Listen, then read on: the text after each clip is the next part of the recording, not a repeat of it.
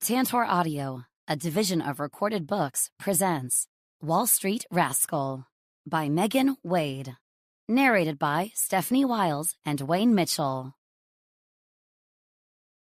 Nina. Taking a long pull of my almost warm beer, I set it back on the bar, then push it away with a sigh. This whole drinks after work thing used to be a heck of a lot more fun when I had someone to drink with. Not that I'm upset with Becca for coupling up with her boss. Ronan Kennedy, a glorious specimen of a man who was previously known as the Jerk of Wall Street. I could never be upset over that. Seeing my best friend happy and Ronan smiling instead of growling has been beyond pleasurable to witness. I'm ecstatic for both of them. But I'm kinda lonely now. I wish I got along with the other admin girls as well as I got along with Becca. She was always my rock at Pierce Goodman, the wealth management company on Wall Street where I work.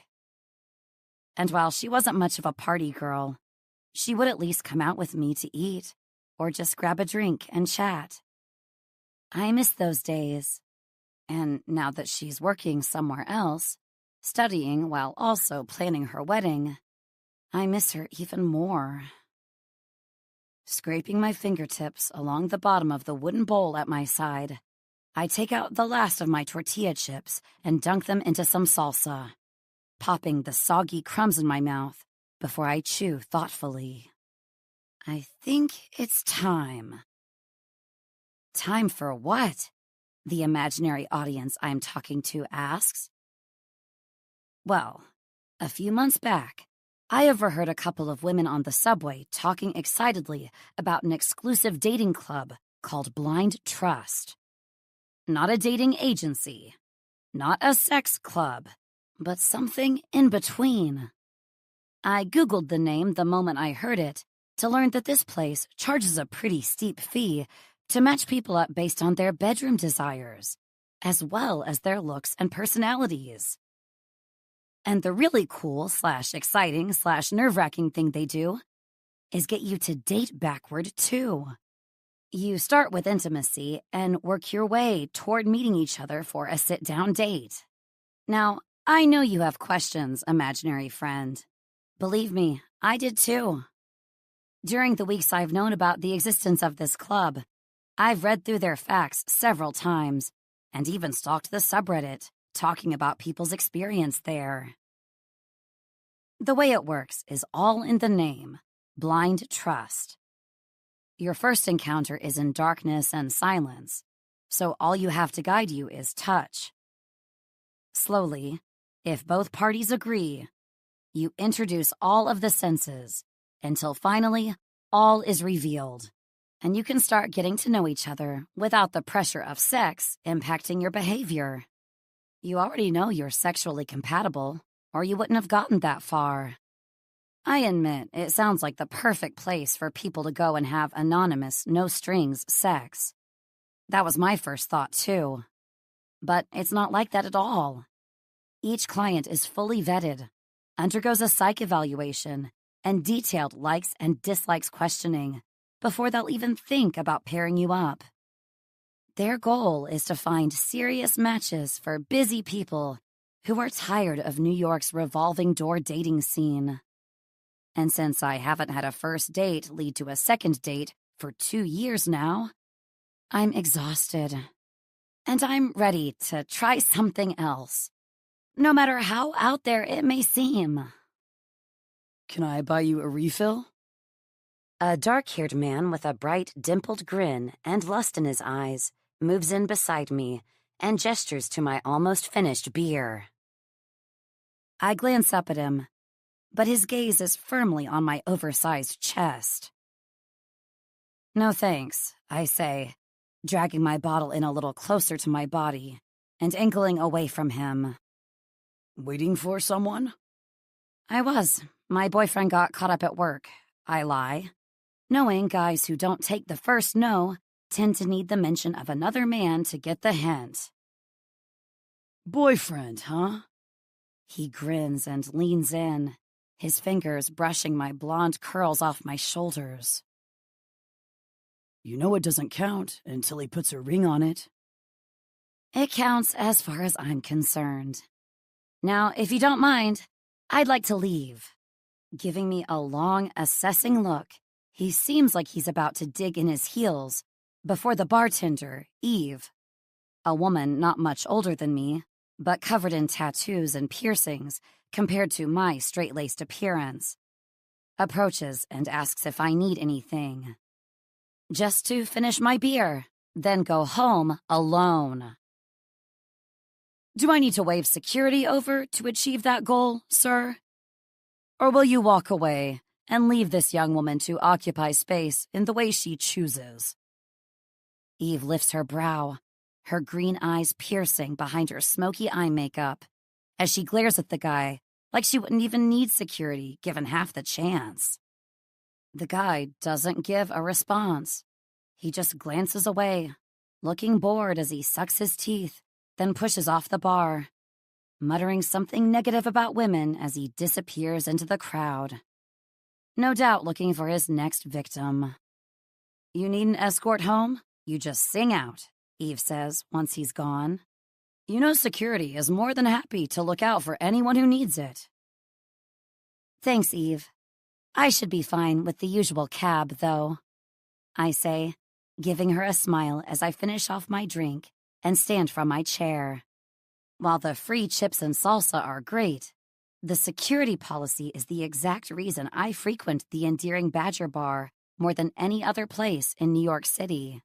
I've had enough sleazy, won't-take-no for an answer assholes coming onto me over the years to be more than fed up with it. In fact, I'm almost at a point where I'm about to give up on men altogether. The things they say about New York are more than true. Too many available women, and not enough relationship-seeking men. After saying my goodbyes to Eve, I head into the cool night air. A security guard hailing a cab for me and making sure I'm tucked in nice and safe before waving me off. And as the cab spirits me through the night toward my apartment building, I find myself pulling my cell from my bag, my fingers scrolling through the already filled-out application for blind trust. I haven't had the courage to send it in yet, but after yet another disappointing night out on my own, what have I got to lose? Submit. Nina. Hey, bestie. Long time no talk, Becca says cheerfully, her voice filling my bathroom via speakerphone, while I take an extraordinary amount of time straightening out the natural curls in my hair. Please tell me you have time for wine and cheesy rom-coms tonight. Wincing slightly when I almost burn my finger, I shake it off and set my straightening iron aside. Gosh, Beck, I'd love to hang with you, but I'm actually just getting ready to head out. Can we maybe do it tomorrow night instead? I promised Ronan I'd keep Saturday for him. I've been burning the candle at both ends lately, trying to fit in work and finish off my assignments. And that means I've severely neglected everyone I love and care about.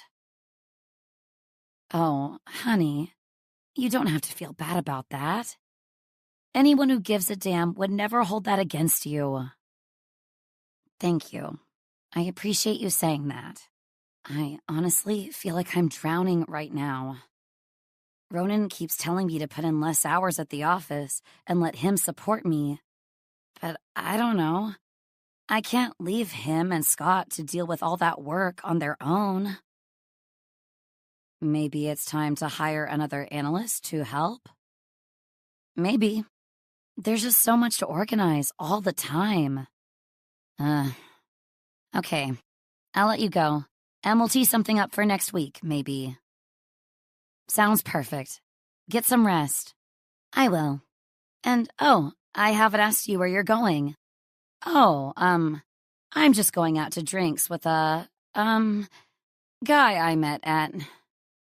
I look around frantically and try to think of a plausible story to tell. When I was first thinking about contacting Blind Trust, I confided in Becca about my idea. While she was as supportive as a best friend can be, I still detected a note of concern in her reaction, like she thought I was thinking of doing something scary and dangerous. After going through the selection process and feeling confident that Blind Trust really does guarantee my safety, I felt comfortable keeping my plans to myself once my match came through. I know using a dating service and agreeing to intimacy before properly meeting someone is a wild concept, but I feel genuinely excited and hopeful about tonight. I just don't want anyone else bursting my bubble, no matter how well-meaning they are. My eyes fall on the leafy plant in the corner of the room. The nursery, I finish. A guy with a green thumb, hey? That sounds promising. It's just drinks. I feel the heat rise in my cheeks as I rake my fingers through my hair and take a good look at myself in the mirror. I've put on the sexiest set of lingerie I own, along with a black dress that hugs my curves and accentuates my bust. On top of that, I've done my makeup to perfection. Winged liner around my hazel eyes and sexy red lips. And ironed my hair so straight that the blonde locks now fall to my mid-back. It's not lost on me how fruitless all of this effort is, since the man I'm meeting tonight won't see more than a shadowy outline of my body. But there's something about going through this first date ritual of primping and preening that calms my nerves. I mean, I'm going to a club for the sole purpose of having sex with a stranger that I may or may not want to date later. I'm nervous as fuck. Drinks can turn into something, she says with a coy sound to her voice that gives me images of her waggling her brows on the other end. Well, they won't turn into a thing if I'm late. We'll talk soon, okay? Okay, have fun tonight. When we disconnect, I make sure my straightener is switched off, then take one last look at myself and blow out a tense breath. You're the one in control, I say to my reflection, before giving myself a curt nod and heading for the door. I think that was the tipping point for me when I interviewed at Blind Trust. They made it very clear to me that nothing would happen between my date and me if I didn't want it to. While our first date is all about feeling each other out, we will have enough of our other senses available to be able to communicate when needed. And security is always on standby just in case someone oversteps. Something my consultant assured me has never happened before. They're incredibly thorough during their vetting process. Something I knew all too well. Along with their steep fee comes a barrage of psychological evaluations, health tests, and background checks that are on top of the usual personality, likes, and dislikes they gather. By the time I was cleared and told they'd contact me when a match became available, I already felt as though I was intimately acquainted with most of their staff. Getting that match, though, that was a surprise. I'd thought it would take weeks, even months. But they came back with a 93% match within 24 hours. I accepted before I even had a chance to let the news sink in, because I knew that if I thought about it too much, I'd wait, and maybe the next match wouldn't be quite as compatible. And what if this 93% guy truly is my soulmate, and I just went and passed him over to some other girl because of nerves? No way. I replied yes as fast as I could, deciding to worry and overthink it later. Which is, of course, what I've been doing every day since. And now, getting into the car they sent to pick me up, my heart is hammering out of my chest, and I'm fairly sure my makeup is melting off my face. Thank God this date is going to be in the dark, because at this rate, my face is going to look like Marge in that Simpsons episode where Homer invents the makeup gun and accidentally sets it to whore. Here we are, miss, the driver says, pulling up to the private female client entry to the club. Glued to my seat, I blow out a steadying breath and just stare out the window to the doorway. Does everyone freak out their first time here? I ask, meeting his eyes in the rearview mirror. It's a mixed bag, but there's definitely more nerves than boldness. Just remember, if at any time you want to leave, I'll be right here, ready to take you home. No questions asked. Blind Trust aims to be a safe place. You know, I have a friend who runs a bar focused on that. It's called the Endearing Badger. I hope that's exactly what it is. Oh, it is. It's my experience there that made me feel better about trying out Blind Trust. Well, I'll pass that compliment on to management. I hope you have a pleasurable experience. Oh, gosh, I say, suddenly giggling like I didn't even consider that part. But really, it's the whole point, and why I shaved every single hair off my body. Me too. Wish me luck. You won't need it. These matches are the real deal. And with one final intake of breath, I nod to the concierge who's waiting to open my door. Then I place my foot on the pavement. Time to take one giant leap of faith, to blindly trust, and hope it leads to my happily ever after. Nina. The staff here at Blind Trust completely understand how nerve-wracking the first experience can be for new clients, no matter how much coaching you've received. The woman who greets me when I arrive is the same one I conducted my interview with. Jenna is model tall and also model thin and pretty. On top of that, she's lovely and soft-spoken and has the kind of demeanor that puts me instantly at ease. I do wonder, though, if the man I'm to meet is sitting in another room with an equally beautiful woman to talk him through the experience. If so, then his expectations of me, a short, somewhat chunky blonde with freckles on my skin and hips that could bear triplets, might be a little skewed. If there is any point in the evening where you feel unsafe or simply uncomfortable, you can end your session by uttering your safe word. Our AI software will pick it up and alert staff. There won't be any humans listening in for the sake of your privacy. However, there will be security posted outside, just in case they're needed. But maybe model pretty isn't what the guy I'm meeting is after. Blind Trust has a ridiculously high success rate, which is how they justify their outrageous pricing. So they obviously know what they're doing. During the interview process, I was shown a multitude of pictures of men in different stages of dress, style, and looks, and asked to pick out what I found attractive and why. I'm assuming they did the same with him, so if they've matched us, it means he ticked the plus-size box on his preference list. A little extra meat isn't going to have him calling out octopus, or whatever his safe word happens to be. This is a low sensory experience. You'll have your ability to touch and smell unhindered, but your sight and sound, our two most judgmental senses, will be muted. Due to the nature of your activities, it's important you have some ability to communicate. When you go into the room, you'll find a blindfold and earplugs. The blindfold is made of a cross-hatched fabric that will allow you to make out shapes in the dimly lit room.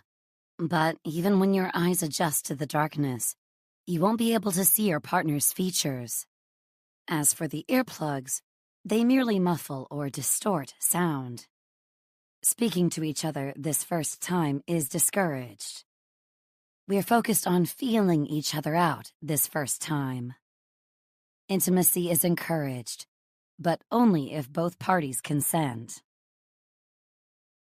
Do most people get, intimate their first time? I ask, trying to sound normal, but coming across as an awkward teenager who's never even been kissed. A slow grin curves her pink lips. Most do. Yes. I think there's something very freeing about meeting a stranger in the darkness, exploring each other by touch. She pauses and takes a deep breath, making me think she's speaking from personal experience. Her reaction puts me even further at ease, excites me even. It's been a long time since I've gotten intimate with a man. And while coming to a place like this seems risky and foolhardy, it also feels exciting and filled with possibility, like I'm the heroine of one of my romance novels, entering into an arranged marriage or being matched up in a marriage auction. It's silly to think of any of these things happening in real life, I know. But what if? What if I do this, and it leads directly to my own fairy tale happily ever after? A girl's got to try, right? Okay, I think I'm ready, I say, my nod confident as I place my half-drunk champagne glass on the small side table, pushing up to my feet and straightening my dress. Is it silly I got so dressed up for a date in the dark? Not at all, she says, standing with me. It's about feeling sexy, am I right? Yeah, that's how I saw it. With a kind smile, she leads me through a doorway into a quiet hall. There are sconces along the wall with flickering lights no brighter than a candle, casting a gentle glow along our path.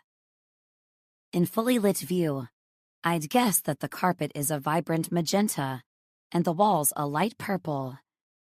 But in this shadowy view, I see plum underfoot and lavender on the walls.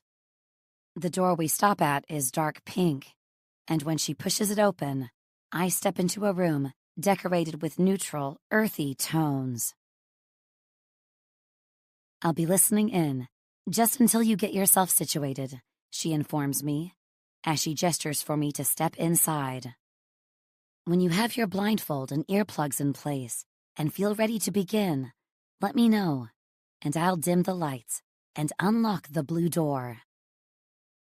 She points to the door on the opposite side to where I entered. What about when we're, finished? I ask. She smiles. There's a small light next to each door. When you're ready to leave, move toward the pink one and touch it.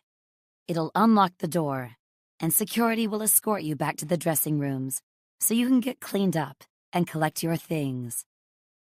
I'll also be available if you need to debrief. Otherwise, we'll talk in the coming days. Okay, I say, smoothing my hands down my sides again. I'm ready. As she retreats from the room and I'm alone, I glance at the king-sized bed in the center of the room, the blindfold and box of earplugs sitting neatly in the center. This is nuts. Moving to the bed, I reach out and pick up the soft fabric of the blindfold and run it through my fingers. I honestly can't believe I'm doing this. But here I am, standing in a private room at a dating club, getting ready to have sex with a total stranger. I'm nervous, but I'd be lying if I said I also wasn't turned on by it. I don't think it's the anonymity that's getting me going. It's more the possibility of magic that has butterflies in my belly and an aching in my core. There's a chance I'm about to meet my one. And you can call me naive or soft-hearted, but I genuinely believe there's a perfect match out there for everyone. and I believe I'll know them when I see them. In this case, I'll know when I feel them. The prospect of finding something precious in the unconventional has me positively quivering. I lift the blindfold and wrap it around my eyes, noticing the way it alters my vision, even with the lights up. After securing it behind my head, I kick off my shoes and climb onto the bed, tucking my earplugs into my ears before I test out what I imagine might be alluring positions to wait on the bed in. But then I realize he won't know what position I'm in, since he won't be able to see either. So I just end up sitting in the center, facing the blue door. Up until this moment, I felt in complete control. But as I stare at the fuzzy outline of the door, my heart pounding in my ears, I'm plagued by the many doubts I've pushed to the back of my mind since I started this whole process. I panic. "Octopus! Octopus!"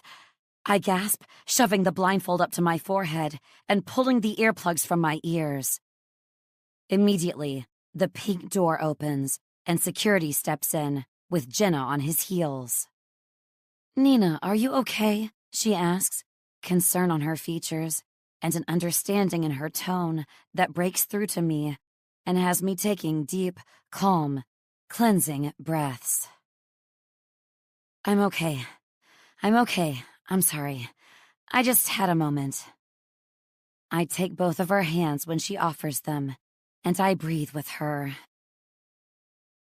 "We can postpone until you feel more ready," she promises, but I shake my head. "I don't want to postpone. I want to do this. I'm really nervous." I smile up at her. But knowing security acts so fast just gave me the gift of peace of mind. I'm glad. Just remember, you're in control. This only goes as far as you're comfortable with, and it ends when you say so. Okay, I want this. I want to meet the man you chose for me. Her grin grows wider. I really think you're going to like him, Nina. I wouldn't have matched you with anything less than perfect. 93% perfect. She laughs. 100% doesn't exist. 93 is special.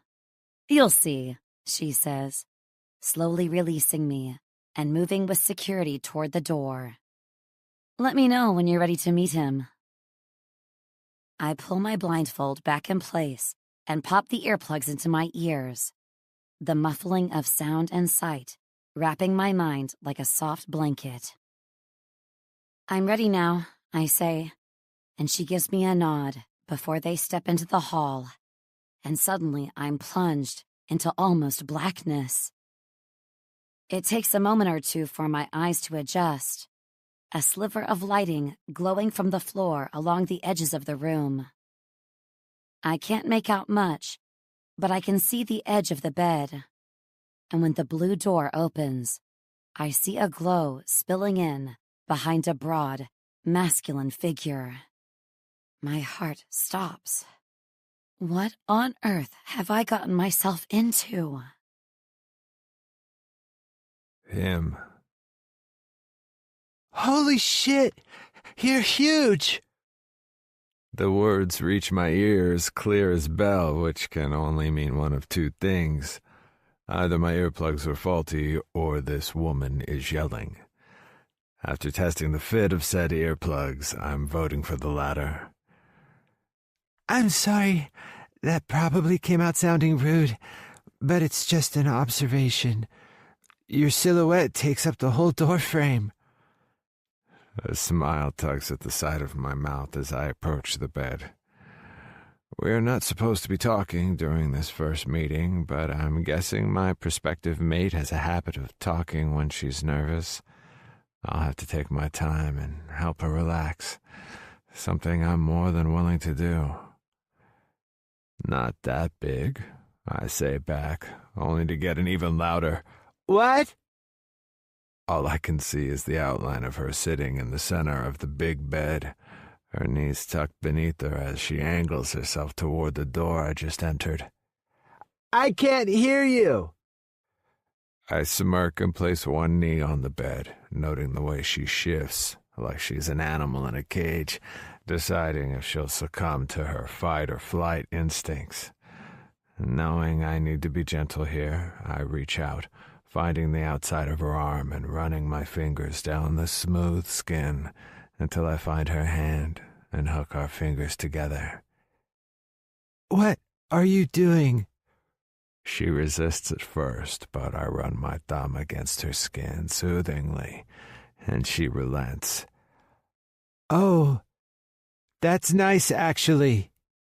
My smirk turns to a smile as I lift her hand and place it against my chest, my heart pounding out a beat so fierce that I've no doubt she'll feel it through my skin. You're nervous too? She yells. Yes. What?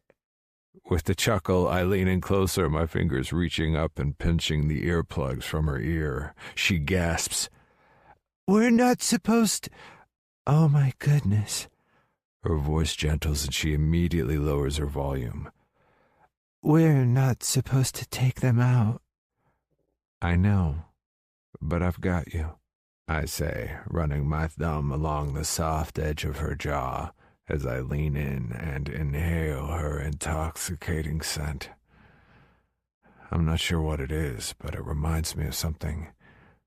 Like flowers and fragrant fruits combining into a wondrous scent that makes my mouth water. I've got you.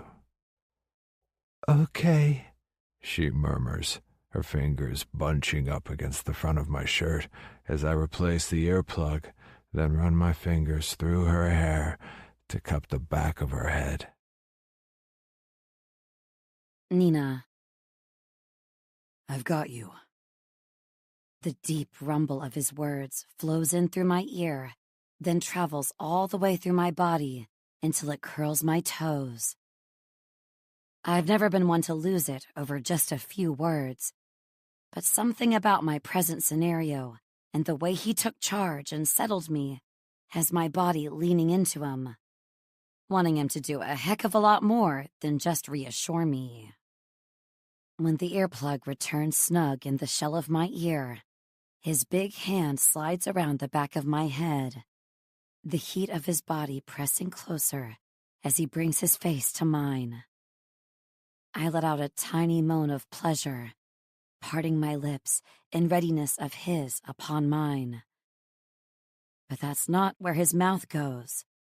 No, his fingers flex in my hair as his face travels down, a whisper of breath along my neck, and a hand moving down my side. It feels animalistic, naughty, yet oh so evocative. And when his fingers reach the hem of my dress and brush along my thighs, I realize he's mapping me out, learning where the obstacles are and how to get around them. When he urges me to, I lie back on the bed, letting him trail his touch past my knees, palms wrapping around my calves until he reaches my feet and starts his way back up again. Hot breath touches the inside of my knee, soft lips brushing against my skin, before my hem travels right up to my ass, and those hands lift me off the bed, cupping the soft globes of my ass cheeks. Squeezing as he buries his face against my belly, littering kisses up and over my ribs, before his body surges upward, hovering over me, head bowed. I hear the rumble of his voice, but my breathing is coming hard, and I can't make out the words. I'm not sure I need to, since the next thing he does is brush his lips against mine. A gentle tease, tongue sweeping out for a taste, before he slants his mouth over mine and pushes in. My senses are flooded with the sensation of his tongue against mine, fresh and minty. He either popped a breath mint right before coming in here, or he cleaned his teeth earlier and didn't partake in an alcoholic beverage to calm his nerves. Has he done this before? The question pops into my head unbidden, and I tamp it down, not wanting doubts to ruin what is undoubtedly the most sensual experience I've ever had in my life. Being touched and kissed with such reverence is a heady feeling. Needing to dive into the moment head first, I shift my hands from his firm chest, sliding up over broad shoulders to find the collar of a dress shirt. Wrapping my fingers around the stiff cotton, I use it to draw him closer, kissing him harder and more fervently, my body getting hotter and hotter beneath the controlled weight of him and his exploring hands. I feel the vibration of his moan more than I hear it, my fingers spearing into his hair as he tears his mouth from mine and kisses me down my neck, burying his face in my cleavage before his big arm slides beneath my lower back, and I'm suddenly flipped so I'm on top of him. He's so hard beneath me, hard everywhere. My thighs stretch around his waist, my dress shoved high above mine, so all that's keeping him from me are my lacy panties against his slacks.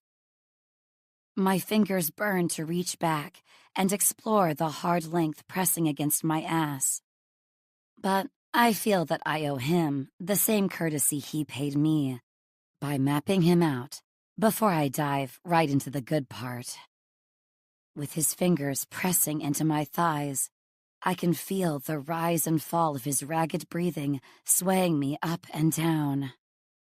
I reach forward, my fingertips catching on buttons, a pocket, and then finally a belt. I don't know why, but I like that he still has this on. Like he didn't want to be so presumptuous that he wore easy-to-remove clothes. That's something I think someone who often met women at a club like Blind Trust would do. They'd wear t-shirts and pants with a button fly, maybe even sweats with an elastic waist. Or even easier, they'd just come in here wearing nothing but a robe and boxers. But not this man. No.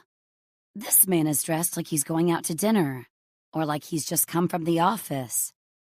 Except he doesn't smell like he's been working all day. He smells freshly showered, like he put as much effort into getting ready for this date as I did. I really like that. So much that I work the first 2 buttons of his shirt open, followed by the 3rd, 4th. Suddenly, he surges up beneath me, sitting and pulling the shirt over his head, without bothering with the remaining buttons. His hand wraps around my middle, hot mouth connecting with the swell of my breasts above the fabric of my dress. He kisses me and sucks and licks, and I let my head drop back, my hips grinding as the altered positioning aligns his cock with my sex. We moan together, and he reaches up behind me, fingers gripping the tab of my zipper and dragging it down my back, pushing my dress from my shoulders so it's entirely bunched about my waist now. Oh God, that feels good, I whisper, feeling free in the knowledge I'm unheard as his mouth moves over the lace of my bra, sealing over the hard peak of my nipple and teasing it with his tongue. Yes. Oh God, yes. My fingers go into his hair, pulling at thick strands, as he pays equal attention to both breasts through the lace, before pushing the straps and cups free and taking my bare nipple between his teeth. Oh. I arch into him, my hips moving on their own as I take sweet friction from his steely length. He rocks up against me, one hand guiding my hips and the other pressed flat against my upper back as his mouth sucks, bites, nibbles, and licks. I let out a long moan, feeling so close to release that my fingers curl into a fist, pulling his head back before I bring my mouth to his, kissing him hard as I whimper and cry out. I'm so close.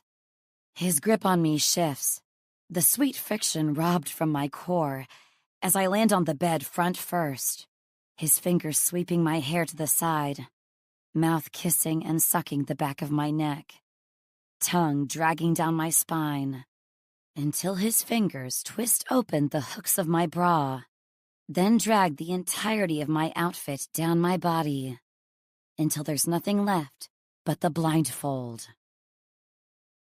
He touches me everywhere, kisses me just as much. But he skirts his way around my apex like he's torturing himself as much as he's torturing me. I've never felt so hot and needy. I feel like I might explode if release doesn't come soon. So I reach back and run my hand down his arm, tangling our fingers together as I push up on my knees, curving my hips back and bringing his hand between my legs, letting out a long, desperate moan the moment he connects with my wetness. Fuck, yes, he moans. He's right next to my ear, so I hear the desperation in his muffled voice as I rock my hips against our tangled fingers, begging him with my movement to enter me and take the ache away. He holds his weight over me as his fingers glide back and forth through my heat. His groan vibrates against my shoulder blade, and I'm so turned on that I cry out. Oh God! It's like he's forbidden me from coming, because the moment I let out the cry, he pulls his hand from between my legs and wraps it instead around my waist, guiding me until I'm on top of him again. Except this time, my back is toward his front.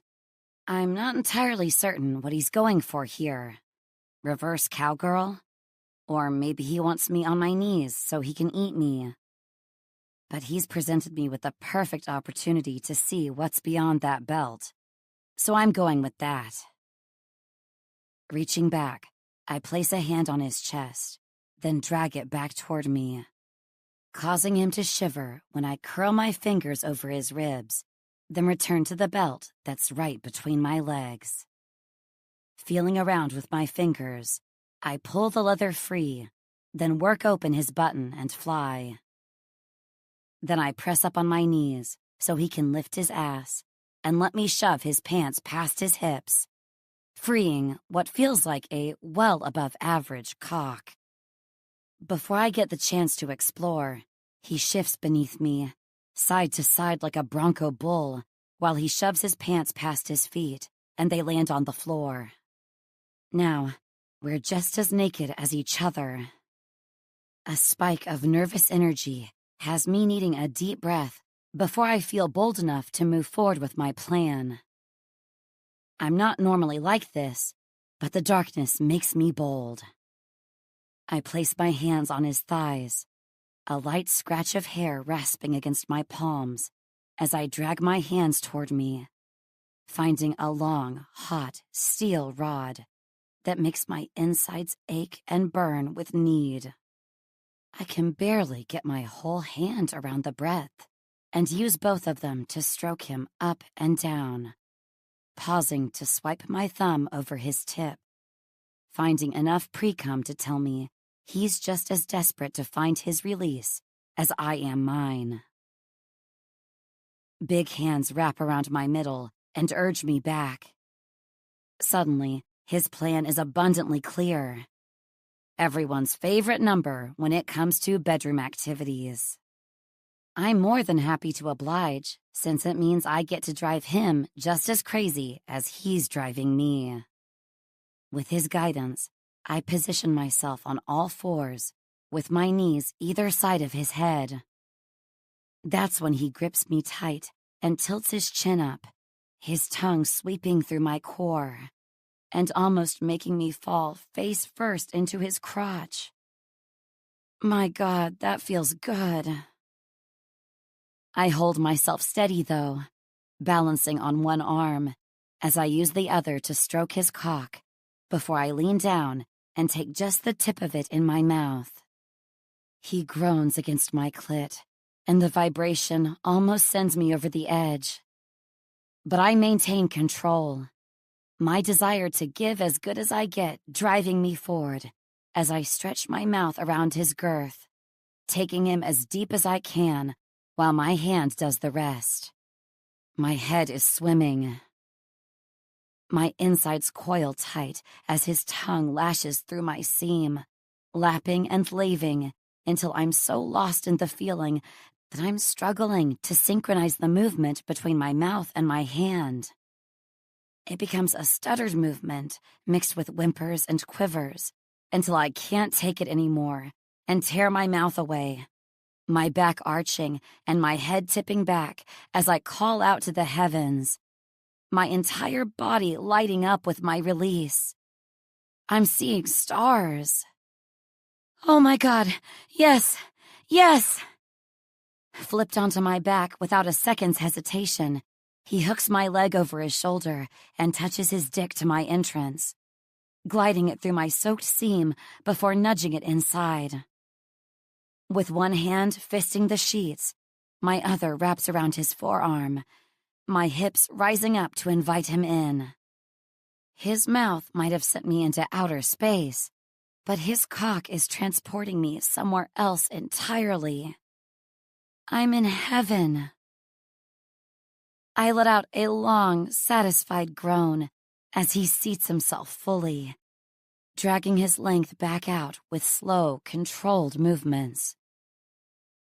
While I'd love nothing more than for him to pound into me relentlessly, this slow build is not unexpected after the way he teased that mind-blowing orgasm out of me.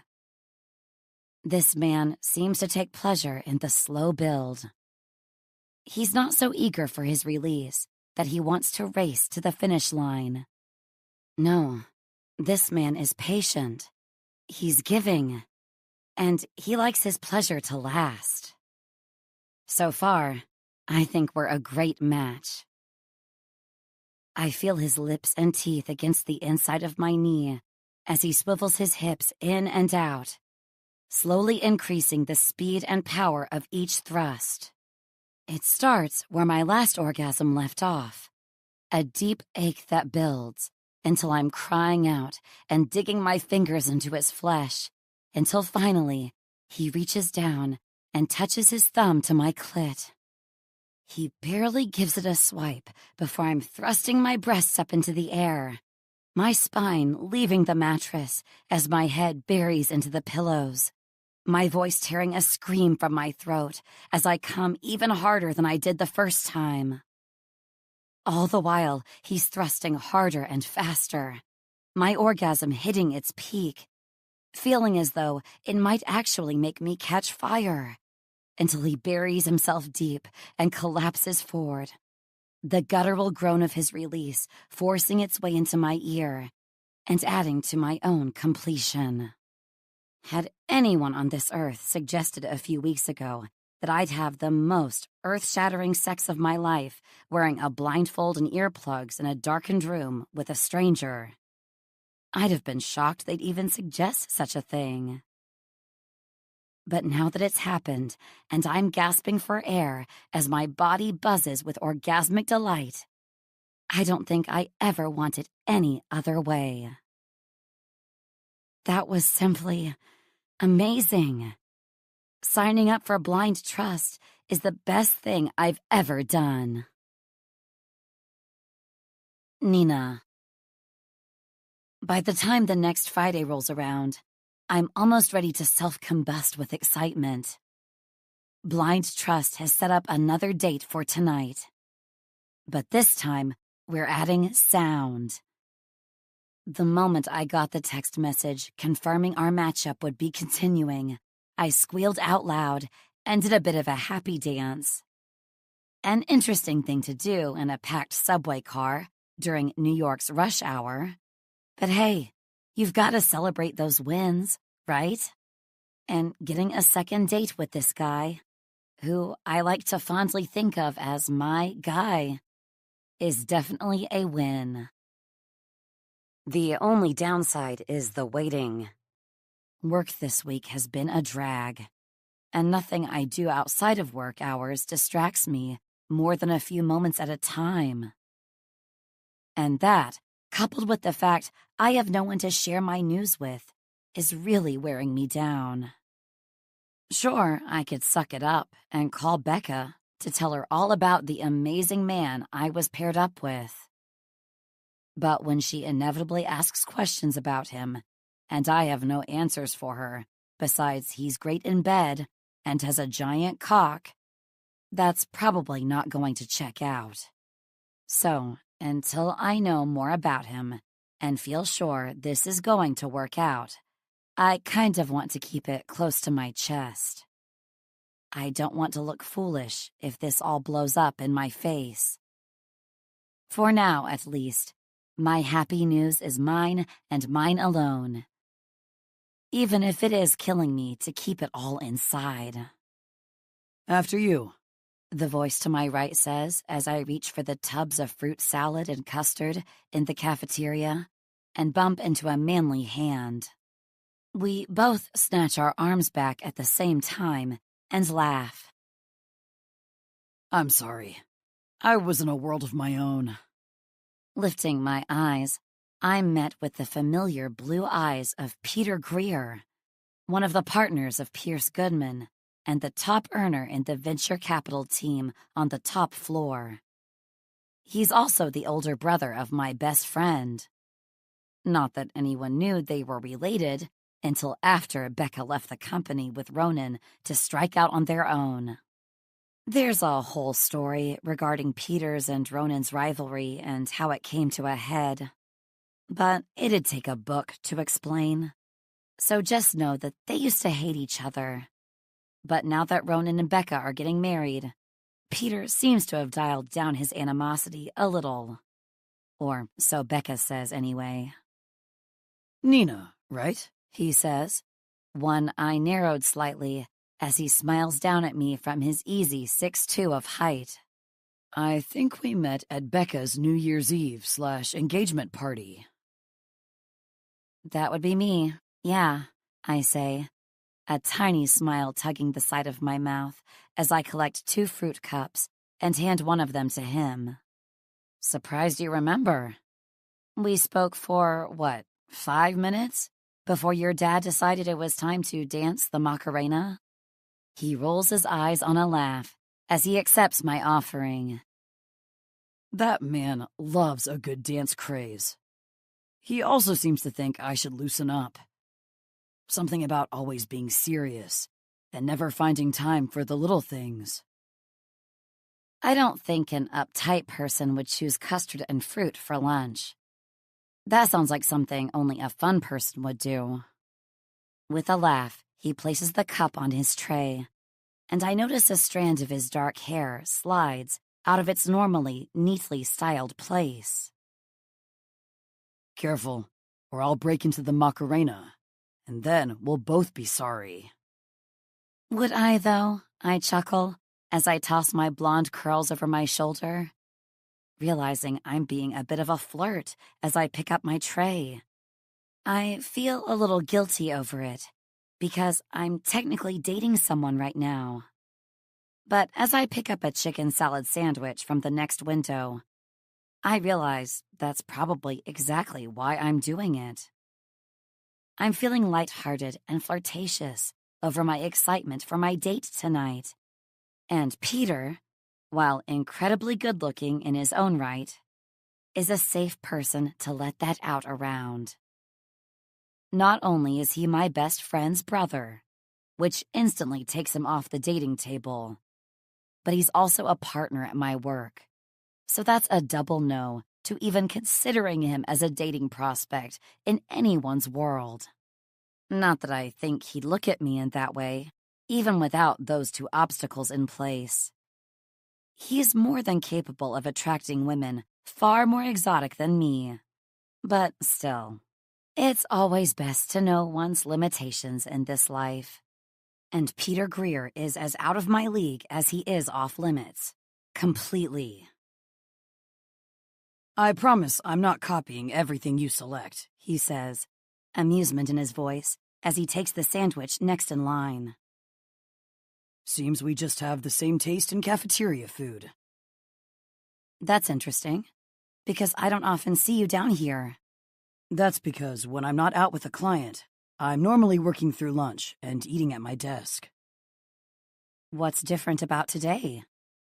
His mouth quirks like he has a secret he's not willing to share. Let's just say there are new possibilities on the horizon, and I didn't feel like sitting still. He reaches for the freshly squeezed orange juice and grabs two, placing one on my tray and one on his. Good guess, I smirk.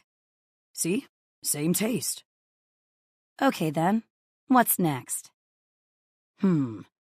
He glances between our trays and makes a show of scratching his chin. We've got the sandwich, fruit, and a drink. I think what we need next is something to stow away in a pocket. Like a granola bar or something. I make a face and suck the air past my teeth. So close. I go for a Snickers bar over granola every time. Damn. I guess a 100% match is just too much to ask for. Why strive for perfection when close enough can be good enough, I say, grabbing my Snickers bar while he grabs his granola. We pick up our trays and take them to the register. You know, I say, as we wait in line, I think this is the most we've ever conversed. Strange, since we work in the same building and socialize with the same person. If you can call the monthly meals at my father's house socializing, he says with a wry smile. They're more of an interrogation than anything. But that's family for you. We reach the cashier at that point, and he immediately tells her to put our trays through together. You don't have to do that, I say. I'm more than happy to pay for myself. I know, he says, pulling his wallet from his back pocket. I've got you. Okay, thanks. My eyes go wide as his words sink into my brain, and I freeze. I've got you. Those 3 simple words have been rolling around and around in my mind all week, and hearing them again, in the same soft tone and gravelly pitch that I heard them in last week, has me reeling. Holy shit. No way. It can't be him. What did you say? I force out, needing to hear it one more time just to be sure. His brow furrows. I said that I've got you. The food. It's on me. This time as he speaks, I close my eyes and listen carefully. And the moment those 3 little words slip from his lips, I know it's him. He's the right height, the right build, and that voice. It's unmistakable. Holy crap! Peter Greer is the man from Blind Trust. You okay there, Nina?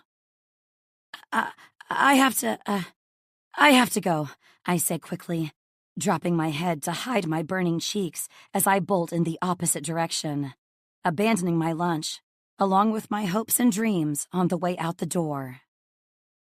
This can't be happening. Peter. I stare after Nina with my brow drawn tight and my mouth open. I don't even know what just happened. Did I offend her by offering to pay? So much that she needed to run away? I am so confused. Who was that curvy little delight?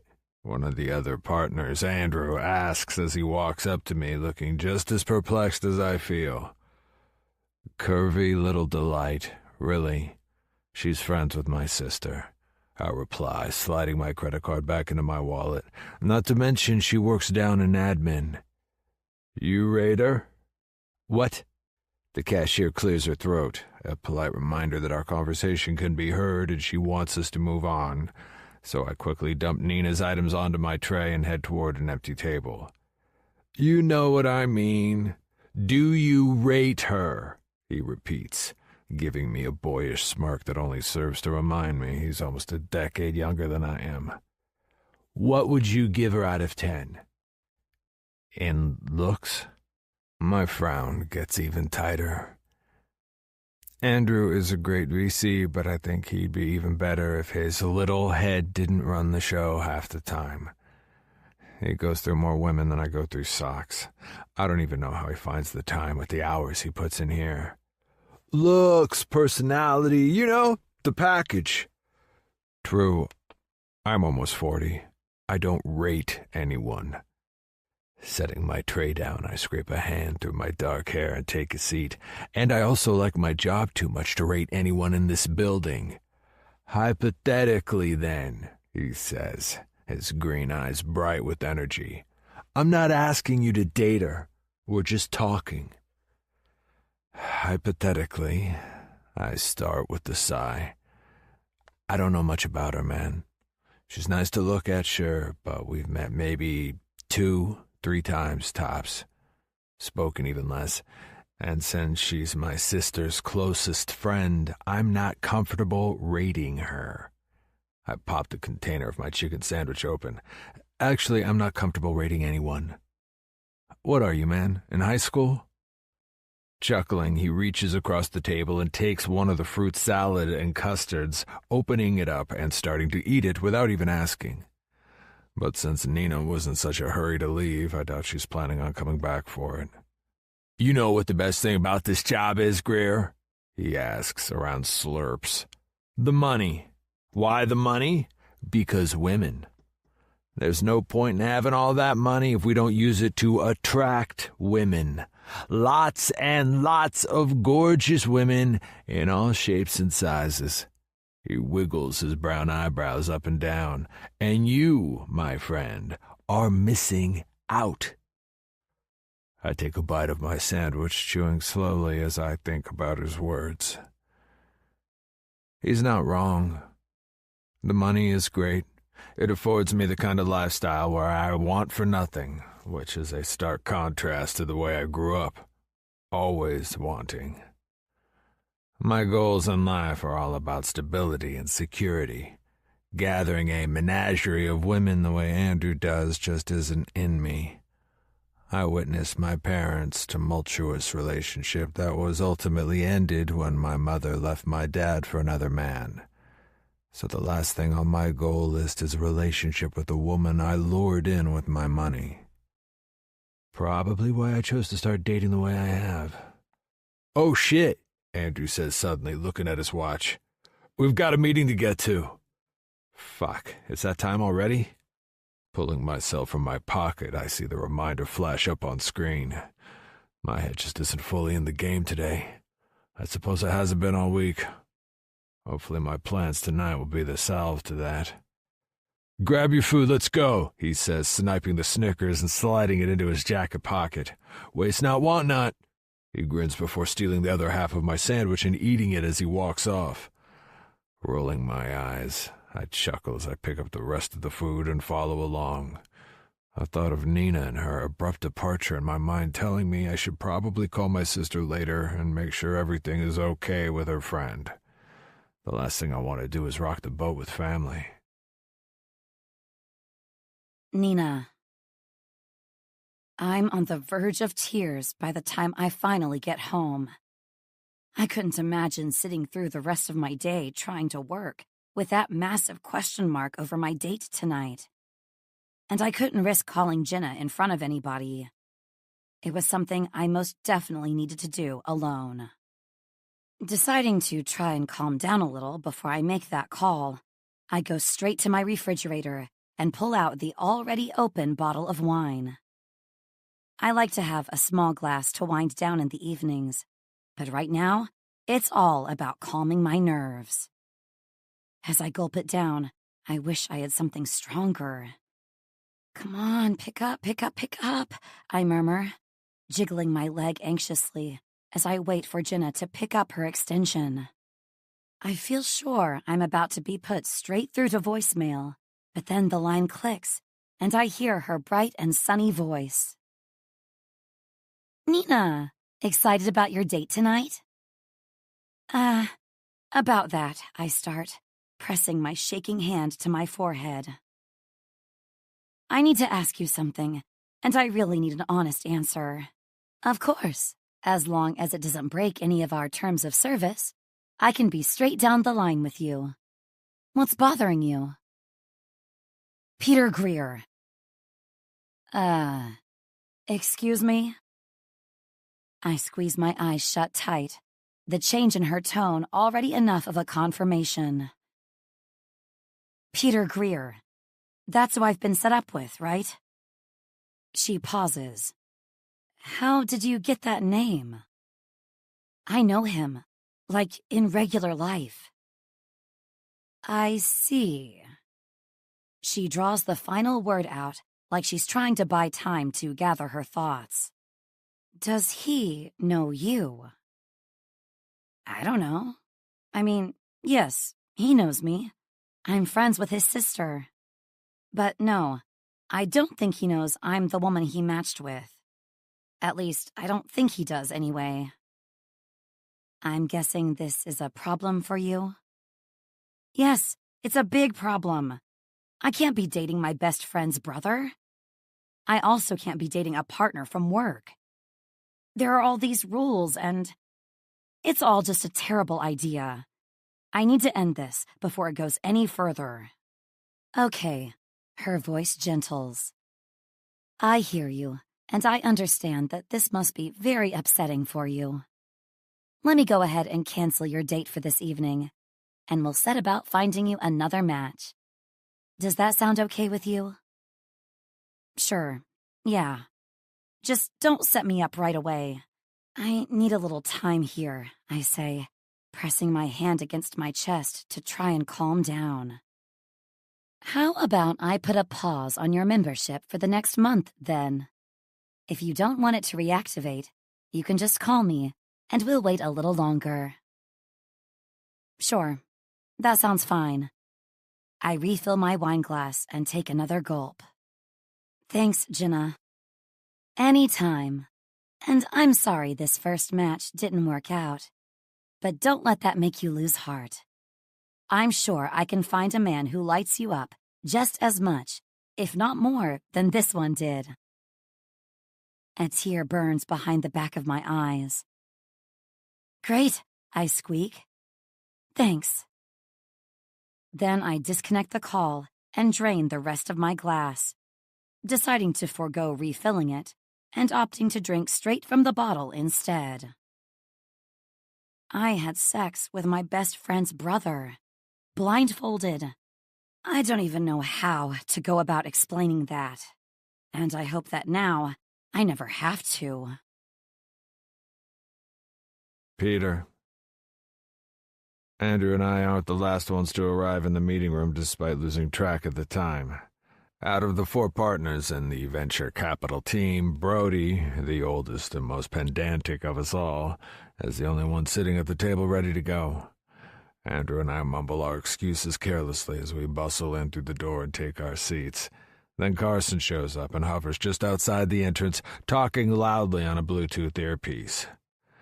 Brody, Drew, and I exchange rolled-eye glances as we wait for Carson to quit perpetuating the Wall Street stereotype. But then, that's kind of what Carson does. He's all flashy cars, expensive suits, and ultra-white smiles. "Come on, Carson," Drew calls out through the open door. "The rest of us have clients, too." Carson holds a finger up, aggravating us all more. Then he finally cuts his call short and steps into the room, immediately launching into a diatribe about how the market is tanking, inflation is on the rise, and we need to be more aggressive with our strategies or we'll end up looking as foolish as the brokers a few floors down. Andrew interrupts Carson mid-sentence. "That's awesome, but we need to find a new research assistant, and we discussed all of that last week."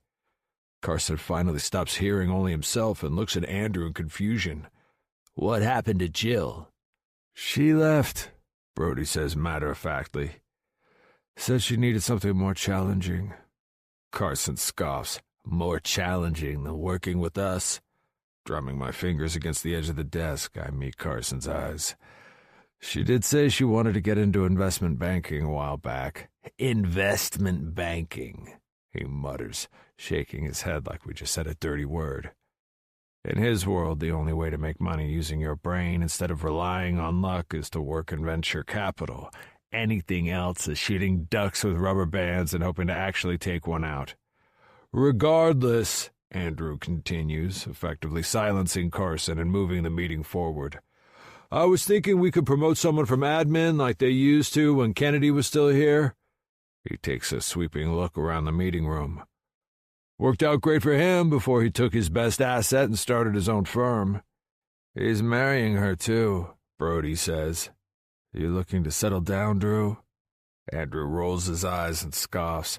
You know that's the furthest thing from my mind. I don't have anywhere near the nest egg all you ancient ones must have by now. I can't afford to break the no fraternizing rules when there's a 2-year non-compete for partners. I like my life, and I like my bank balance to grow. Who are you calling ancient? Carson says, adjusting his tie and running a hand along the side of his short black hairstyle. I'm still in my 30s here. We all are, except Brody, I say, tapping Brody on the arm when he lifts his chin and says something about 40 being the new 30 anyway. But some of us are closer to 40 than 30. And since you're only a year younger than me, Carson, and I'm turning 40 on my next birthday, I think our 31-year-old partner has us all beat in the youth stakes. Whatever, Carson says. You're only as old as you feel. That's exactly what an old person would say, Drew adds, smirking as he dodges the balled-up piece of paper Carson tosses at him. Okay, are we going to discuss this research assistant or play games all afternoon? Brody interjects before things get out of hand. Absolutely, Drew says, switching from playful to businesslike with a straightening of his tie. I was suggesting getting someone up from admin because A, it's a promotion from within the company, so faster and less paperwork, and B, if lightning can strike twice, we might find a worker as great as Rebecca was. Hey, he reaches out and taps me on the shoulder. Wasn't that girl you were talking to in the cafeteria her friend? Do you think she'd be as good at research as Rebecca was at whipping Ronan's team into shape?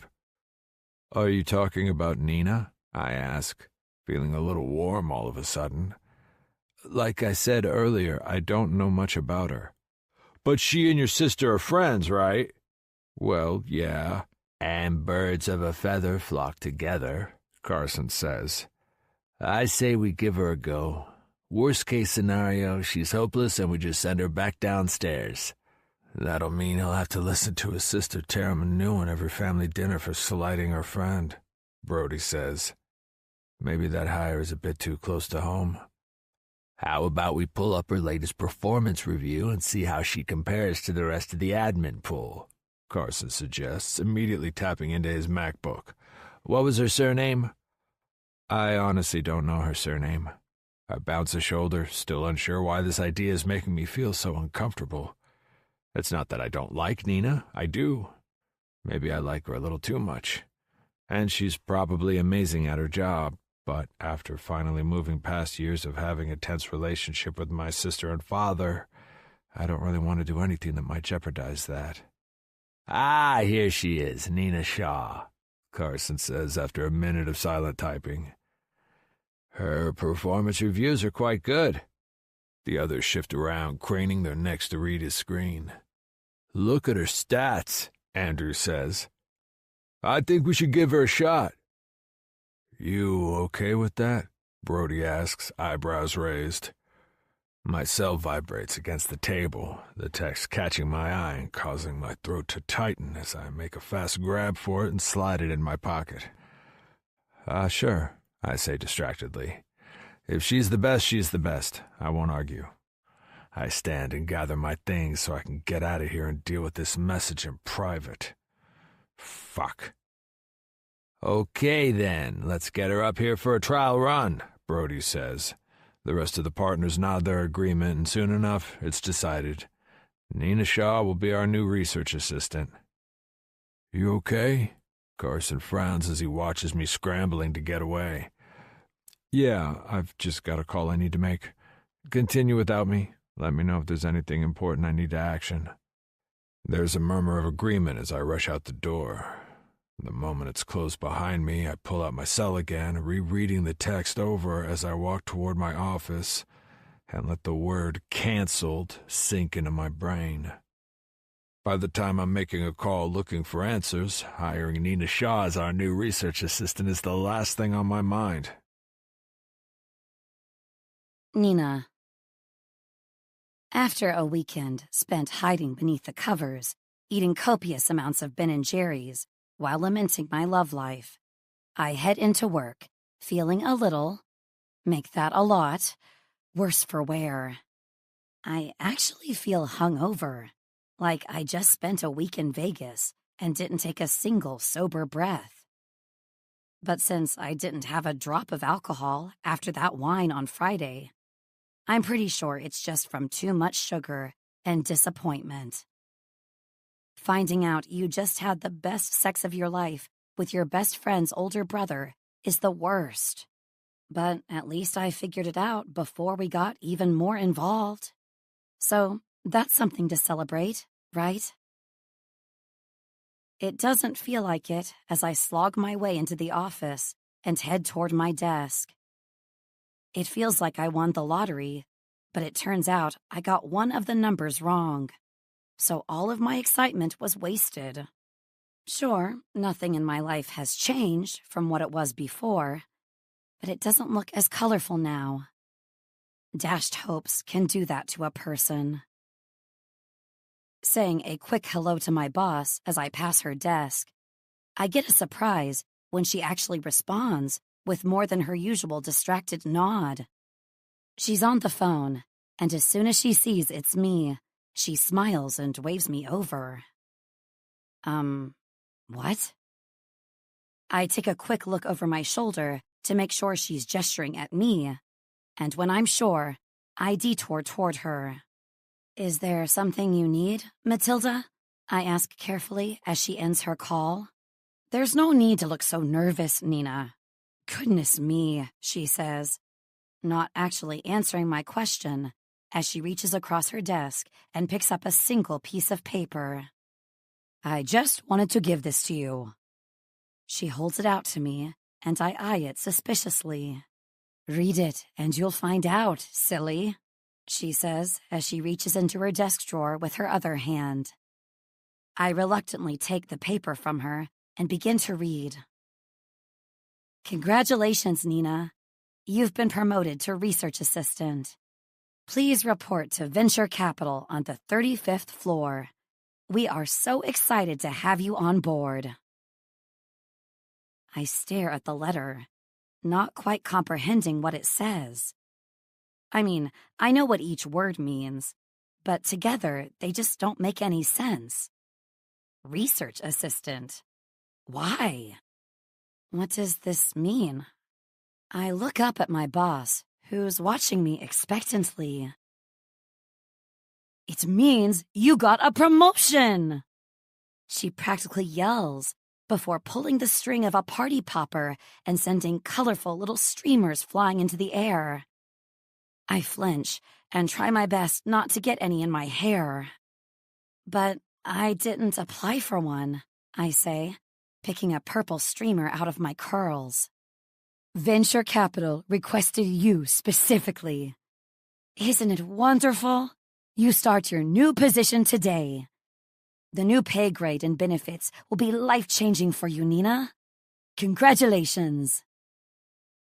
Congratulations. My hand shakes, and the paper goes with it. Congratulations? I'm not sure I can accept this. The timing is just too perfect. Oh, nonsense. This is the opportunity of a lifetime, and it's yours for the taking. So go over there, pack your desk, and get upstairs. You'd be crazy to say no to this. Would I? This sudden promotion can mean only one of two things. 1, There is genuinely an opening for a research assistant on the top floor. Or two, Peter figured out the same thing I did, and this is his way of buying my silence. I'd hoped he hadn't twigged. But getting pulled out of the admin pool the very next workday seems a little too coincidental for my concerns not to be valid. Besides, Peter proved he has no problem mixing business and personal connections when he did the same thing with Becca last year. He plucked her from admin and placed her in Ronan's team, hoping she'd spy for him. Sure, that blew up in his face, but it doesn't mean he wouldn't try it again if it meant he could gain from it. But what would he really gain here? Nina? Matilda tilts her head slightly as she looks at me in concern. Please tell me you aren't seriously considering giving this up. I've already put feelers out to fill your role down here. I thought you'd be pleased. I am, but... No buts. Just get your things and report to the top floor. They're waiting on you. She gives me a bright smile and shoos me away with her hands. I know there's no point in arguing with her, so I trudge back to my desk and start packing my things into a box. It doesn't take long, and before I know it, I'm on my way up to the 35th floor. I remember being so excited for Becca when she had to do this. But much like her, I have a sinking feeling in my stomach, and it gets worse with every step I take. After a too-fast elevator ride, I step out onto the venture capital floor. This is it. There's no turning back now. I take a deep breath and approach the reception desk. I'm greeted by a young woman who smiles too much and tells me that Peter is expecting me. I knew it. She shows me to his office, and I knock on the door before entering. Nina, so good to see you, he says, coming around from behind his desk to greet me. Before he can get anywhere near me, I hold up my hands and step back. That's close enough. What? What's wrong? He asks, looking at me in concern. I think you know exactly what's wrong, Peter, I say, narrowing my eyes at him. He shrugs innocently. I honestly have no idea what you're talking about. Did something happen with you and Becca? Don't play dumb with me, I say. I know you figured out that I'm the girl you met at Blind Trust. And I know this promotion is your way of trying to get me to keep quiet or, I don't know, change my mind? His eyes go wide, and suddenly I feel like I'm on the right track, and I set my jaw before continuing. That's it, right? But it's not going to work. It can't. Because I'm not interested in you. And I don't think I ever will be. So you can take this promotion and shove it where the sun doesn't shine. With that, I turn on my heel and walk out of his office. I can hear him calling after me, but I don't stop. If Matilda has already given my position away, then it looks like I'm done with this place.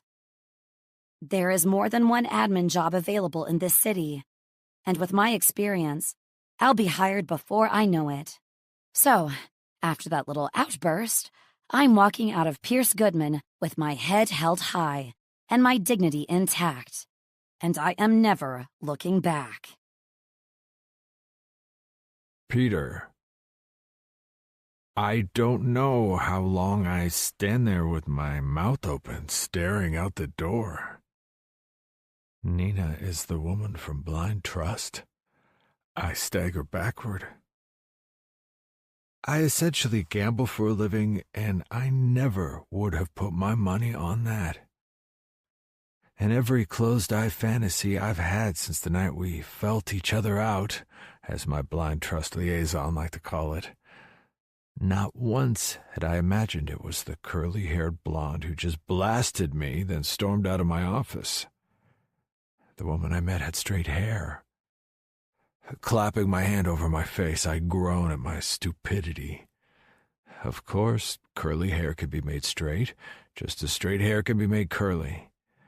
I'm clutching at straws here and hoping there's been some kind of mistake because, holy fuck, I slept with my sister's best friend.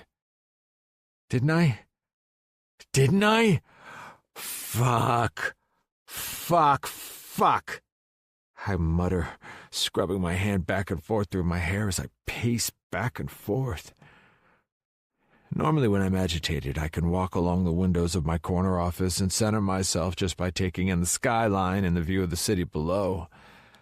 But today, the pacing and the view don't work. I fucked Nina. Shit. How did I not realize this? Especially after she took off like she saw a ghost on Friday at lunch.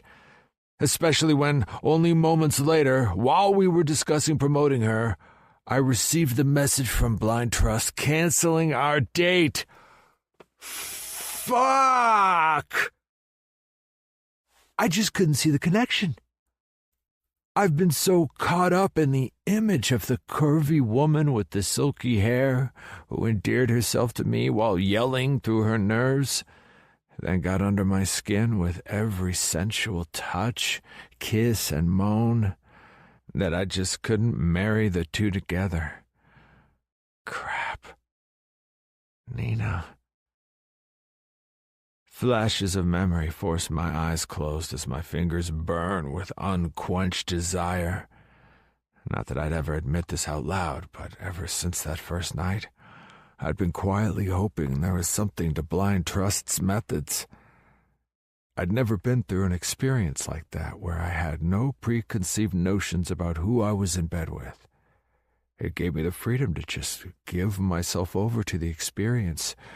And what an experience it was. But now... Peter! The voice of Andrew startles me and pulls me from my internal struggle. It's like I was trapped in an echo of that night with no way to get back to it. A waking nightmare. Drew, everything okay? You look like a man putting his business into receivership. Hilarious. I assure you all the companies I'm dealing with are fine. Then what's this? He gestures to me in my entirety. Something personal getting you? You could say that. I offer him the shadow of a smile. You can talk to me if you want to.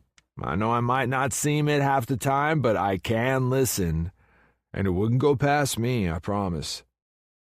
Letting out a heavy sigh, I look down at my palms and consider his words. Then I shake my head and shove my hands into my pockets. Maybe some other time. But for today, if you could maybe cover for me, I've got something I need to do. Of course, he says, stepping to the side of my door. Anything you need. Thanks, Drew. I clap him on the arm on my way out, making a beeline for the elevators. I'm not exactly sure how to sort this out, but I think I know where to start.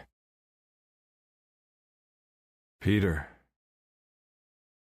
After finagling Nina's home address out of HR under the guise of needing to confirm all the details were correct on her new employment contract, I took a car across town and wasted a solid hour trying to get upstairs when there was no answer via her buzzer. The guy on the door had no interest in letting me inside, something I'd appreciate if he wasn't getting in my way, when in the end he finally took pity on me and at least confirmed that she hasn't returned since she left for work this morning. So, where do upset women tend to go when they're upset? While I don't have a lot of long-term relationship experience, I do have a sister and a mother, so what I know is that they're likely to go to their closest friend. In Nina's case, that's Becca, but would she really go to her with this? Sweat beads on my upper lip when I announce myself at reception before being granted access to the elevators that'll take me up to Kennedy & Co., the venture capital firm my sister now works at with my old work nemesis, now friend and brother-in-law-to-be, Ronan Kennedy. "Peter!" Becca says as soon as I enter their office space, a smile lighting up her eyes as she moves toward me and hugs me warmly. To what do we owe the pleasure of a workday visit? The breath I'd been holding escapes my chest in a relieved sigh. As much as I need to speak with Nina right now, knowing she hasn't come and told Becca what went on between us is heartening. You aren't busy? I ask in response, still holding on to a tiny shred of hope I'll find Nina here. Not that I know what I'd do if it turns out she is. I can't really ask to speak to her alone without arousing suspicion. Nothing I can't pause. Is something wrong? No. I just don't want to keep you if you're with a client or something.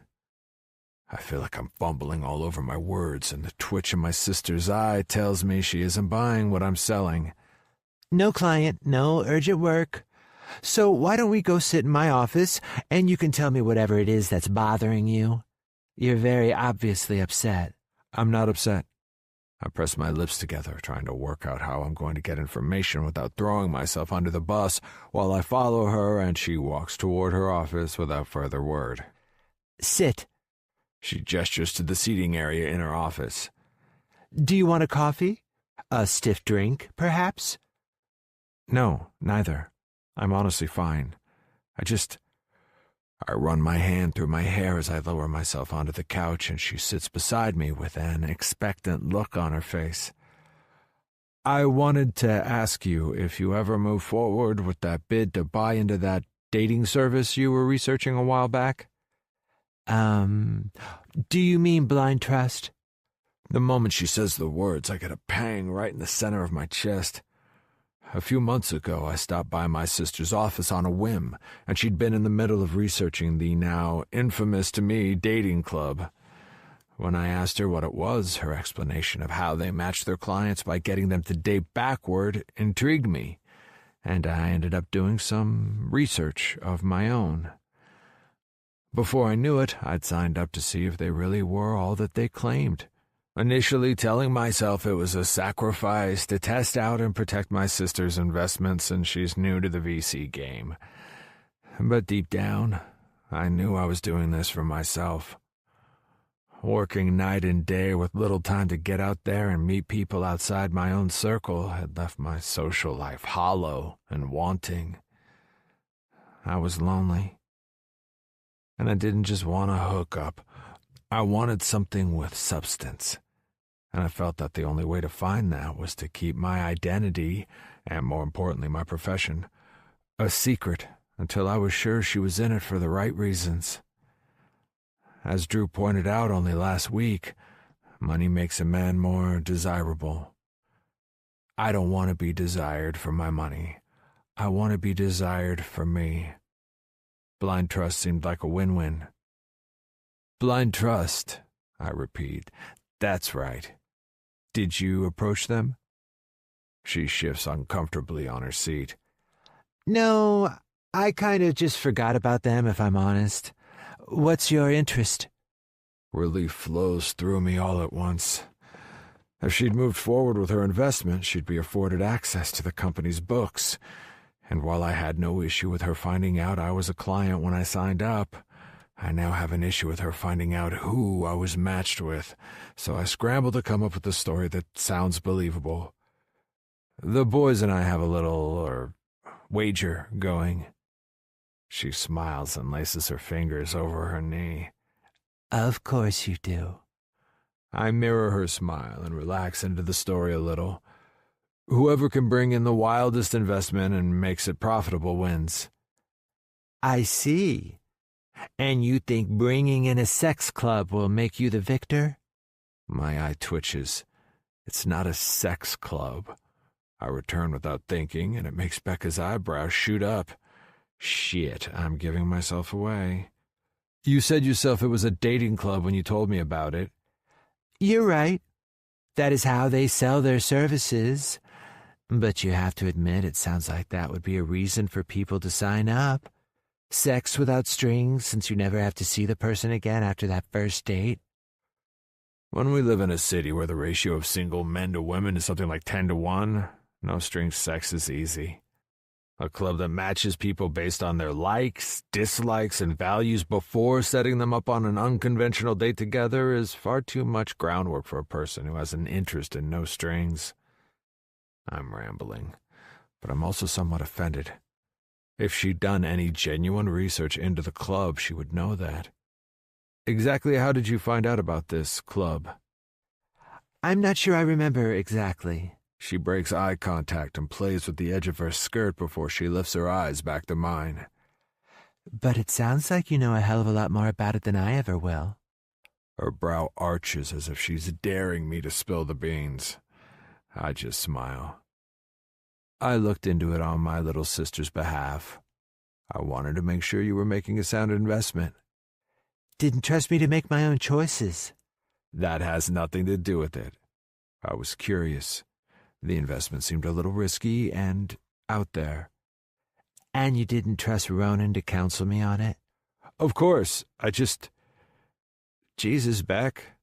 Your family okay? It doesn't matter how accomplished your fiancé is, or how amazing you become for that matter. I'm still going to look out for you. Okay, she starts, holding her hands up to calm the moment. I appreciate you looking out for me, but it really isn't necessary. Especially since the real reason I was looking into blind trust was because a friend was thinking of using it, and I just wanted to make sure it was safe for her. My chest tightens again. I know that friend has to be Nina, and the mere insinuation of her sends my brain reliving that night all over again. I feel possessed. And was it? Safe? Yes. Seemed to be. I mean, I couldn't find anything negative about the place. But in the end, she never mentioned it again, and I figured she changed her mind. Which means, dear brother, that no, I won't call my friend to get inside information on this place for you. If you want to approach them with an offer to invest and expand, you'll have to do the research all by yourself. I understand. And listen, I'm sorry if I overstepped or made you uncomfortable here. You and your wagers will be your downfall, Pete. It's okay to not win sometimes, you know. I know. But you have to admit, winning is pretty fucking fun. Letting out a chuckle, she relaxes against the back of the couch and pushes a few strands of her wayward curls back into the tidy bun she's sporting with her knitted vest and pleated skirt. I'll give you that. Although, if you really want to look into a different kind of project for this wager, why don't you look into a bar called The Endearing Badger? Nina and I used to go there pre-Ronan days when she didn't want to get hit on by slimy men. They have a free service where they escort female patrons from the bar to their car, and sometimes even their homes, to make sure they can have a good time and feel safe going out at night. Blind trust was never really a prospect, so we don't know if they'd want your offer. But the Endearing Badger is run by a woman called Eve Hathaway, and she's spoken often about wanting to expand. Her big dream is to put an Endearing Badger into every major city in the country. Why don't you start there? You know what? I start, a big smile curving my mouth as the answer I'd come looking for is possibly given. I just might check that place out.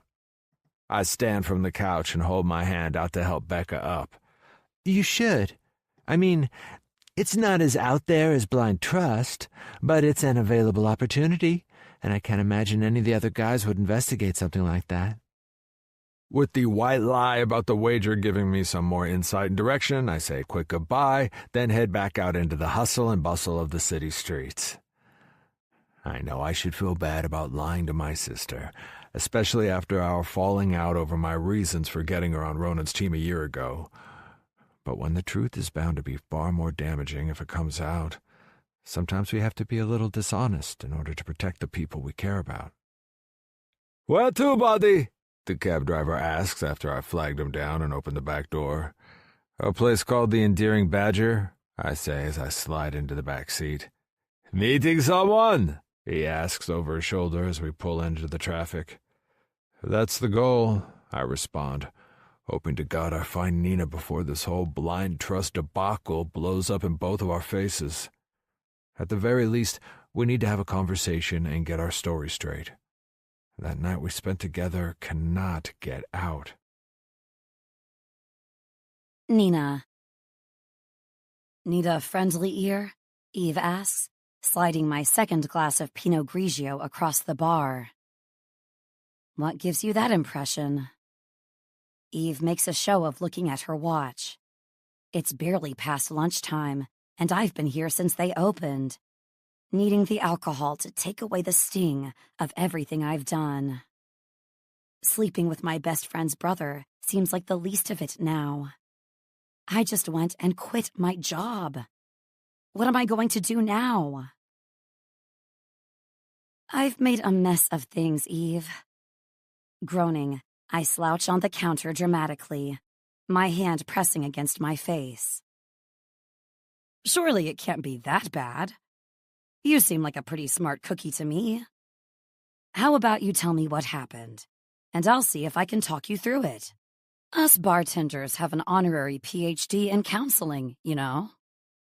I peek through my fingers, finding her dimpled smile calming as she waits on me patiently. There are only a few other patrons in the bar at this time of day, and they're so focused on their own business, they're not paying any attention to me. But still, I lean in a little closer and lower my voice. I went to a sex club, I admit in a whisper, before I wince. Technically, it's called a dating club, but a lot of sex happens there. Eve does a great job of schooling her expression, but I don't miss the way her eyes light up in interest and her mouth quirks up at the side. I know, I don't seem the type. Short, chubby, out of control curls. I sigh. I don't know what I was thinking. What do you mean you're not the type? We all like sex, Nina. Yeah. I smile slightly as I spin the base of my wine glass and watch the light playing through the liquid while it slowly twirls around. But what happens when the sex you enjoyed was with your best friend's brother? And that brother is also a partner at your work. And when he found out you were the girl he fucked in the dark, he gave you a promotion. And that promotion made you freak out, so you quit your job.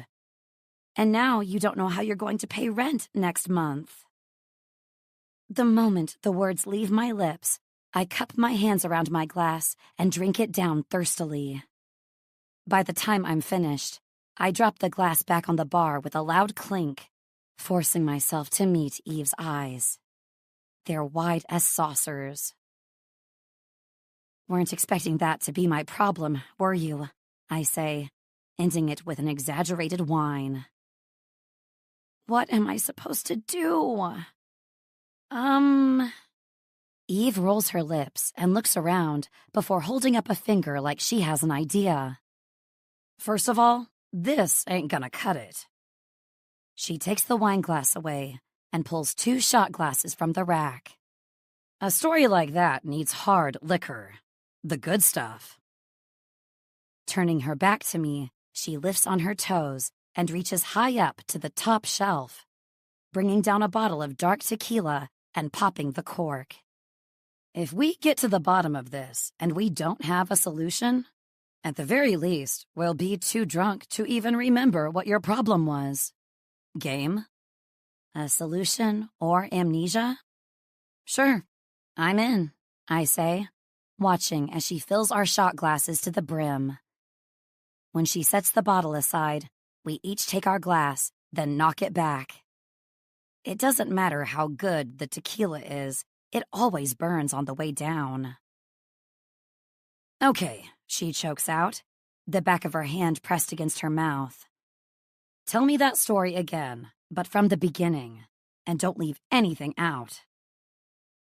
It all started when I overheard a conversation on the subway. Peter. Paying the cab driver, I get out in front of the endearing Badger, glancing up at the illuminated sign that features a little character offering a drink with a bow. That's endearing, all right, I say, shoving my hands in my pockets as I push through the darkened doors into a cramped but comfortably modern-looking bar. It's late afternoon, so the place is practically empty, save for a drunk slouched in one of the booths and the two women, one of whom I recognize immediately, laughing over shots at the bar. Oh, God, stop making me laugh. I can't breathe. I hang back as Nina places a hand on her ribs, her giggles slowing as she forces herself to take deep breaths. Something about seeing her here laughing makes me think twice about approaching her. She seemed distressed when she left my office this morning, but now she seems carefree, happy even. Would me walking up to her and trying to discuss what happened between us just make things worse? I have a bucket load of stories just like that one. The other woman, Eve Hathaway perhaps, says as she lifts a bottle and refills the glasses on the bar between them. There's nothing you can say that'll make me think any less of you. A man pretending to be a cat and drinking a saucer of milk with his tongue is next level weird. I definitely feel a little better now. I let out a little laugh at her comment, the image of such a thing explaining what all that raucous laughter was about instantly. Can I help you? The other woman says suddenly, the loud burst of her voice causing my eyes to jump up and realize she's looking right at me. Nina turns around and almost chokes on her drink. Oh, shit. Hey, I say, stepping forward since the decision to stay or retreat seems to have been made for me. I thought we could talk. Nina's brow furrows. How did you even know I was here? Becca mentioned you two liked coming here. Her eyes almost pop out of their sockets. You spoke to Becca about this? No. Shit. No, I say, moving across the bar so I'm standing right next to her. She knows nothing about us. She licks her lips and looks away, exchanging a glance with her bartender friend who nods and takes a few steps to the side to give us some space. There is no us, Peter. What happened was a mistake, an accident, something I don't think either of us would have fallen into had we known. You're right. I don't think either of us would have crossed that line outside of those circumstances, but we still have to accept what did happen. Honestly, I'd just rather forget it, she says, a slight slur in her voice telling me she's been drinking quite a while. I don't need a pity promotion or some awkward if only things were different spiel. I just need you to walk away and promise that you'll never breathe a word of it to anyone. Ever. And I mean never, Peter. I don't want Becca to find out. She won't. I think we can both agree that would be a bad idea. But what I won't agree to is you quitting your job because you think I gave you a pity promotion. I didn't. I wasn't even the one who suggested you for the role. Drew was. So, you didn't create that role for me as a reward for rocking your world? My smile comes so sudden that I can't even make an attempt to hide it. No, the role existed previously. It was pure coincidence that it became available and you were called up to fill it. However, if you take it, it's even more imperative that no one finds out what happened between us. The company has that whole disclosure clause about relationships and their fraternization policy and... Yeah, I get it, Peter. No one is going to find out from me. She narrows her eyes. But was this promotion really just weird timing? My mother always said there's no such thing as a coincidence. In this case it was, I assure you. I didn't piece together that you were the woman I met at Blind Trust until this morning when you told me in my office. The woman who rocked your world at Blind Trust. Don't forget that part. She holds up a drunken finger, but my amusement and her inebriation aren't enough to stop my dick from remembering and responding to that part. From what I remember, Nina, I say, leaning in so she's the only one who can hear, I'm the one who rocked your world. She releases a husky laugh. It's a mix between a scoff and a moan, like her body is remembering just as much as mine is, and it's becoming difficult to hide. This is heading toward trouble. Pulling back, I clear my throat and try to push my filthy thoughts from my mind. There isn't a scenario where Nina and I make sense. On the surface of things, we're chalk and cheese. Besides knowing my sister and working in the same building, there's nothing we have in common. I'm honestly beginning to think that blind trust made up our compatibility score. Listen, I start, my hips angled toward the bar while I try to get a handle over what's going on in my pants. We're both adults here. If we can agree to put that night behind us, I don't see any reason for you to walk away from Pierce Goodman and the promotion you just got. It's an excellent opportunity, and you won't even be working directly under me. Is it my imagination, or did she just squirm in her seat? Under you? She bites the inside of her lip as a blush heats her cheeks. Fuck. Now I'm even harder. I take a breath and try to calm the dizzy feeling I'm getting all of a sudden. I couldn't live with myself if she quit her job because of me, but at the same time, everything in my body is screaming at me that this is a bad idea. I don't think I should be working anywhere near her. Not when that night is still so fresh in my memory. I'll get Andrew Miller to be your partner in charge. We won't even cross paths. Rolling her lips together, she thinks for a moment, giving me time to really drink her in and realize I'm so much deeper in this than I thought I was. Everything about her turns me on. Okay, she says finally. I'll come back to work as long as you can promise me no one will ever know about blind trust. I know we're both adults, and I know neither of us intended for this to happen. But regardless of that, there will be consequences for the both of us if anyone finds out about that night. And since you're a partner and I'm just a lowly assistant, those consequences will be far more impactful for me.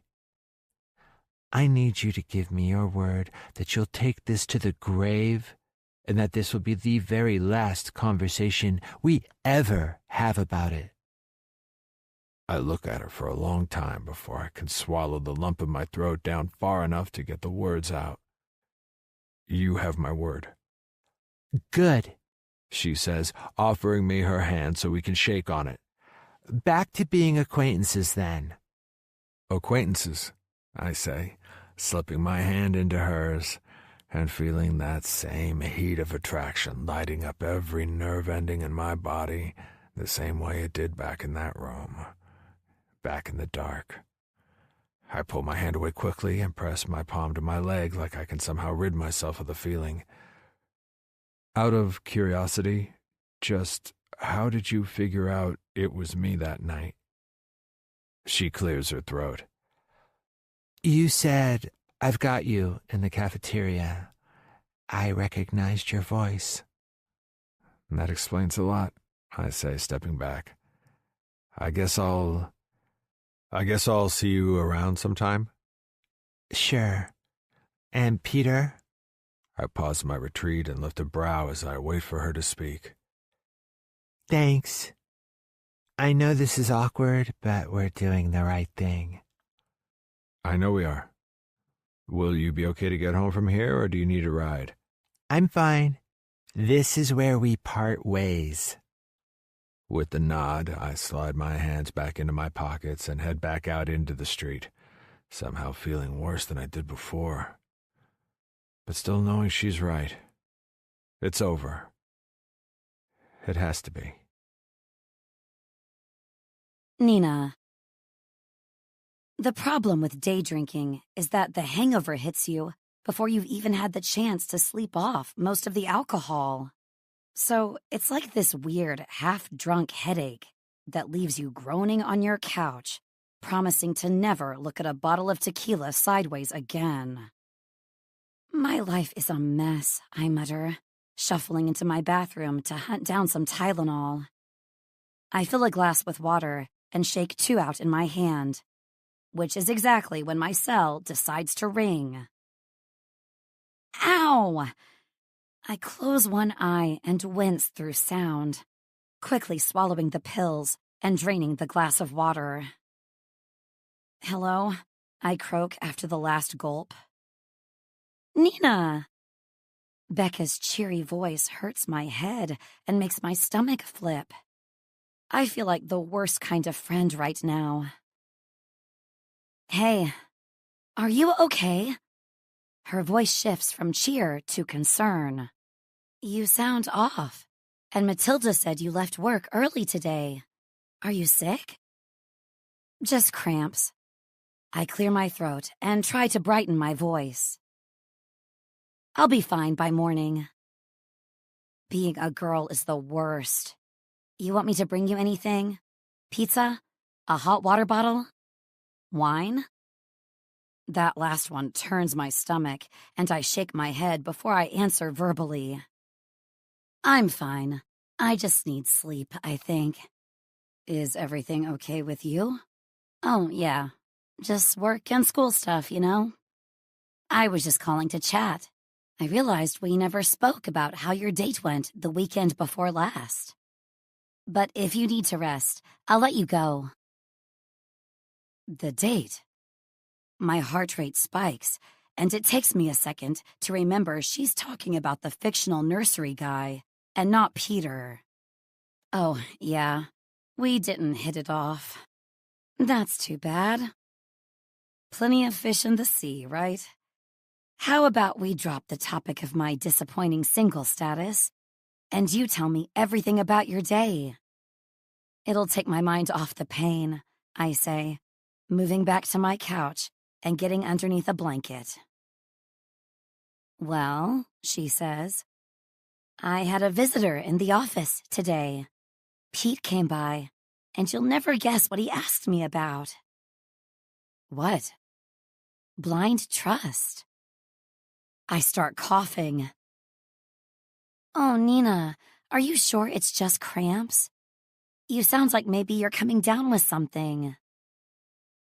Just water. I'm choking on water. And my own lies. Why was he asking about blind trust? I managed to keep my voice even when deep inside I'm panicking. The VCs are beating their chests again by trying to prove how rich and amazing they are. There's a wager between them as to who can bring in the most outlandish client and still turn a profit. He thought blind trust would fit the bill. But don't worry, I steered him toward the endearing badger instead. I wasn't sure if you ended up signing on with blind trust, but I figured if you did, you wouldn't want him getting his hands on the client list and seeing your name there. At least that better explains how he found me today. I pinched the bridge of my nose between my fingers. This is a nightmare. How did he know to ask you about blind trust? Oh, well, don't be mad. I was looking into them to make sure it was safe after you told me about them, and he saw the paperwork on my desk.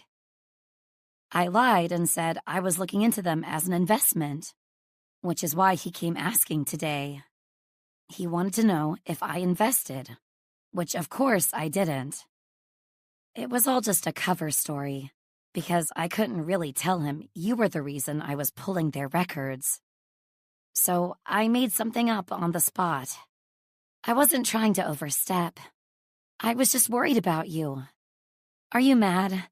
You're mad, aren't you? No, I'm not mad. I get it. I mean, if you came to me talking about a club like that, I'd probably look into it too. Thanks, I guess, for looking out for me and all. That's what best friends do, right? Yeah. And did you find anything? Clean as a whistle. Did you sign up? I press my teeth into my lip as I consider telling the truth or a lie. It seemed too complicated in the end, I say, settling for a half-truth. I can't see myself agreeing to another date after the last one. But the cost of the membership alone is enough to make me take a beat and think about it. I mean, that night was amazing. It's just the realization of who that night was with that's the problem. If it had been anyone else, I'd probably be looking forward to another date this week, instead of day drinking and reconsidering my career path like I am now. Things are definitely complicated. I get that. But I'll admit, I'm kind of relieved you changed your mind. That place made me nervous just thinking about it. Me too, but in a good way. And you'll find your one, Nina. Maybe it'll be like me and Ronan, and you'll find each other when you least expect it. Here's hoping, I say, forcing my mouth into a smile, even though she can't even see me. Just give it some time. Did I tell you we've settled on a date for the wedding? No. I breathe a sigh of relief at the change of subject. When? March next year. We found a really beautiful venue with gardens and... She sighs. It's like a fairy tale castle, Nina. Sounds perfect. It seems so far away, but I know it'll be here before I know it. Oh, which reminds me, Ronan and I have agreed to a rare night out on Friday next week. Banks and his wife Isla are coming with us to a drag show. Banks's cousin is the MC, and the whole night will be a hoot. Wanna come? I'd love to, I say, my smile genuine this time, because a night out with my bestie is just what I need to feel some semblance of normal again. Great. I can't wait to see you. Same here, I say, finishing the conversation up not long after. It's when I'm sitting in the quiet of my apartment, staring at the darkened screen on my phone, that I wonder if Peter will be getting an invite to this drag club too. And if he does, how is he going to react to seeing me? Before now, the only times I'd ever met him was in passing at work or during a function for Becca. I could probably count on one hand the number of proper conversations we've had. But now I can add intimately to the list of things we know about each other. And I don't know how I'm supposed to pretend I don't. Peter.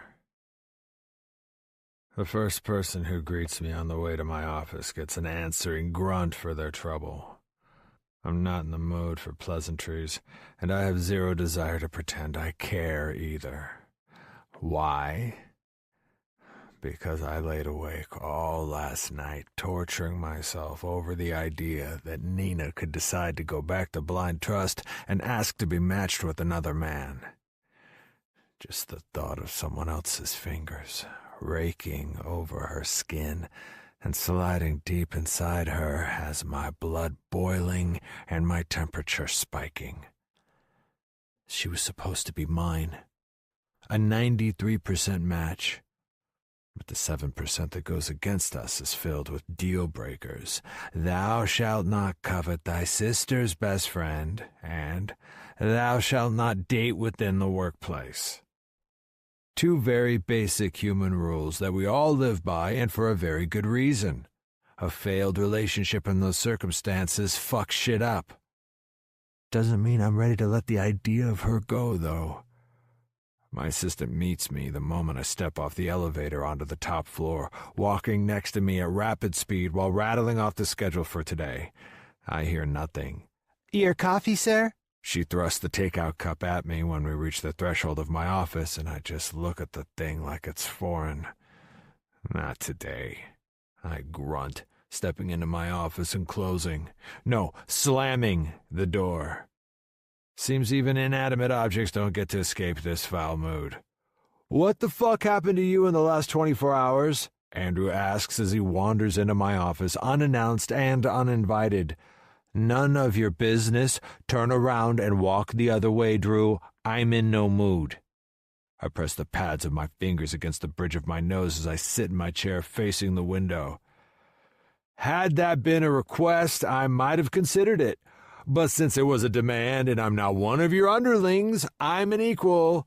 I'm just going to plant my ass right here and wait for you to grow a pair and talk about whatever's got you acting like someone turned a cactus inside out and made your suit out of it. I turn and crack open one eye, finding him sitting in the chair opposite my desk with his legs stretched out.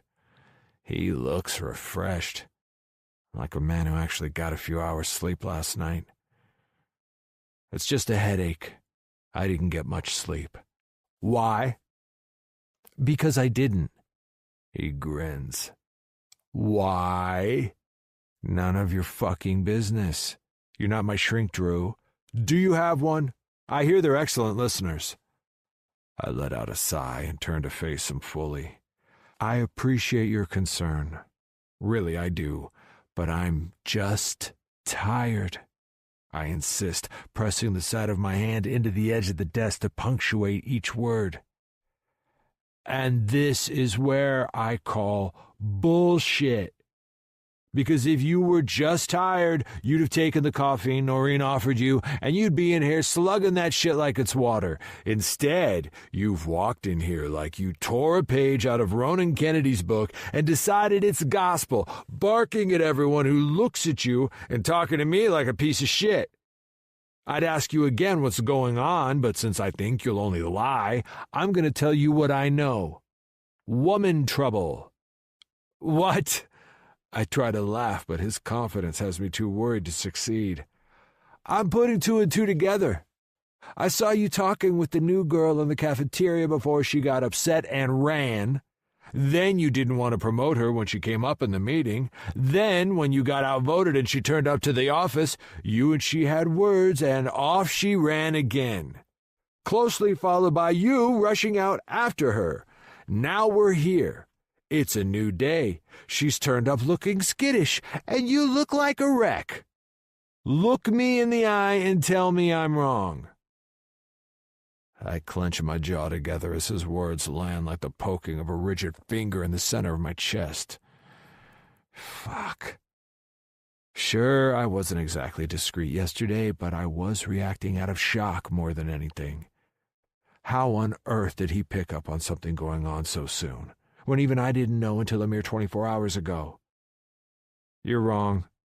He scoffs, and I don't blame him, because I don't believe me either. You're trying to tell me there's nothing going on with you two? Nothing at all? That's exactly what I'm saying. I know her through my sister.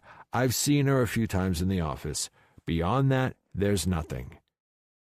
He barks out a disbelieving laugh as he scrubs a hand across the designer stubble on his jaw. You know, Pete, I kind of thought that after I became partner, we'd become more friends than rivals or just colleagues. I didn't come in here to use this information as leverage. I came in here to see what I could do to help. You're obviously stressed, and the new hire seems to be the cause of it. I'm not looking to report you and get you fired. I think the whole dating policy here is bullshit. He says the last part behind his hand, but despite his words, I don't have any intention of sharing my secrets with the guy. I like Drew, I do. But in this business, friendship and competition don't mix. I won't be letting my guard down. She's got nothing to do with it, I say through gritted teeth, my head throbbing. I told you, I didn't sleep last night. A simple case of insomnia. He looks at me for a long moment. Suit yourself, he says with a sigh as he stands and buttons up the jacket of his suit. Since you seem to have no problem with Miss Shaw, you also won't mind being her supervisor while she settles in. I almost choke as I balk. What? I'm a senior partner. That's not your job? Well, Peter, the thing is, we're a little short-staffed at the moment, and one of us had to volunteer. Normally it's the new guy, but you weren't at the meeting to discuss it. Carson and Brody thought you were the obvious choice since you already have a relationship with her. Through your sister, of course, and I was inclined to agree with them. It won't be a problem, will it? I mean, if it is, just tell me why, and I'll be more than happy to step up. My jaw clenches so hard I swear I hear my fillings crack. Well played, asshole. No problem at all, I say through my teeth. He smiles. Great, because I spoke with HR and she's just finished signing her contracts. She should be up here any minute. Sure you don't want that coffee? With my eyes on him, I reach across the desk and hit the intercom button. Noreen? Yes, sir. I'm sorry, but I changed my mind about that coffee. Of course, I'll get you a fresh one right away. Thank you. And could you make it a strong one? The moment I lift my finger from the button, Andrew throws his head back and laughs. And as he walks out of my office, a bounce in his step like he thinks he's got all the answers.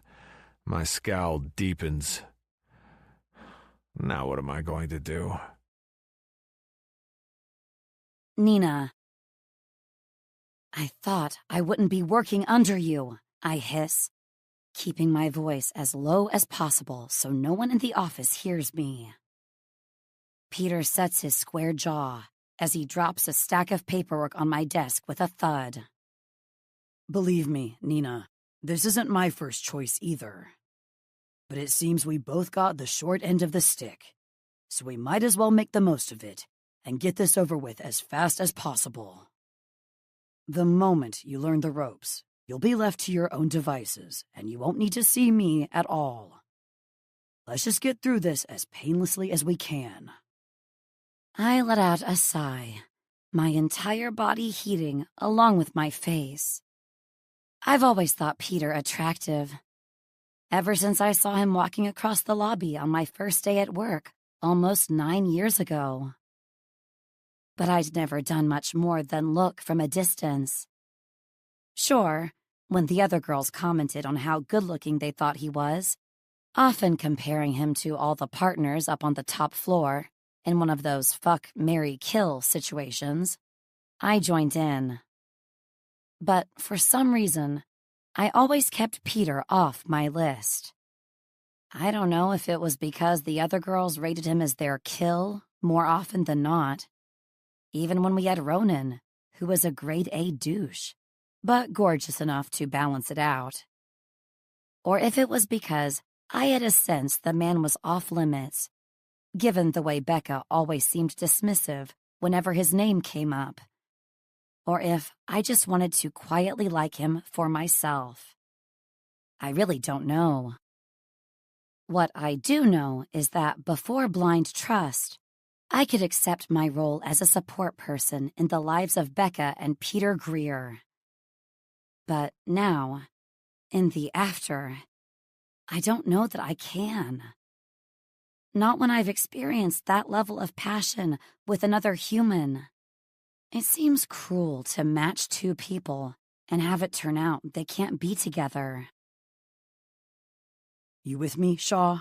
He asks, when I take too long to respond. Fine, I sigh. But I have to say that none of this makes sense to me. What do you mean? The fact that we're giving up one night of absolute perfection for a job, a friend, and a family member. Who made up these rules anyway? And why are they even legal? Companies shouldn't be allowed to dictate the personal lives of their employees. I clear my throat and rub the back of my neck before I give an answer. Why would they make a senior partner teach a research assistant?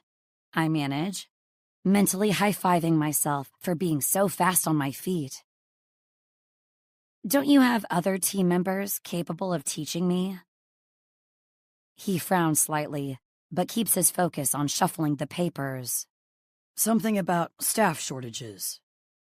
But I wouldn't know all the details, since I spent most of my day running around the city looking for you yesterday. His light eyes lift to meet mine, and I swear my heart jumps into my throat. This forgetting thing is not happening at all. I feel like I can still feel his hands on my skin. Something that didn't go unnoticed, mind you. Wait, what? My eyes almost bug out of my head. Someone knows? Who knows? And what's going to happen to us because of it? Am I fired? Oh God, please tell me I'm not fired. I was lying yesterday when I said I didn't need this job. I do. I really, really do. He glances at me with a half smirk, and I notice that he has a tiny dimple in his right cheek. Nobody knows anything. I'm just saying that your leaving and my following was noticed by another one of the partners. He questioned me about it this morning, but I told him it was nothing. Good that we decided to move on and pretend that night never happened then, huh? He looks at me for a long moment, and I can't help but notice the ticking in his jaw. Yeah, good thing, he says, clearing his throat, before he looks back to the desk and places his splayed fingers on the first pile of folders. This is all your login details for the various information engines we use. Google is great and all, but there are certain things we need that aren't freely available. You'll be able to access them through our server, but there's a trick to using them. You won't be able to search for things the way you're used to. I nod, biting my lip as I take a stack of papers from his hand and look at the first one on top. Next pile are the companies and projects we want you to look into. You'll find examples of previous research-gathering efforts in this third pile, so use those as a kind of template to guide you until you get the hang of things. But other than that, you can come to me for help at any time. And if I'm not around, one of the other team members should be able to offer some guidance. Okay.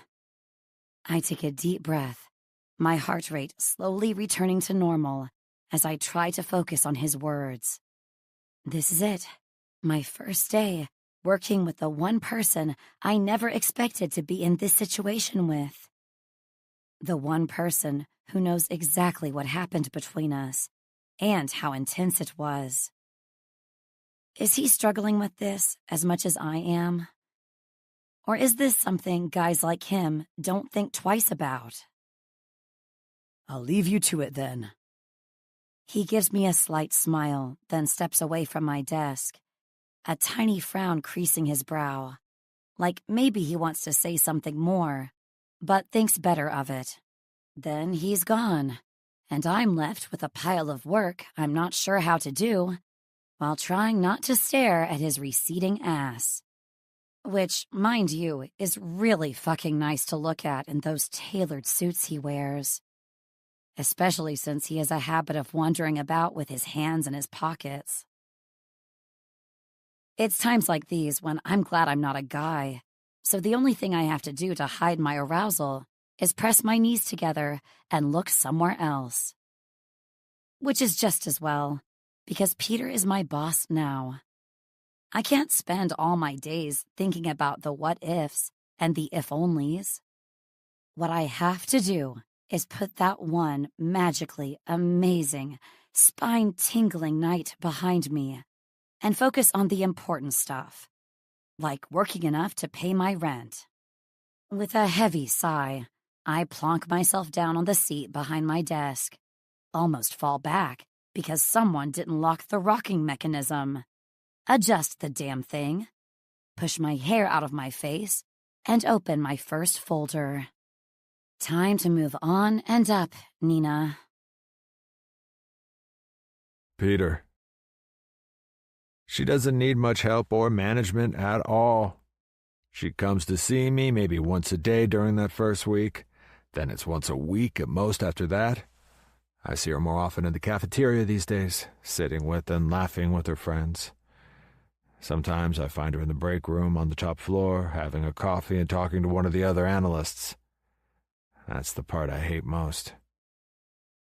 As much as I know I shouldn't want to, I always wish she was talking to me, having lunch with me, laughing with me.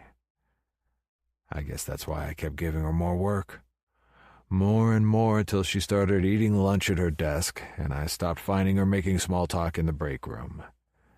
Now she's as miserable at work as I am. I thought it would make me feel better. But it doesn't. It's torture. I've never wanted something I can't have this bad before. I don't know how to move past it. The first time I became aware of Nina Shaw, it was after I snuck my sister into Pierce Goodman. Becca had an issue with tardiness, and her constant late arrival meant she already had a string of jobs behind her when she was barely out of school. As her big brother, the last thing I wanted was for her to end up jobless, so I pulled some strings and got her a position in the admin pool. Of course, I kept a close eye on her. As far as I was concerned, this wasn't going to be another job she let slip through her fingers, which is how I came to know of the blonde, bubbly, curvy woman that is Nina. I'll admit I found her attractive from the get-go, but that's about as far as it went. She works in my company, and she very quickly became best friends with my sister, so anything beyond a passing acknowledgement was just out of the question. Dating her didn't enter my mind. But then, blind trust happened. And now there's nothing I can do to stop thinking about her. She's under my skin, and I don't know how to dig her out. Being around her every day is turning into a waking nightmare. "You coming out with us tonight?" Andrew asks as he leans against the doorframe of my office and tosses a coin over and over like he's some villain in a Batman comic. "I don't know," I say, barely looking up from my work. "I've kind of got a lot on." "We all have a lot on." He walks up to me and closes my laptop. I barely pull my hands back in time so my fingers don't get caught between the keyboard and the screen. "Dude, I was kind of in the middle of something." "And I'm sure you'll be the diligent little worker you are and finish it off over the weekend. But tonight, Peter, you're coming out with the rest of the team. We haven't seen you at Banked Up in weeks." "I told you I've got a lot on," I say with a frown. "And your numbers this quarter are through the roof. I think you've earned a bit of celebration, and frankly, I think it's high time we invited the new girl along as well. She's been just as chained to her desk as you have. Believe me, I've seen the security footage." "The fuck are you doing looking at the security footage?" He shrugs. "I don't know. Maybe I'm a voyeur. Or maybe I'm banging that redhead up in security. I think I might have a thing for a woman in uniform." Letting out a sigh, I roll my eyes and push away from the desk to stand. "Come on, then. Let's get this drink out of the way." He steps away and quirks a brow. "Geez, don't act too excited." I hold my hands out to the side. "Let it be noted that I'm attending this evening's festivities under duress." "Duly noted," he says, chuckling as we head out of my office. Then he pauses suddenly and pats his jacket pockets. "I left my cell in my office. Go collect the newbie and meet me at the elevators." It isn't really a question as much it is a demand, but he delivers it in a way that says I'll be doing him a favor and can't really say no. What is his game here? "Sure," I say, shoving my hands in my pockets and walking toward Nina's desk with my guts churning at every step. I could say no to this, tell him I don't want to socialize with her, but then he'll only ask why, and it seems that he's already figured something out. Not that he would have any idea what really happened between Nina and me. That night was confidential. So the most he can have is an inkling. But even that's too much. If I get done for having a relationship with a coworker and not disclosing it to HR, especially since it happened before we promoted her, I could be demoted faster than you could say senior analyst. A job I definitely don't want to do again. Or worse, they could fire me altogether just to set an example. Neither outcome is something that suits me at this stage, so I'll do what I have to do to play along and keep this under wraps. "Hey," I say, my feet shuffling to a stop a good yard away from Nina's desk. She looks up in surprise, her big hazel eyes wide, as she looks at me over her reading glasses. Fuck, that look is sexy. Hey. She doesn't smile. Is there something I can help you with? Because if there isn't, I've got a shit ton of work to get through. She pauses and lifts a hand up to the side of her mouth before she lowers her voice conspiratorially. Between you and me, my new boss is a bit of a demanding asshole. My brows jump, and I have to swipe a hand across my mouth to hide the beginning of the grin. An asshole, you say? I take a step closer to her. Tell me more. She sits back in her chair and removes the glasses from her face and sets them down. Well, she says on a tired-sounding sigh. To start with, he threw me in the deep end with this new job. Like, he practically begged me to take it, and then when I showed up on my first day, he said I could go to him with any questions. But whenever I had a question, he never seemed to be around. Or when he was around, he barked at me like I was audacious to even consider speaking to him. Then, without even checking in to see how I was getting along with my workload, he piled more on me, meaning I've effectively given up any hope of a social life. Did you know I missed out on seeing a drag show a couple of weeks back? She sighs and spreads her arms out over her desk. I live here now. This is all I have. Then she dramatically lays her head on the desk, and I can't help but let out a laugh. Maybe your boss is being a little overbearing, I say. Perhaps I could have a chat to him. That would be nice, she says, lifting her head to look at me again. The raise I got from this promotion is going toward paying for an apartment I barely see. And I've had to cancel drinks with my best friend twice in the last month, and she's not an easy woman to pin down. Well, it just so happens that I stopped by to invite you to a team-building evening at Banked Up. It's still work, of course. I wouldn't dream of directing you anywhere that wasn't work-related, but I do have it on good authority that Becca will be there. Perhaps you could steal a moment away from that beast of a boss you have and sneak a moment with your friend. I don't know, she says with a slight haughtiness to her tone. What's going to happen come Monday when I don't have all this research done? Nothing. I'm giving you the weekend off. She places a hand on her chest and gasps. You have the authority to do that? What will my boss say? I hear he's turned into a mega douche of late. Growls at almost everyone. Very funny. Want me to growl you out right now? Or you want to accept the olive branch I'm offering? When she sucks in her breath, I realize how my words can be taken, and suddenly my throat gets really thick. I may growl at you, I correct when our eyes lock. I believe you. Can I ask you something, Nina? I start, checking over my shoulder to make sure we're still alone. About? Blind trust. Her cheeks turn bright, and her eyes dart around with the same worry I just had. Not sure this is the place. Will you go back? I blurt out anyway. Oh. She pulls her head back slightly. I don't know. I mean, that membership was a big chunk of money, but... First experience scared you away? What? Oh, God, no. No. Gosh, I'd hate for you to think that, Peter. My experience that night was... I don't really know how to say this without it being awkward, so I'll just blurt it out. It was everything I hoped it would be. And if our circumstances were any different, I never would have canceled that second, you know?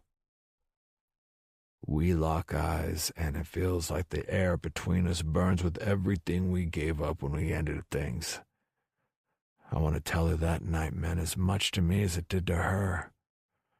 I want to tell her that I can't get her off my mind, and that no matter how many times I pleasure myself thinking of her, I can't get her out of my system.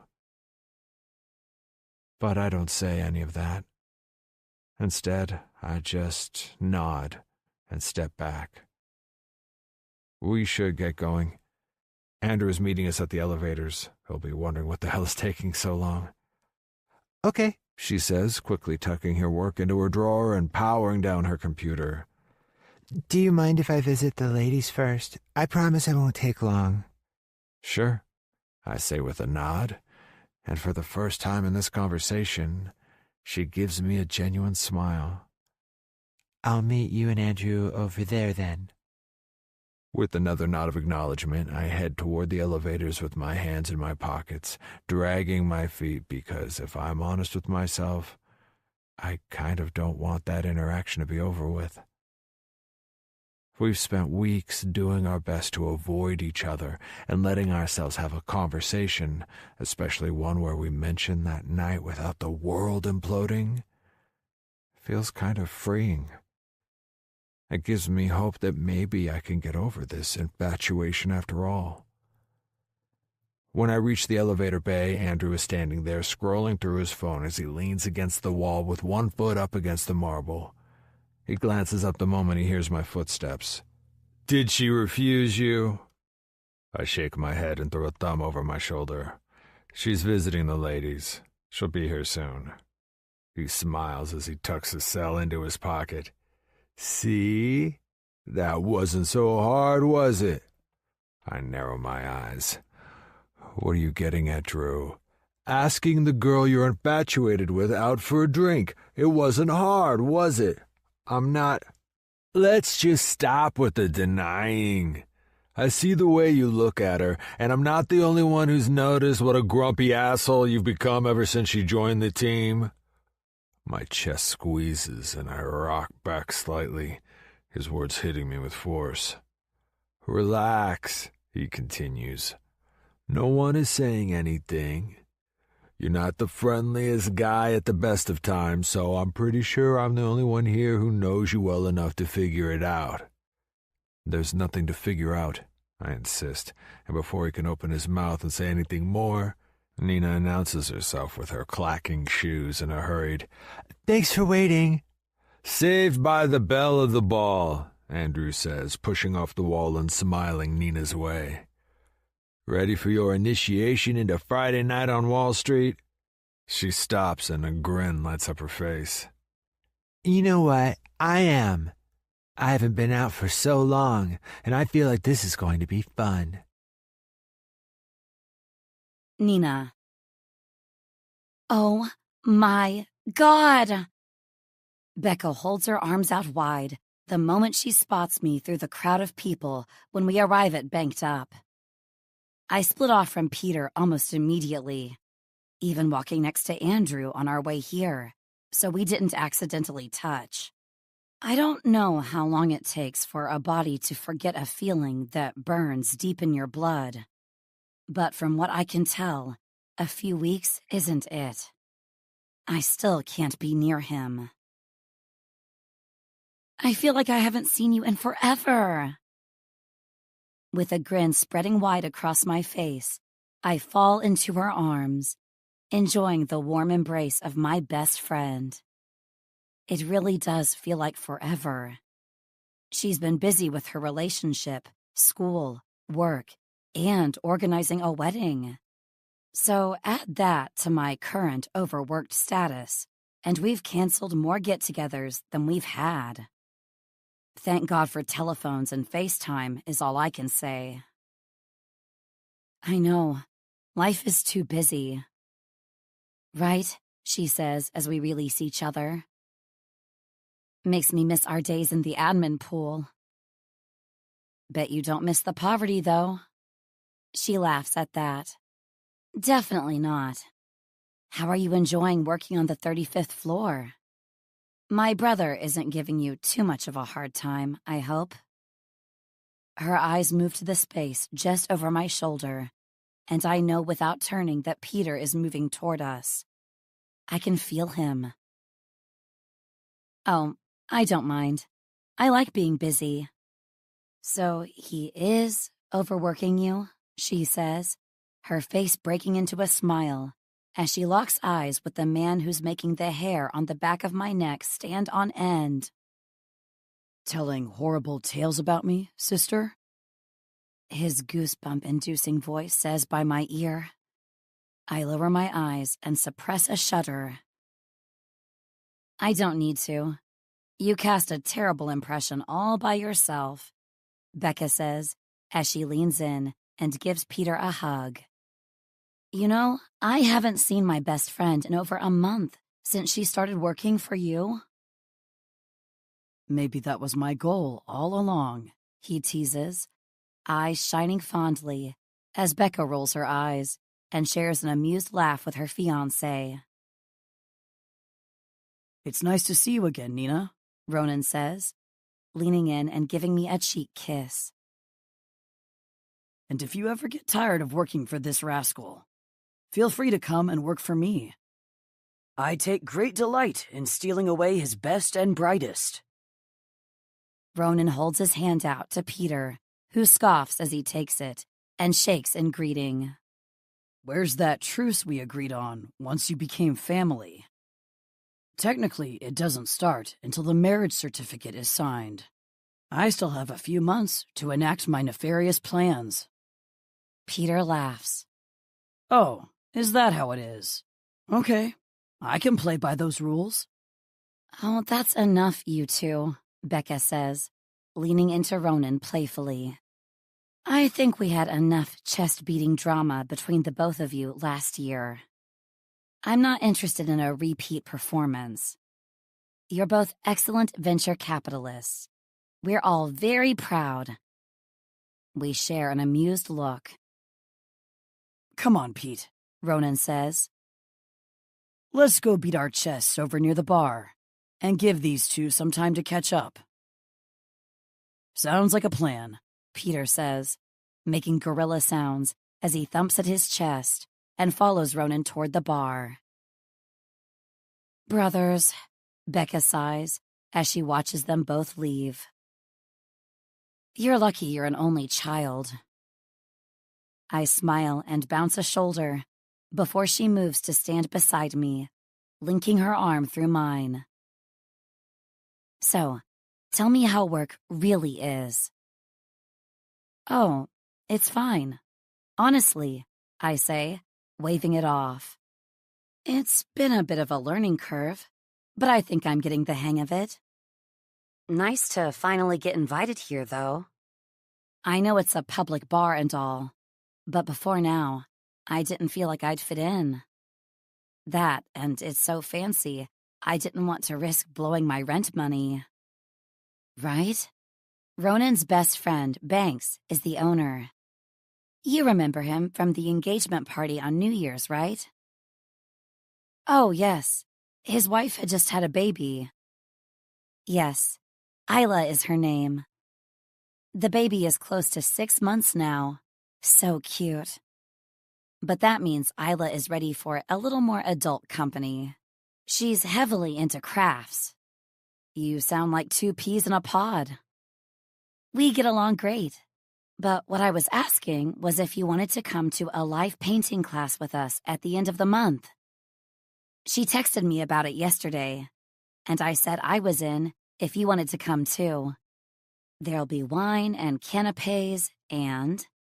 She leans in close so she can say the next part quietly. A beautiful, naked man to paint.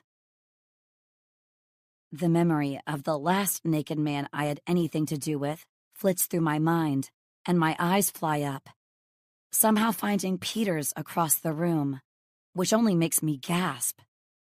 And get really hot really fast. Becca giggles as I pull back and fan at my face with my hand. I thought you'd like the idea of that, she says, thankfully not noticing the way her brother and I are looking at each other across the room. Why did I ever think I could do this? Text me the details? For sure. We're going to have a great time. Before I can fully compose myself, Ronan and Peter return with drinks for us. A glass of Chardonnay for me and a pale pink cocktail for Becca. What on earth are you two talking about? He asks as he hands us our drinks. We can see you blushing all the way from the bar.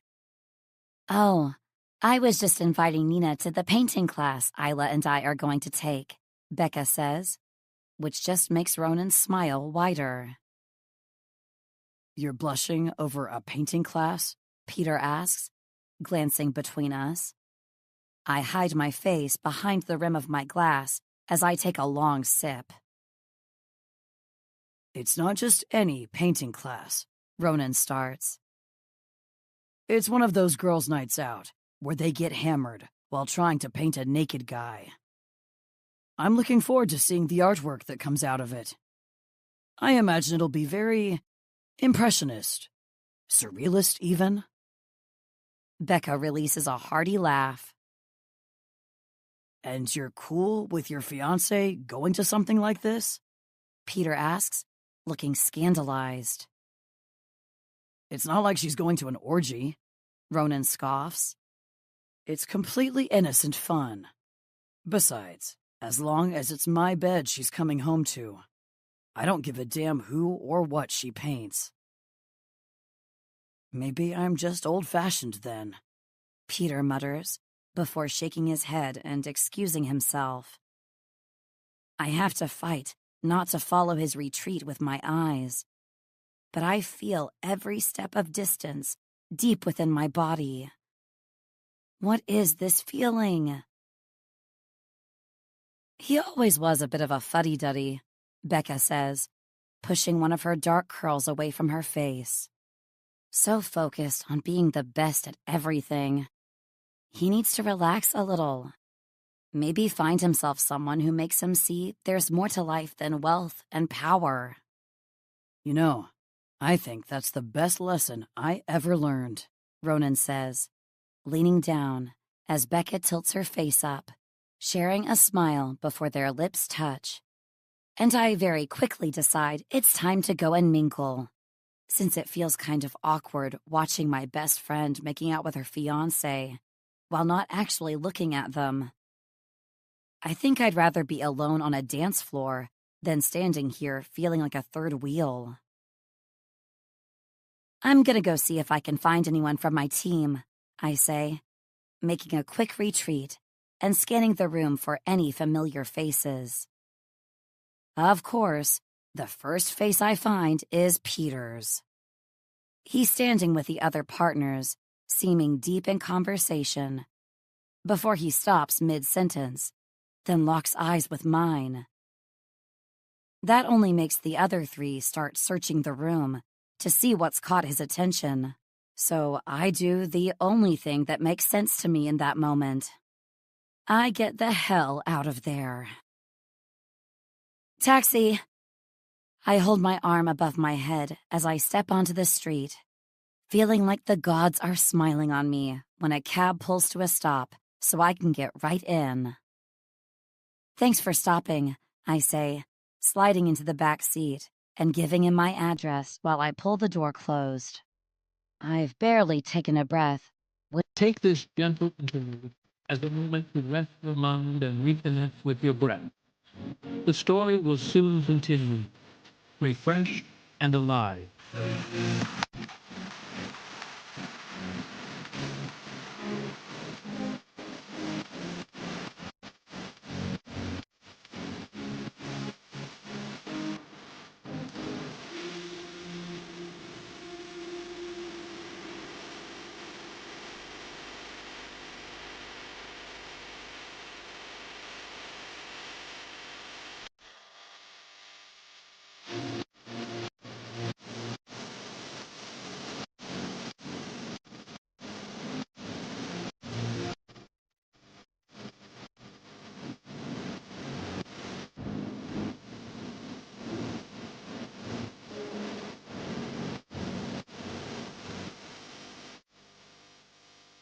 The door opens again, and Peter gets right in beside me. What are you doing? I'm with her, He says, when the driver turns in question. He frowns and shifts his gaze to me. It's fine. Let's just go before someone sees us. Peter. We ride through the streets in silence, whatever this thing is between us, thick and unspoken in the air. For a man who talks people into giving up a stake in their companies for a living, I'm struggling to find the words. It shocks me when we pull up outside her building and the cab driver turns and spouts her fare. "I've got it," I say when she reaches for her purse. Fine, She responds, snapping her bag shut. I'll see you Monday then. Wait. I slide across the seat to follow her out onto the sidewalk. "Hey, buddy, the fare?" the cabbie calls out. "Can you keep the meter running?" "I'll pay double if you wait," I say, not waiting for a response before I chase after her. What do you want, Peter? She asks, her hands held to her sides in exasperation when I catch her on her building steps. "To talk." I stop and run a hand through my dark hair. "Don't you want to talk?" What is there to say? There's a tone of stress and upset in her voice, and all I want to do is gather her in my arms so I can hold her close and make it better. This isn't working. What isn't? This. Us. I gesture between us. We said we'd forget it happened. Move on like it was nothing. But I don't know about you, Nina. But for me, it was something. I'm not getting past it. Not like this. We agreed, Peter. This can't work. Not when... I know, okay? I know what we're up against. It's why I'm talking to you instead of grabbing you in the office and fucking you in the supply closet. She sucks in her breath, and I let out a sardonic laugh. Yeah, that's how bad it is. I want to fuck you in the office. If I could get away with it, I'd call you into my office and bend you over my desk. But since that isn't on the cards, I'm here now, away from all of that, asking you, how? How do we get past this when you're the only thing I can think about, Nina? Her plump lips part as her heavy breasts heave up and down with her obvious stress. I know I'm being an asshole confronting her like this, but if we don't do something to quell this ache I have inside me, then I'm going to explode. I think God only knows what I'll do. I'm barely holding on as it is. I don't know how, she gasps out finally. You think I have all the answers? I'm struggling with this as much as you are. Why do you think it takes me so long to get my damn work done? I'm caught staring at your closed office door, daydreaming about desks and supply closets. An involuntary groan jumps out of my throat, and I'm not even going to pretend I'm not hard right now. Maybe... She presses her lips together and shakes her head. No, forget it. This is stupid. We just need to grow up and accept what is. No, finish what you were about to say.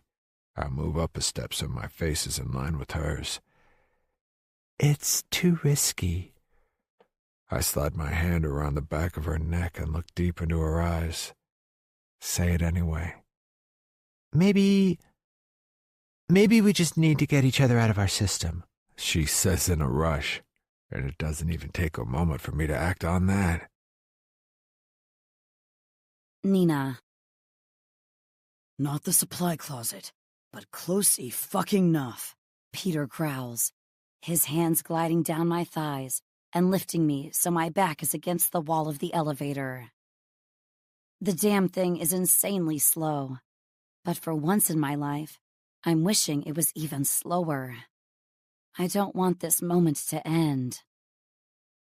His hot mouth trails kisses along my jaw, my neck, the open neck of my blouse, before returning to my lips with a demanding tongue.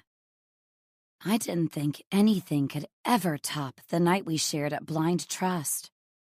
But dry humping in the corner of a brightly lit elevator is something else entirely. I feel everything. Oh my God, I feel like I'm going to burst, I gasp, rocking my hips, against his impossible-to-ignore erection as it presses against my core through his pants. My skirt is bunched up around my waist, and he's rubbing that hard length of his right against my panty-covered seam. I'm so wet, it feels like he's touching me directly. I'm gonna make you come so fucking hard, Nina.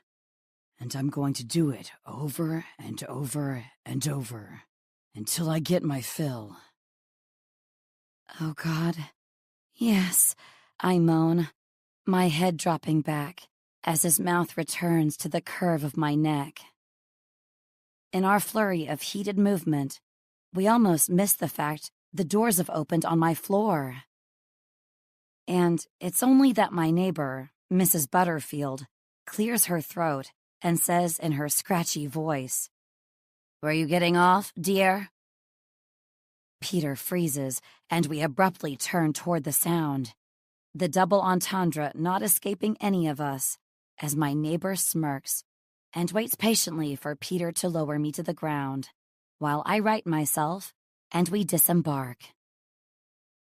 All yours, ma'am, he says as he clears his throat. You two use protection now, she calls after us as the doors close. I press my lips together as I lean against my apartment door and meet Peter's eyes, which is when we both burst out laughing.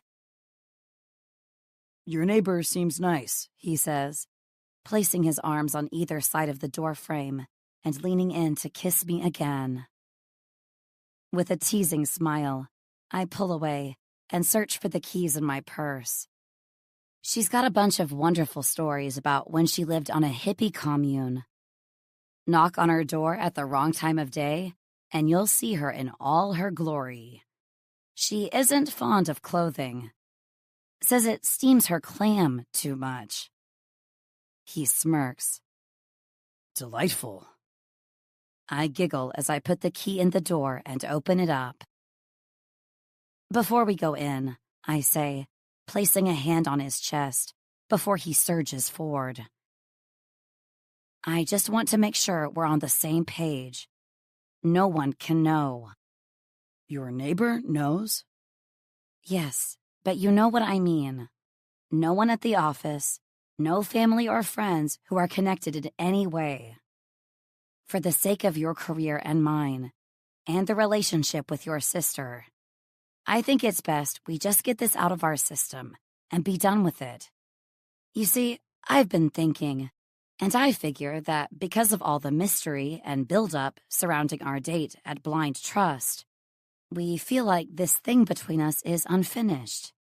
So if we fuck it out, then maybe we'll get closure. He quirks a brow. Fuck it out, he repeats. For want of a better term. He pops that dimple of his that rarely makes an appearance, and I melt over how attractive I find him. I give you my word. No discussing what happens on the other side of this door with anyone. Smiling, I slide my hand toward his tie and take hold of it, pulling him toward me. Then let's get inside and make something happen. Thought you'd never ask, he mutters, his mouth smooshing against mine in a mixture of kissing and laughter. We barrel through the door, kicking it closed behind us, before I push him back against it, then slide down to my knees, wanting desperately to take him in my mouth, just the way I did all those weeks ago.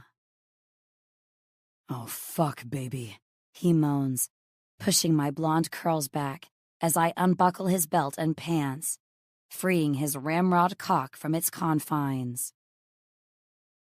I've been dreaming about you like this ever since I found out. Can't say I haven't, I say, taking his cock in my hand and licking it from the base to the tip before rolling my tongue around the crown, tasting salt and desire as I look right up at him. Without missing a beat, I take him into my mouth as far as I can, my eyes pricking when he hits the back of my throat, and I place my hand around what's left of his shaft, pumping back and forth as I suck and lick. Nina, fuck. He hisses through his teeth. That feels so fucking good. I hum, the pleasure of him in my mouth, making my core ache with need. I want to sit on his face, the way we did back in that room. But before I can manage to decide whether or not I'd like to touch myself instead, he's hauling me up to my feet and slamming his mouth back into mine, tongues tingling, breath mingling. This is a terrible fucking idea, isn't it? He says, twisting us and pinning me against the back of the door. We're never gonna get past this. We can only try, I gasp, hooking an arm over his shoulder as he lifts my skirt and tugs my panties to the side. I want you to fuck me until you can no longer stand the sight of me. Crouching slightly, he lifts me off the floor, then takes a second to look deep into my eyes. Ditto, he says, before lining his cock up with my core and finding home. That's when I stop thinking altogether. Instead, I'm clinging to him and writing for dear life. I'm so keyed up that it barely takes any time for my orgasm to mount. The power of my release teetering closer and closer to the edge of detonation with every skillful thrust. If ever two bodies were made to fit together, it's his and mine. He fills me to the brim, and with each kiss of his base to my seam, his pelvis rubs against my clit. It's orgasm central, and this train is about to depart before I'm ready. But holy fuck, is it an amazing thing to behold. How am I ever supposed to let this go? I can't hold on, he mutters, his breath labored and his pumping measured. Please tell me you're close. I am. Oh, Peter. Oh, God. Please. Please. He keeps his speed, but ups the intensity in response, and my throat goes dry from all my gasping and moaning. Peter! I screech, thankful my neighbor just stepped out for the night, and that the one on the other side is mostly deaf.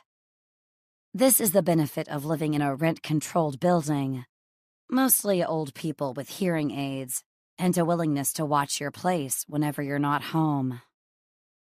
Peter groans as he plants himself deep and lets out his release inside me.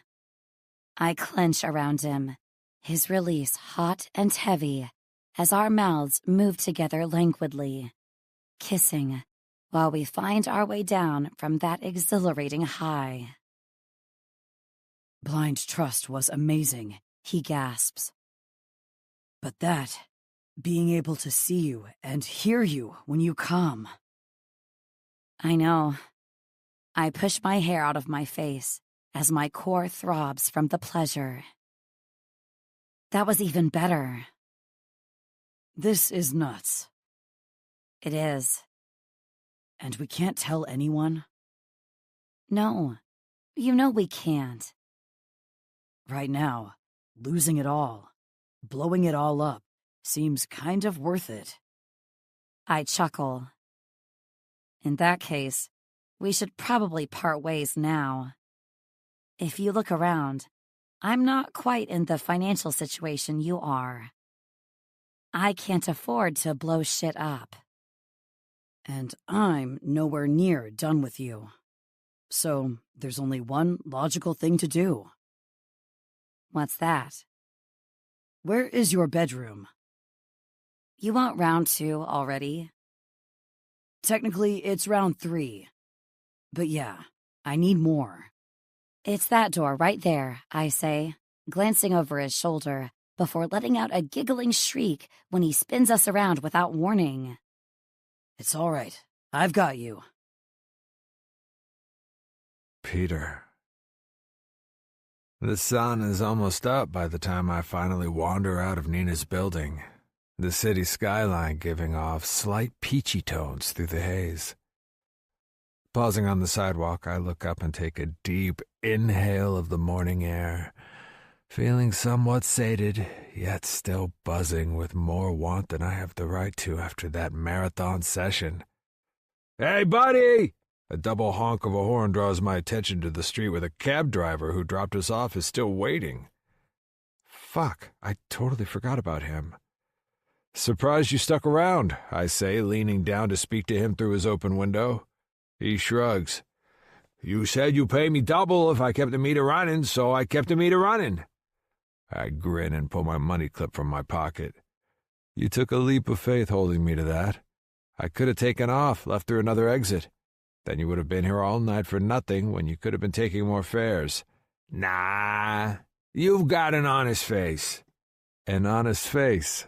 I peel off a few bills and hand them to him. "That and you're wearing a real expensive suit. Not to come off as judgmental or anything, but you smell like money." "I guess you learn how to read people in your line of work, huh?" "Sure do." "I'll bet. And I'm sure you hear all kinds of conversations in your travels, too." "I'm like a fly on the wall." "You know, I might have a way for you to make some money if you're interested." "I'm always interested if it's green." "You know what venture capital is?" "You buy into shit, break it up, or make it better for a profit, right?" "Something like that. It's what I do for a living, and you, sir, are in a unique position to maybe hear about things others in my field wouldn't learn about. If I were to give you my card, do you think you'd be able to give me a call whenever you hear about an interesting project or someone lamenting the fact that they need capital to grow, but the banks won't take a risk on them?" He cuts in with a toothy grin. "Yeah," I laugh. "Exactly like that." "I hear shit like that all the time. People come to the city with big dreams and no way to realize them. Cab drivers and bartenders are the unofficial therapists of the lost." "So you'll call me then?" "Maybe. What kinds of green are we talking about?" "I could cut you in 1% of every deal." 1%? He scoffs. "I'd rather save my phone credit." "What's 1% of $1 million?" He stops and thinks about it for a minute, then lets out a low whistle. "Okay, buddy. You got yourself a deal. Give me that card of yours." With the grin on my face, I hand it to him between two fingers. "We could be a great team. Idris." "Idris," I repeat, holding out my hand so we can shake on it. "Need a ride home? I'm guessing this place belongs to your girl." I look back up at the apartment building I just exited and squint. "She's not my girl, but yeah, I could use a ride home," I say as I get into the back of his cab and give him my address, sinking into the leather seat and realizing just how bone-weary I actually am. I'm gonna sleep like the dead once my head hits the pillow, that's for sure. "Not your girl." Idris pulls away from the curb and glances at me via the rear vision mirror. He looks like he doesn't believe me. "For someone who isn't your girl, she did a good job giving you the cold shoulder on the way here. I wasn't sure if you two were gonna kill each other or fuck each other. That display on the stairs and the time you spent upstairs, along with the absence of blood on your clothes, told me the latter." I let out an amused laugh. "She's just a distraction for now." "Does she know that?" "Yeah, our circumstances are kind of difficult. People can't know." "You married?" "Oh, God, no." "Is she?" "No, I'm not that kind of guy. And I'm pretty sure she's not that kind of girl." "What's the problem, then?" "You ask a lot of questions," I say, pulling my cell out and checking my message log to see who noticed my early departure. Andrew did, of course, as did Becca. Other than that, it seems I got out fairly clean. "That's why you want me on your team, right? I know how to get people talking. Maybe I'll be a better information gatherer if I know a little more about the man I'm feeding it to." "There's not much to know. She works for me, and we're not supposed to date without disclosing it." "And why don't you want to disclose it?" "Because I only just promoted her, and it'll come across as favoritism. She's also my sister's best friend. If anything goes wrong between us and everyone gets dragged in, then it'll just make life awkward. So you're keeping things quiet until you know for sure what's going on, he surmises. Something like that, I say, flipping the platinum card holder around in my hand for something to do. He nods his approval from the front seat. I can respect that. Smiling to myself, I look at the card holder, watching the way it catches the light as I keep twirling it, and realize how good it feels to talk about this to someone. I've been holding the information so close to my chest ever since I found out Nina was the girl from Blind Trust that it's been eating at me from the inside. Everyone I have contact with in my day-to-day also knows Nina in some capacity, so no one felt safe to confide in. That's probably why I lost control last night. This thing between Nina and me is only supposed to last until we've gotten over this initial hormone-induced lust haze. And while I'd normally give a relationship a month tops to move past that crazy can't keep your hands off each other phase, with Nina, I'm not sure it'll be over so easy. We have the secrecy that adds to it, plus she has this uncanny ability to read me like a book and make me come harder than any woman has before. At the moment, it's purely physical. But at the same time, I have the terrible feeling in my gut that I just took another hit of the one drug that could be the death of me. Every time I come in her, I only want to go back to the beginning and do it all over again. Maybe I have a problem. Maybe it's the blind trust effect. They created an air of tension in the way they created their service, matching you up with someone who seems ideal, but not letting you see them until you've already spent time getting to know each other on a more intimate level. Each date is another layer slowly being revealed with each step toward that final date you take. Maybe having the anticipation of that journey cut off is what's created this insatiable need. Or maybe it's the fact she's off limits to me. Either way, I'm going to have a hell of a good time getting her out of my system. And as long as we can keep this under wraps, there's never been a sweeter problem to have. Nina. Hey, what happened to you last night? Becca asks over the phone. I looked for you everywhere, but I couldn't find you. Did you leave early? I'm lying on my bed, draped in nothing but a sheet, and a massive smile on my face. My body feels like a handcrafted harp that's been so masterfully played that my strings are still thrumming. I thought that night together, minus our senses, was the best sex I'd ever had. But Peter, with all 5 senses, is something else altogether. If he was anyone else, I'd be sitting here trying to work out if it could ever be love.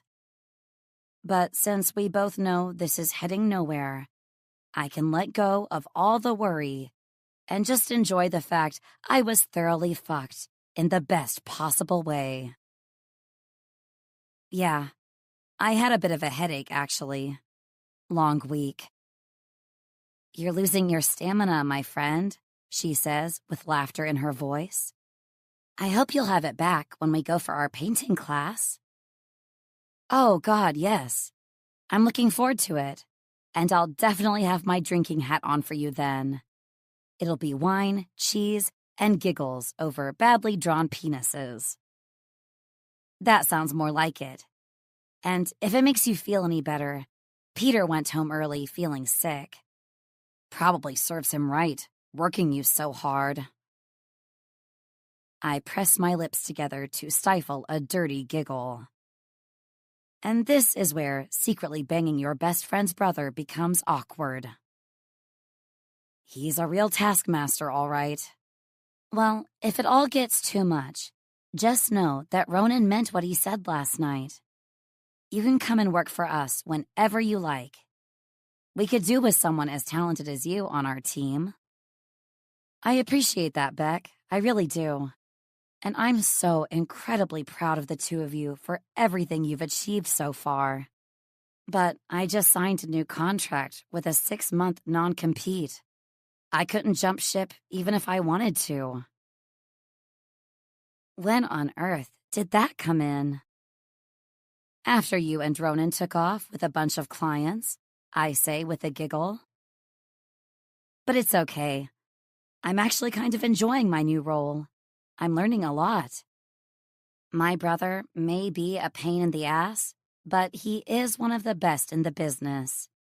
You'll learn a lot from him. Just remember, the offer is there whenever you're ready, okay? We're finally at a point where we can start bringing more people in. Okay, if anything changes, I promise you're my first port of call. Okay. There's a slight pause, and I can hear the smile in her voice when she starts talking again. And now that the awkward part of the conversation is over, I have to tell you something. I found my dress. What dress? It hits me as soon as the words leave my mouth. Oh, your wedding dress. Oh my gosh, that's awesome, Beck. Tell me all about it. Well, it's kind of a choice between two. And I was hoping you'd come with me to try it on. You were such a huge help when we revamped my office wardrobe last year that I thought you were the best to counsel me on this choice, too. I'm heading out there this afternoon. A huge smile crosses my lips. I've always been a lover of personal style and dressing in a way that suits your personality and your body. And when Becca, whose previous style was librarian chic, asked me to revamp her look to add a little more va-va-voom in her day, I was only too delighted to help out.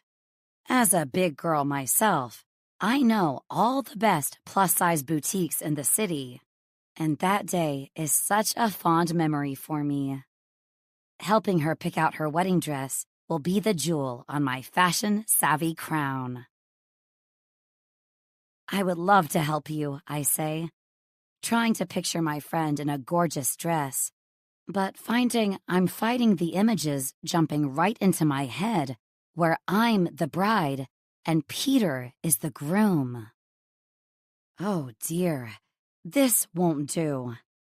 He and I are fuck buddies at best.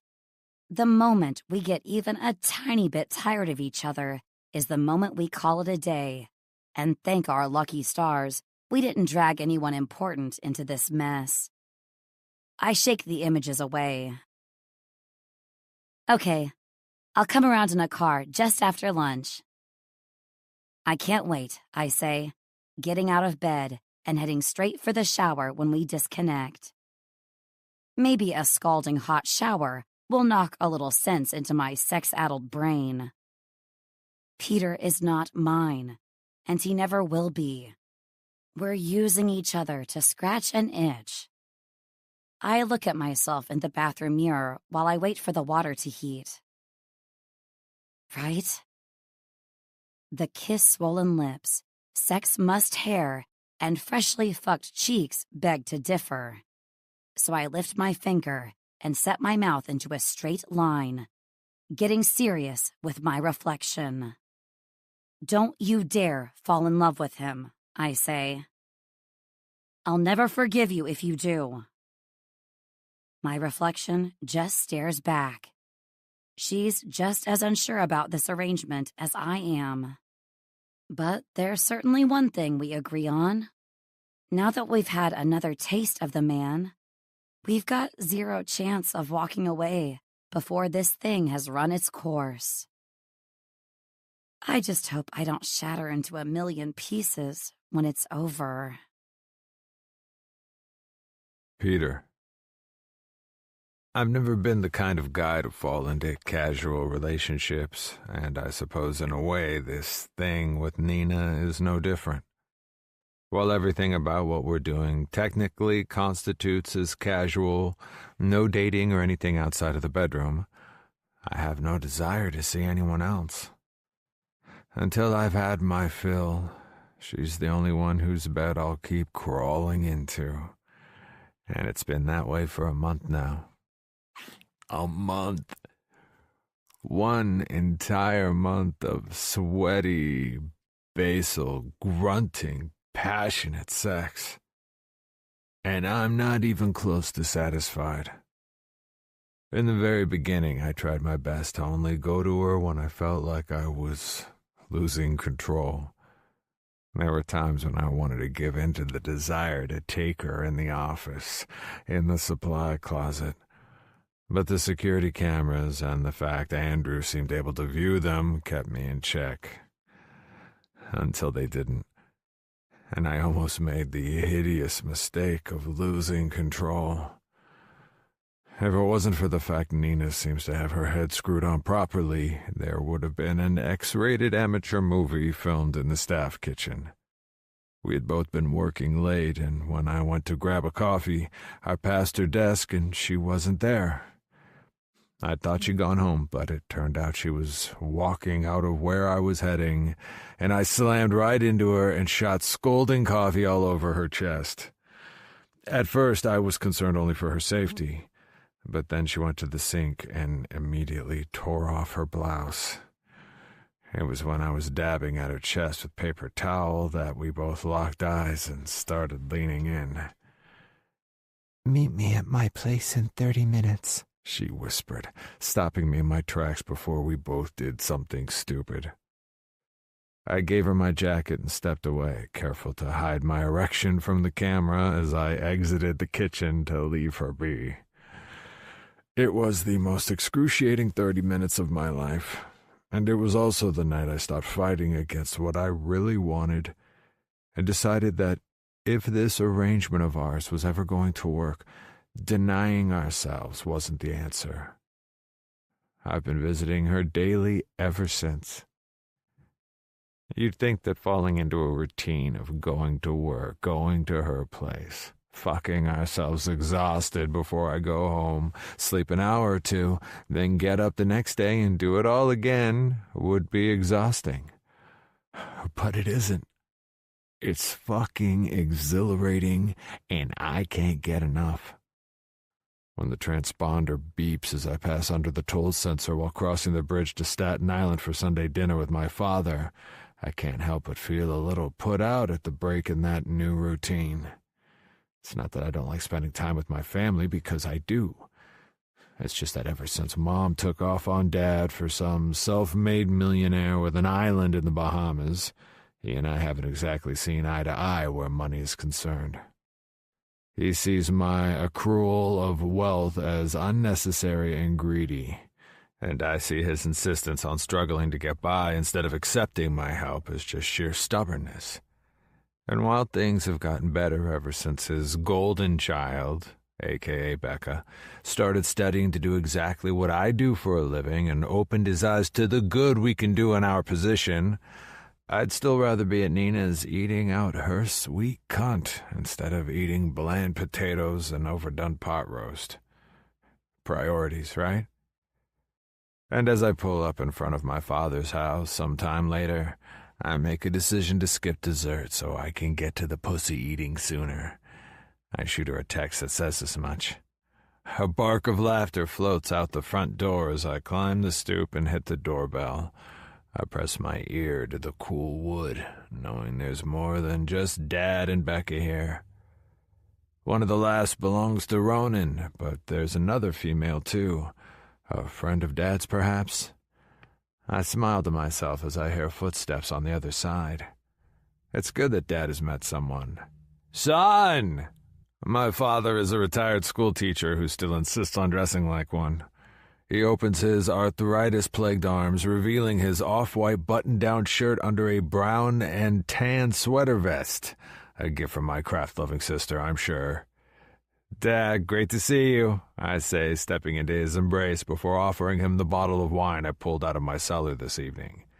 He'll take it and say, I hope this isn't expensive, and I'll laugh and tell him I stopped at a liquor store for a 20 on the way here. Dad squints at the label, trying to read it. Hope this wasn't too expensive, he says as we both step inside and I close the door. Not at all.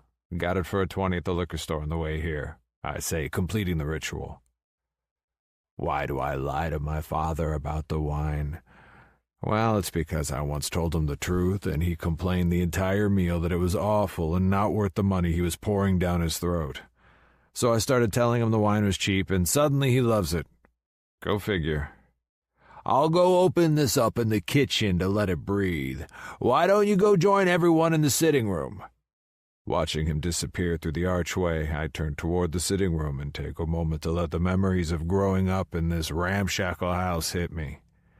They're good and they're bad, but it's the fond ones I like to cling to while I'm here, like running my thumb over the notches against the wall where Dad measured our heights each year on our birthdays.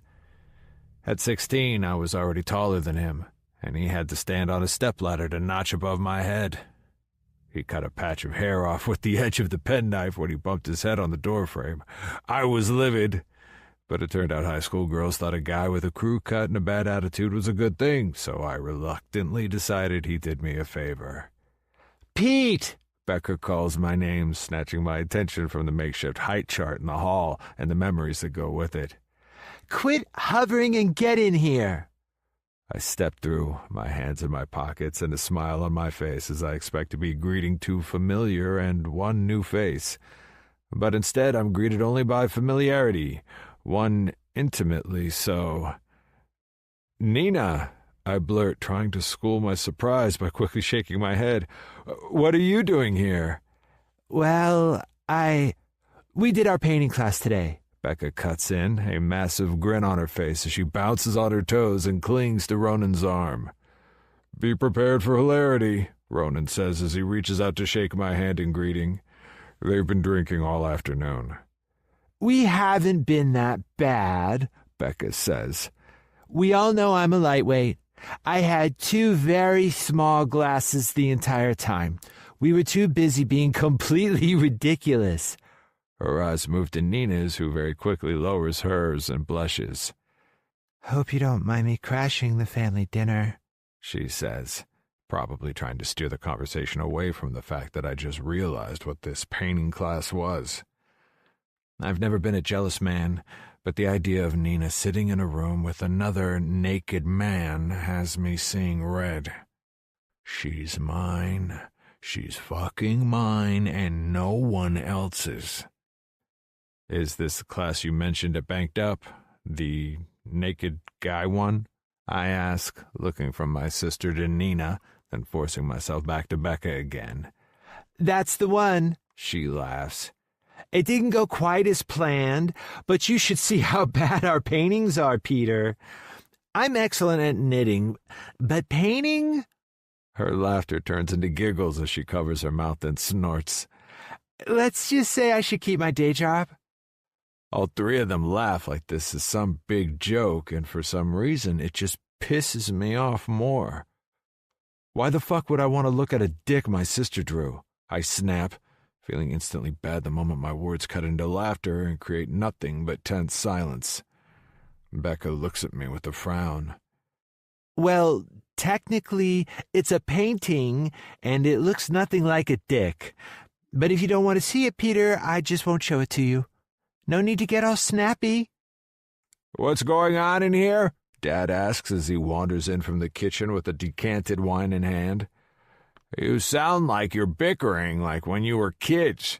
Can't leave you alone for 2 minutes. He smiles as he places the wine on the mantel. We're not bickering, Dad, I say as I run my hands through my hair with a sigh. I was just saying that I don't think it's appropriate for an almost married woman to be going to a live painting class where some other guy's junk is on display. Becca rolls her eyes and pokes her tongue out at me as Dad lets out a sigh of his own. How on earth do you think the masters painted their nudes? It's art. There's nothing wrong with it, he says. Now Becca looks triumphant, and I'm the one rolling my eyes. And if Ronan is fine with it, then I don't see why you need to get upset, he adds, moving over to the shelf and taking down enough wine glasses for us all. For the record, Ronan says, Becca is a grown woman capable of making her own choices. Our relationship is built on trust. I have no desire to control what she can and can't do with her spare time. Would she be fine if you went to a strip club and sat there giggling over the woman's breasts? I shoot back. That's hardly the same, Ronan returns before Dad steps between us all and turns to face me. Perhaps you should go outside into the garden and cool down a little before dinner starts, he suggests, reminding me of all the bad times in this house where I'm the one in the wrong and everyone else is in the right. No wonder I left for college and never came back. Sometimes I think he'd have been happier if I'd stayed gone. Fine, I snap, my eyes finding Nina's and shooting her a look of hurt and disapproval. It's not that I want to control what she can and can't do with her spare time, but I do feel that being in the same room as a naked guy should be off limits, or at least open for discussion when we're doing what we're doing every night. I'm outside for about 5 minutes on my own before the back door creaks behind me, and I turn to find Nina following me out. They think I'm in the bathroom, she says when she descends the steps and joins me where I stand in the damp grass looking up at a starless sky. Best not take too long, then. Maybe I'm taking a dump, she says, making me smile involuntarily as I turn to look at her. You do that kind of thing at other people's houses when they've invited you for dinner? If the occasion strikes, of course. Why? What do you do? Hold it in the whole time? That must be horribly uncomfortable. Seems I have some outdated views about manners and the like. Is that what that was back there? She asks, tilting her cherubic face up to look at me properly. Possibly. I take a lungful of air, then let it out slowly. Listen, I'm sorry about the way I acted in there, I say. I don't know why I did that or why I let it get under my skin so much. It's not like I have any real claim on you. It's okay, she says softly.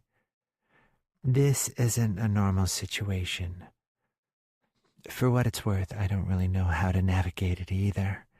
I mean, am I supposed to tell you when and where I'll be so you don't worry about me?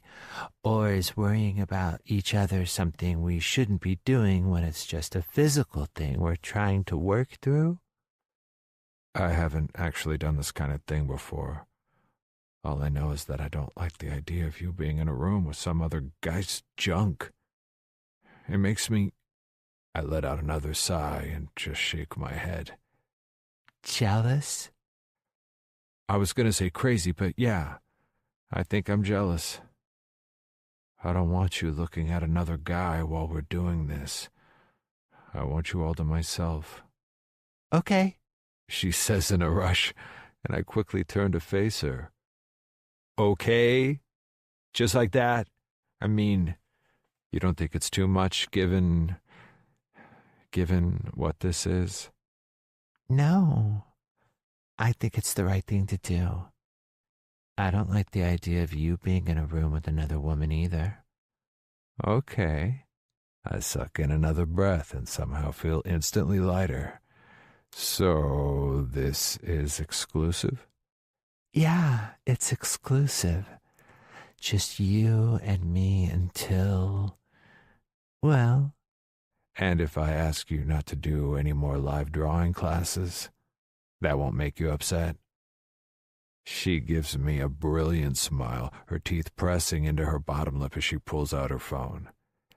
I think I can put your mind at ease about those life painting classes. Oh, no. I hold up my hand to block my view and look away at the same time. I have no interest in seeing your depiction of another man's penis. Oh. What? I just got your text. What? The one about what you'd rather be eating?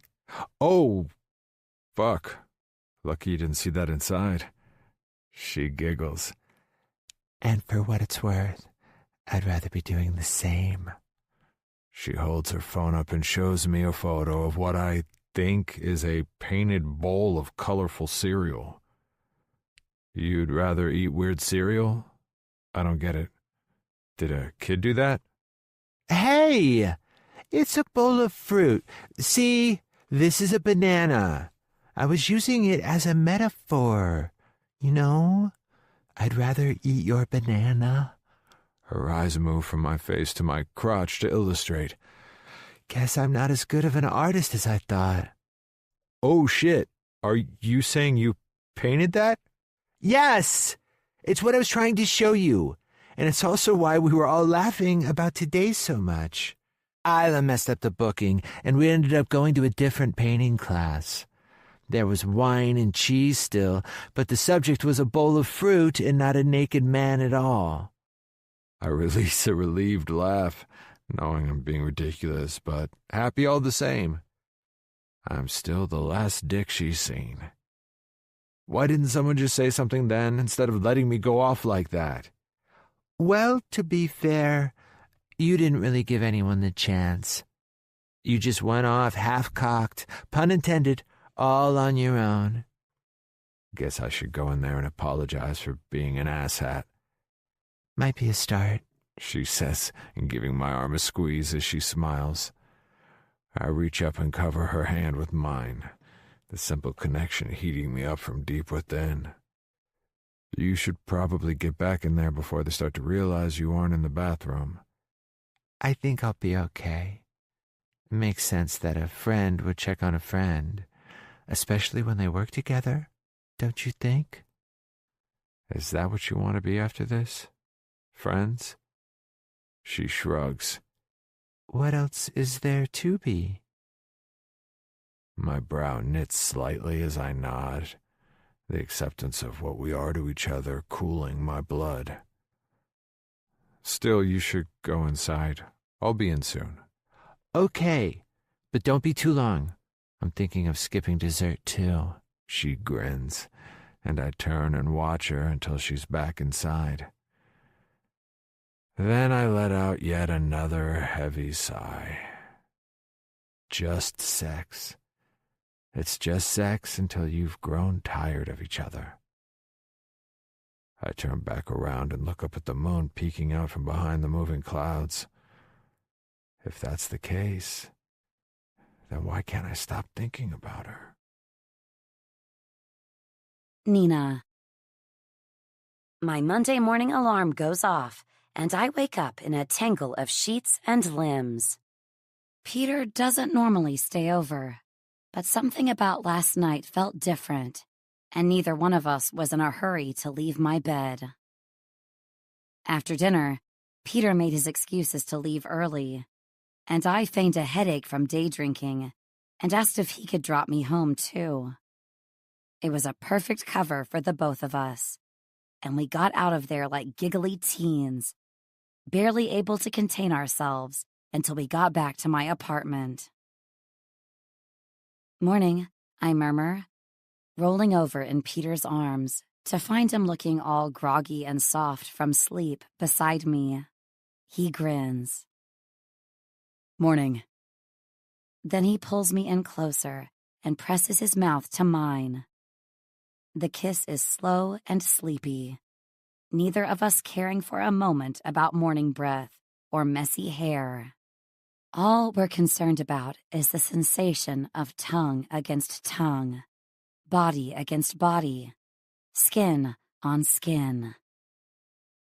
Taking me by the hips, he rolls onto his back, and I immediately take him inside me, reaching up to flick my hair back as I ride him up and down, my body always so wet and ready for him. I can't believe the feeling of this is still so intense. "God, Nina," he rasps, his hand sliding up my body to cup the weight of my breasts as I rock. "You're so fucking beautiful like this." Placing my hands over his, I smile down at him, grinding my hips so I take him a little deeper at the base, and loving the way his eyes lose focus with each in and out. I have to admit that I find him incredibly beautiful, too. He's the kind of man I'd normally dream about, but consider out of my league. Not just because he's wealthy, but also because of his looks. He's tall, muscular, and has a face that could advertise men's fragrance. I always looked at Peter and imagined him dating a gaggle of would-be supermodels. Or maybe if he was into curves, a burlesque dancer. But me? A short, blonde woman whose body is more that of a sexy gnome? Never. And without the intervention of blind trust, I doubt he ever would. Even without the fact I'm his sister's friend and an employee at his firm, I just don't think he'd look at me and want what he seems so caught up in right now if blind trust hadn't stepped in and created the fantasy for him. And then reality stepped in and snatched it all away. No, it's not me he's into. It's the taboo, the secret, the excitement of doing something we shouldn't. And without it, this thing between us would be over already. I'm sure of it. Feeling my eyes prick from the reality check I just gave myself, I close them and lift one of his hands to my mouth and suck his thumb between my lips, all while guiding his other hand between my legs and moaning when he slides his thumb in the space between us and touches my clit. I want nothing more than for my mind to shut up and just let me focus on the sensation. Let me enjoy this while it lasts. Look at me, he demands suddenly, his voice a deep rumble as his thumb shifts in my mouth and pulls my chin down so his eyes can find mine. I want to see you. We're always fucking in the dark, Nina. He lifts his hips up to meet mine, grinding in deeper and hurtling me closer and closer to my release. Isn't that the point? I gasp, tiny moans escaping me as we pick up speed, his thumb doing amazing things to my clit as I struggle to maintain my focus on him. Fucking in secret until we're so tired and sore that we don't care anymore? Are you telling me you don't want to look at me? With a rapid switch of positions, Peter flips us so I'm on my back and he's holding himself on top of me, pinning my hands above my head so there's nowhere to go and nowhere to look except right at him. I gasp as he increases the force of his strokes. No, I want to look at you. Fuck, Peter. I want to look at you all the time. Then look at me. And don't look away, Nina. Don't you dare look away. He grunts, his thrusts becoming faster and faster, deeper and deeper until... Fuck! My body lets go, and I try to arch back, but he releases one hand and takes hold of my jaw, keeping my face level with his as he stares right into my soul and shudders out his release. I part my lips and let out a cry of passion, the intensity of the moment both all-encompassing and confusing, and he leans down and captures it in his mouth, kissing me deeper and more fervently than he ever has. I'm shocked to find tears on my cheeks when we finally part. Shit, he murmurs, his chest heaving as he flexes up on his arms and pulls away from me. Shit. He looks at me with guilt-stricken eyes before shifting to sit on the edge of the bed. I'm sorry.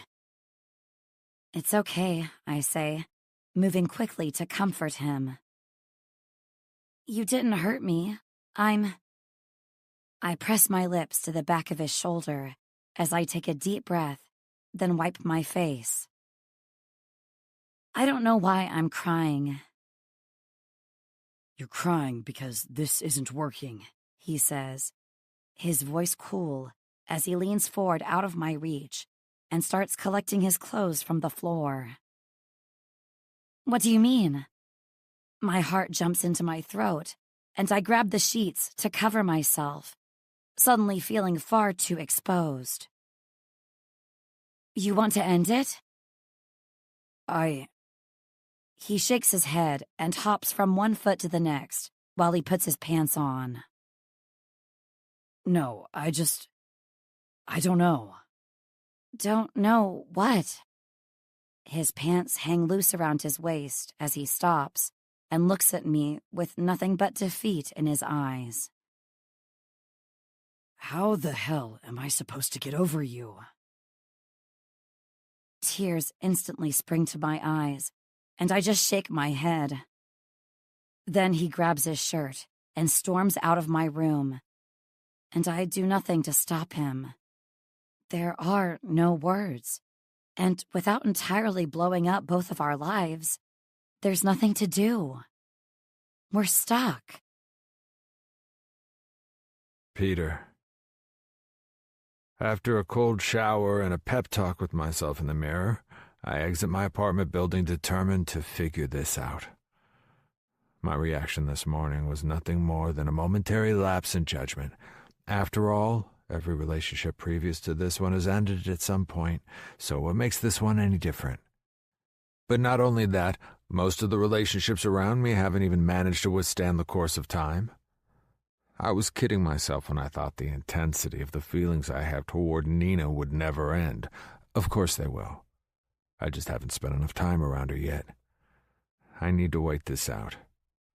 A horn toots the moment I step out into the sunshine, and my eyes are drawn to the cab that's double parked at the curb. "Idris," I say, grinning as I shield my eyes from the sun and step toward him. "What brings you this side of town so early in the morning?" He glances at his watch. "Dude, this is still night for me. I haven't even clocked off yet. But I just had a fare I'm sure you'll want to hear all about. If you hop in back, I'll take you to work and tell you all about it." A smile curves my lips, and I give him a nod, reaching for the back passenger door. For a day that started out feeling quite hopeless, it's very quickly turning into something filled with possibility. I slide into the back seat and pull the door shut. "Okay, Idris, what have you got for me?" He smiles at me through the rear vision mirror like that cat who got the cream. "You're not gonna believe who's fallen on hard times." I spot Landon James, the CEO of tech giant James Tech, lacing up his shoes in the locker room of the exclusive health club you practically have to sell your soul to in order to get in. James Tech is a development company best known for its online workspace Roundtable. For years, larger competitors have tried to outmaneuver them, and for the most part, James Tech has stayed ahead of its game. But a recent change in online regulatory systems around the globe has seen the company's flagship program run into strife. That's where I plan to step in. "Mr. James," I say, stopping in front of him when he moves to pick up his racket. He pauses and looks up at me with a suspicious eye as he takes in my suit and tie. "You don't look like you're here to play racquetball." "My name's Peter Greer. I'm one of the VC partners at Pierce Goodman over on Wall Street." I hold out my hand to shake his, but he doesn't take it. "I have no interest in selling my company, Mr. Greer, and I have no interest in buying it. My goal, if you'd give me a moment of your time, is to save it." "We don't need saving. We need a complete rebuild and rebrand, and that's something I have more than enough talent at my disposal to do." "I've no doubt," I continue. "Tech is your forte, and I'm certain you're more than capable of recreating Roundtable 1,000,000 times over. But I also know that you're bleeding money right now. If you know anything about venture capital, Mr. James, you'll know that an offer from me comes with not only capital, but I take on some of the burden of risk. You know tech, but my forte is the ability to think outside the box." He quirks a brow. "I'm listening." "What if I told you I had a way for you to not only keep Roundtable as is, but a way to also avoid issues with those regulatory bodies altogether?" "Then I'd call you a wizard of the dark arts," he says, looking at me skeptically before picking up his racket and adding, "But if you go get yourself one of these things and something to wear that isn't a $10,000 suit, I'll gladly hear your proposal." Okay, I say with a smile. You got yourself a racquetball partner. So let me get this straight, He says when we're getting a cold drink after our game. You want me to give you a cut of Round Table in exchange for your help in saving it? That's right, I reply.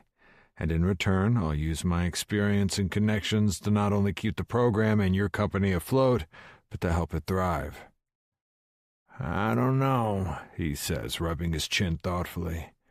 It's a lot to think about. I understand, I say, and I'm not asking for an answer now, but I do hope you'll consider it. I will, he says.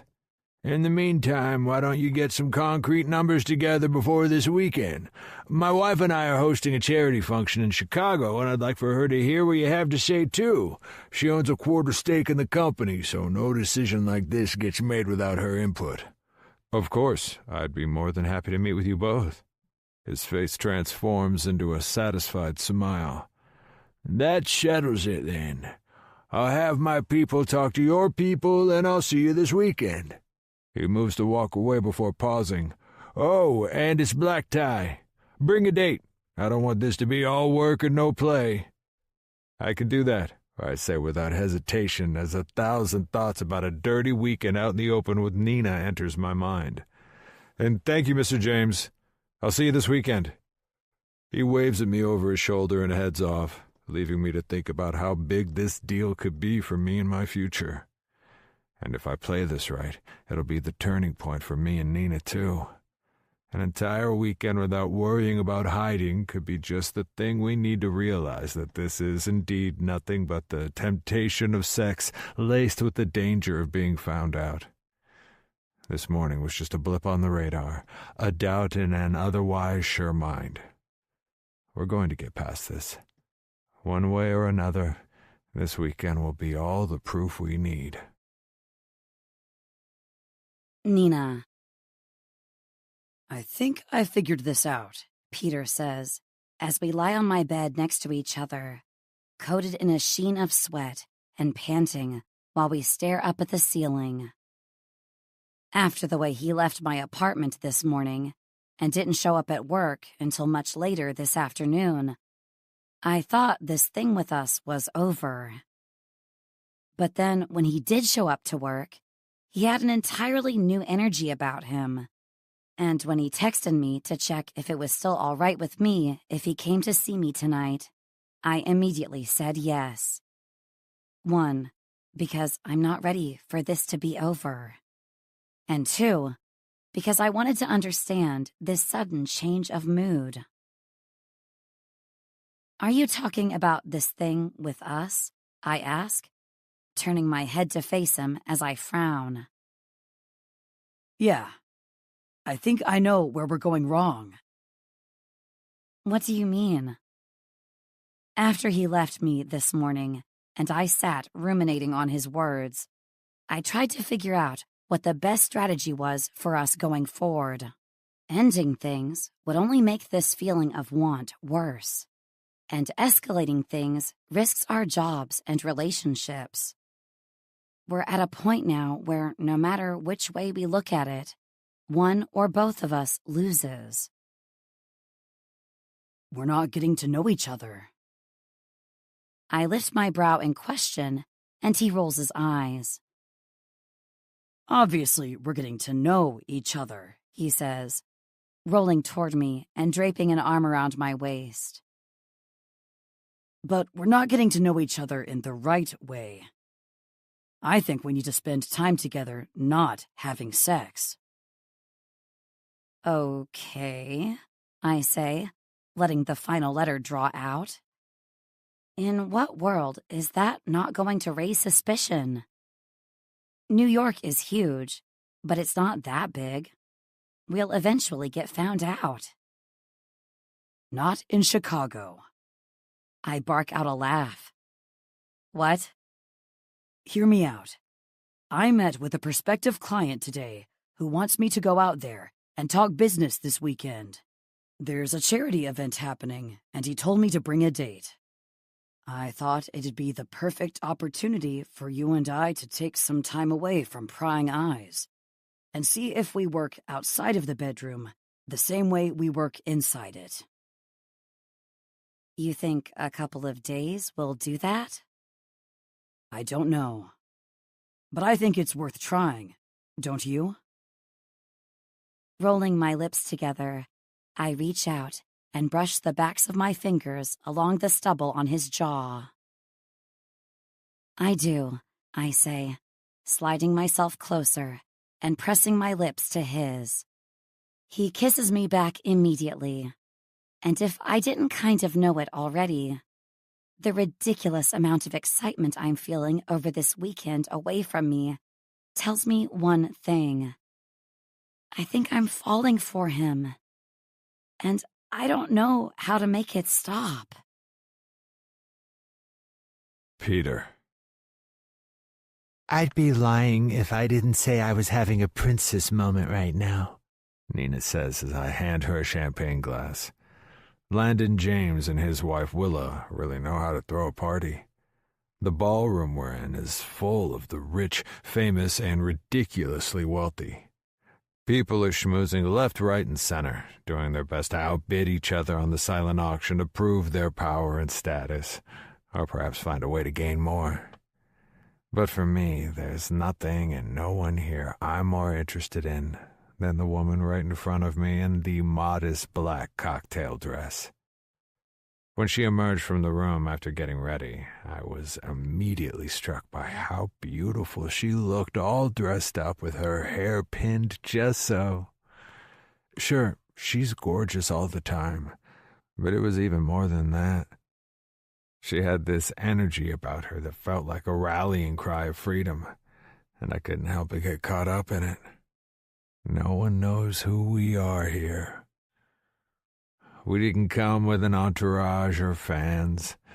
We're just two people who met by chance and hit it off and are now enjoying a weekend away together. Here, we don't need to hide or pretend. We can just be us, whatever that may be. You look like a princess, I say, grinning at her as I hold out my glass to clink against hers. We make eye contact as we drink, and then the string quartet shifts from classical to a modern tune, and Nina looks at me expectantly. Please tell me that part of this getting to know each other better weekend involves dancing, she says with a smile. You know, I kind of dig this. So yeah, let's see if we could stay off each other's toes. Setting our glasses aside, I take her hand in mine and lead her out onto the dance floor. We're not the only ones drawn in by the recognizable tune, and we're surrounded by a host of others pressing close and swaying to the beat. I like that we're doing this, she says, looking up at me and resting one hand on my shoulder while the other nestles lightly in mine while I lead. Dancing? I quirk a brow and smirk down at her. She smiles. No, being together in public. I think you were right when you said this is the part we've been missing. Oh? Well, just you wait until the end of the weekend, I say, twirling her under my arm, then pulling her close. My arm going snug around her middle so there's as little space between us as possible. You'll find something obnoxious about me to fixate on, and then this spell we're under will be completely broken. You think I'm that shallow? She asks, shaking her head as she wraps her arms around my neck. Maybe you'll hate the way I chew, or the way I slurp my soup. I've been around you at the dinner table before, Peter. Your manners are impeccable. Okay, then maybe my bathroom habits will bother you. Again, we've been sharing a bathroom for weeks. If anything, I think you'd be going crazy finding strands of my hair everywhere. I smile instantly. I did find one wrapped around my balls last week. God only knows how it got there. Her eyes go wide as she gasps. No way! You're making that up. Hand to God. I was taking a shower and, doing what you do, and I felt something pull. Lo and behold, it was a very long strand of curly blonde hair trying to castrate me. She giggles and hides her face against my chest. I'm so sorry. I laugh and only hold her a little tighter than before. I'm not. But that does mean I have to find something even more annoying than a few stray hairs to break this hold you have over me. She lifts her face to look up at me, rolling her lips together as she thinks. Okay, so that's the goal then, is it? To figure out every little annoying thing about each other as fast as possible. Well, yeah. You said it yourself. The longer this goes on, the more likely we are to get found out. And since neither one of us genuinely wants this out in the open, the faster the better, right? Yeah, you're right. The sooner the better. Her eyes lower, so she's looking at my chest, and I wonder if she's filled with as many conflicting emotions over this as I am. Because the longer this goes on, the more I wish we could just go back to the beginning and start all over again, but do it out in the open so that our very being together wasn't dependent on the desire for us to be apart. You see, while the company has a very strict anti-fraternization policy, it does provide leeway for those who disclose their relationships in the early stages. If we hadn't been so concerned about what my sister would think, then we could have informed HR the moment we learned we were set up by blind trust, and they could have worked with Nina to find her a position she was happy with inside another department. It isn't the most ideal situation, but it would have been one where we could have continued seeing each other without this veil of secrecy and fear. And maybe under those conditions, we would have only lasted a short while. Maybe we would have found that blind trust was right and were a perfect fit. But we'll never know, because we chose to fight it. We chose to hide it, and if it gets out in the open now, we're done for. You fart in your sleep, Nina says suddenly, snapping me out of my dire thoughts and bringing my eyes right back to hers. I what? You fart. Like big rippers that I'm pretty sure need a push to break free. It doesn't happen every night. It depends on what we've had to eat. But if it's something like curry or something with too much cheese, then you, sir, are the king of flatulence. For a moment, I just look at her dumbfounded. She delivered all that information with such a straight face that it takes a moment for it to sink in. But when it does, I can't contain myself. I throw my head back and laugh. It's okay, she says when those dancing around us start to give us curious looks. He suffers from a condition called inappropriate. It's very serious and causes fits of uncontrollable laughter. All he needs is some air. The more she talks, the more I laugh. And once I start laughing, it seems I can't stop. I can hardly see as she guides me through the crowd of people and toward the exit. We're even past Landon James, who gives me a nod and an amused smile. We'll talk tomorrow, then? I am so sorry, I force out between guffaws. Don't be. I'm just happy someone here is having a good time. We make our way outside, and after a few deep breaths of the cool night air, I finally calm down. I don't think I've laughed like that in forever, I say, letting my shoulders relax as we start walking along the street. You should do it more often, she says, smiling as she bumps shoulders with me. It looks good on you. I catch her hand before she moves away, and we walk half a block before either of us speaks again. I wish you were less likable, Nina. I wish your fart stunk more, she shoots back, giving me a smile as I chuckle once again. I wish you snored. I wish you had a micro-penis. I scoff and quirk a brow at her for that. I wish you didn't taste like ambrosia when you come. We stop walking and turn to face each other as she sucks in her breath. I wish I could stop fantasizing about a world where blind trust was the one and only place we ever met. I lift a hand and touch my curled finger at the base of her chin, tilting her face up to mine. I wish I could keep you, I whisper finally, sealing my mouth over hers and kissing her in a way that conveys all of my desire, all of my regret, and what feels like a large portion of my soul. This weekend was about spending enough time together so we could break into the illusion of the fantasy. But all it's doing is highlighting how insanely compatible we really are. Now, more than ever, I want to figure out a way to keep her. But how? Nina. How'd your meeting go? The last on list for this weekend was Peter's meeting with Landon James about his ideas for saving James Tech's flagship software, Roundtable. We'd spent a lazy morning in bed before heading out into the city for lunch, and Peter's nerves were evident when he dropped me back to the hotel on his way to the pitch. Landing James Tech as a client would be a massive win for him. Honestly, I don't know, he says, pulling his tie loose as he drops his weight on the end of the bed. What do you mean? The man is just so damn personable. He and his wife seemed interested and asked all the right questions. But at the end of it, they said they'd take a week or two to make a decision and get back to me. I don't know if it was a brush-off or a serious consideration. I move toward him and stand in between his legs before I drape my hands on his shoulders.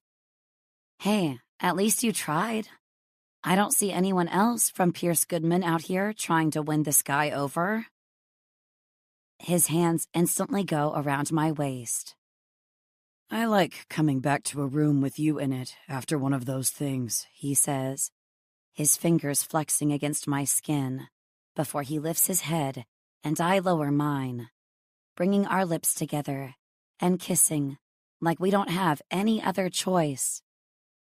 Our bodies seem to call to each other, and despite going through an exhaustive list of each other's bad qualities, we still can't find a reason to stay away from each other. In a word, we're screwed. How long until we have to leave for the airport? I ask, as his fingers shift to pull the tie from my closed robe open, and his hands slip inside. He glances at the clock. About an hour, he murmurs, bringing his mouth right back to mine and pulling me down on the bed with him at the same time. Plenty of time, I gasp, loving the way his lips move and his fingers explore. We've done this so many times now that we should know every detail of each other's bodies and feel as though there's nothing new to discover. But every single time feels almost new. Like each touch is a deepening discovery of what makes the other tick, what makes the both of us feel whole. And this weekend in particular, when he enters and moves his body inside mine, it stopped feeling like fucking. It feels like we're making love. And I never want to stop. Oh my God, I gasp, clinging to him with passion as he moves inside me. Can we just stay here? I don't want to go back to New York. I'm so fucking tempted, baby. So fucking tempted, he pants, pushing himself deeper, in and out, in and out. My body is singing, and I can barely see straight. It's too good. Peter! My release comes, but he's not quite there and swivels his hips faster and harder, keeping me riding my high while chasing his own. I'm screaming and bucking wild beneath him, my nails digging into his muscular shoulders, until finally he grunts out his release and collapses against me, his muffled words sounding a hell of a lot like, "I think I'm in love with you," as he says them against my skin.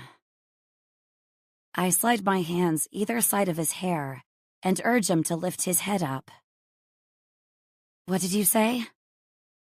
His eyes flick away from mine, like he's suddenly conflicted. "I said we should go, or we're gonna miss our plane."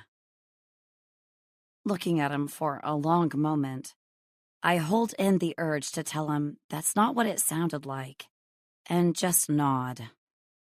"Let me go and get cleaned up." He nods and watches me as I roll off the bed and start moving toward the bathroom. But before I get far, he catches me by the hand and pulls me back to him, kissing me passionately before letting me go, breathless. "I wish we could stay here too. Don't doubt that." Then why don't we? Let's just say fuck it all and go somewhere new. "Because we both signed contracts with non-compete clauses. We walk away, there's nowhere we can work in the industry until the length of time is over." It's only 6 months though, right? I know I'll need another job in a different industry, and I'm not assuming your financial status, but I do get the impression you could cope taking a 6-month break. "Mine is 2 years. What? My eyes pop. Why? Because I deal with sensitive information and millions of dollars every day." Jesus Christ. This just gets worse and worse. He gives my hand a squeeze. "I know, but we'll figure it out. All relationships fail eventually, right?" My heart clenches uncomfortably. I can't believe he's still looking at us that way, when I know deep down that he's right here with me, falling deeper and deeper. "I guess so," I say, pulling my hand from his before getting up and leaving the bed again. "I'll just go get cleaned up, or we really are going to miss this flight." "Okay, I'll make sure we've got everything packed." "Don't forget to check under the bed." "I won't." "Oh, and can you grab my cell and charger? It's next to the television in the sitting room." He chuckles to himself as he pulls on his pants and gets up. "What's so funny?" He shakes his head. "Nothing. I just like this. It's us." I give him a smile before disappearing into the bathroom, knowing in my heart that he wants this to last just as much as I do. But he's just struggling to work out how. Our immediate future isn't going to be easy, but I have to believe we're going to figure out a way to do this thing right for both of us. We can't keep going on like this. We belong together. We shouldn't have to hide that. Peter. After doing a quick sweep of the hotel suite, I find a sock of mine and a pair of Nina's panties that I initially shove in my pocket, but then remember I'll need to empty them at the airport, so I shove it in my luggage instead. Satisfied we've got everything ready to go, I move into the sitting room and grab her phone, unplugging it from the charger, then winding it around my hand before sticking it inside her carry-on. Then her cell buzzes in my hand. I know it's none of my business, but on instinct, I react by lifting it and looking at the screen. I don't even mean to read the text, but the familiarity of the wording is what grabs my attention and makes me still. Blind trust, 82% match, date for encounter. Reply, yes, no. And that's when the floor drops from underneath me and I drop my weight onto the too-firm couch and rub a hand over my face. What the actual fuck? All I can do is stare at the screen through my parted fingers, and I try to decide how I feel about this. The twist in my gut leaves little to decipher. I feel betrayed. I feel duped. I feel used. How could she? After all these weeks, all our talks, after promising we'd only date each other, still she's accepting matches from blind trust. I canceled my membership with them the moment I realized Nina was the woman in that room with me. Finding out she kept her membership active even after we agreed to be exclusive feels like she's just been sleeping with me until something better came along. Not that 82% is better than our 93. Ready!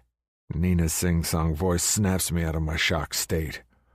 I don't know why, but the moment I hear her voice, I have a split second to decide whether I'm going to delete the text or leave it be. I don't do either of those things. Instead, I hit the reply box and type, "Why?" She walks into the room as I hit send and turn off her phone. Good to go? Yeah, I say, rising from the seat and holding out the phone and charger. Just grabbing your cell. Thanks, she says, taking it from me and planting a swift kiss on my cheek before stopping and looking up at me with concern. Are you okay? You look like you've seen a ghost. I'm fine, I say, hearing the absence of feeling in my voice despite me trying to make it sound normal. Just stood up too fast. We should go. On the way to the airport, and even after we've gotten on the plane, Nina tries to engage me in conversation. I try to respond, but all I can do is think about that text and what it means. I want to confront her about it, but business class on a Sunday afternoon isn't really the right place. Are you sure everything is okay? She whispers after I refuse the drinks cart and settle back in my seat with my eyes closed. I'm just running on empty, I say, popping one eye and looking at her worried face. Okay, I'll wake you when we land. Except I don't sleep. And even when we're finally alone in my car on the way back from the airport, I still can't bring myself to say anything. I tell myself it's because it's unsafe to argue and drive, but in reality, I'm just not ready to discuss this yet, and I'm honestly not sure if I ever will. She promised me we were exclusive. Aren't you coming upstairs? She asks when I pull to a stop outside her apartment building and don't cut the engine. Not tonight.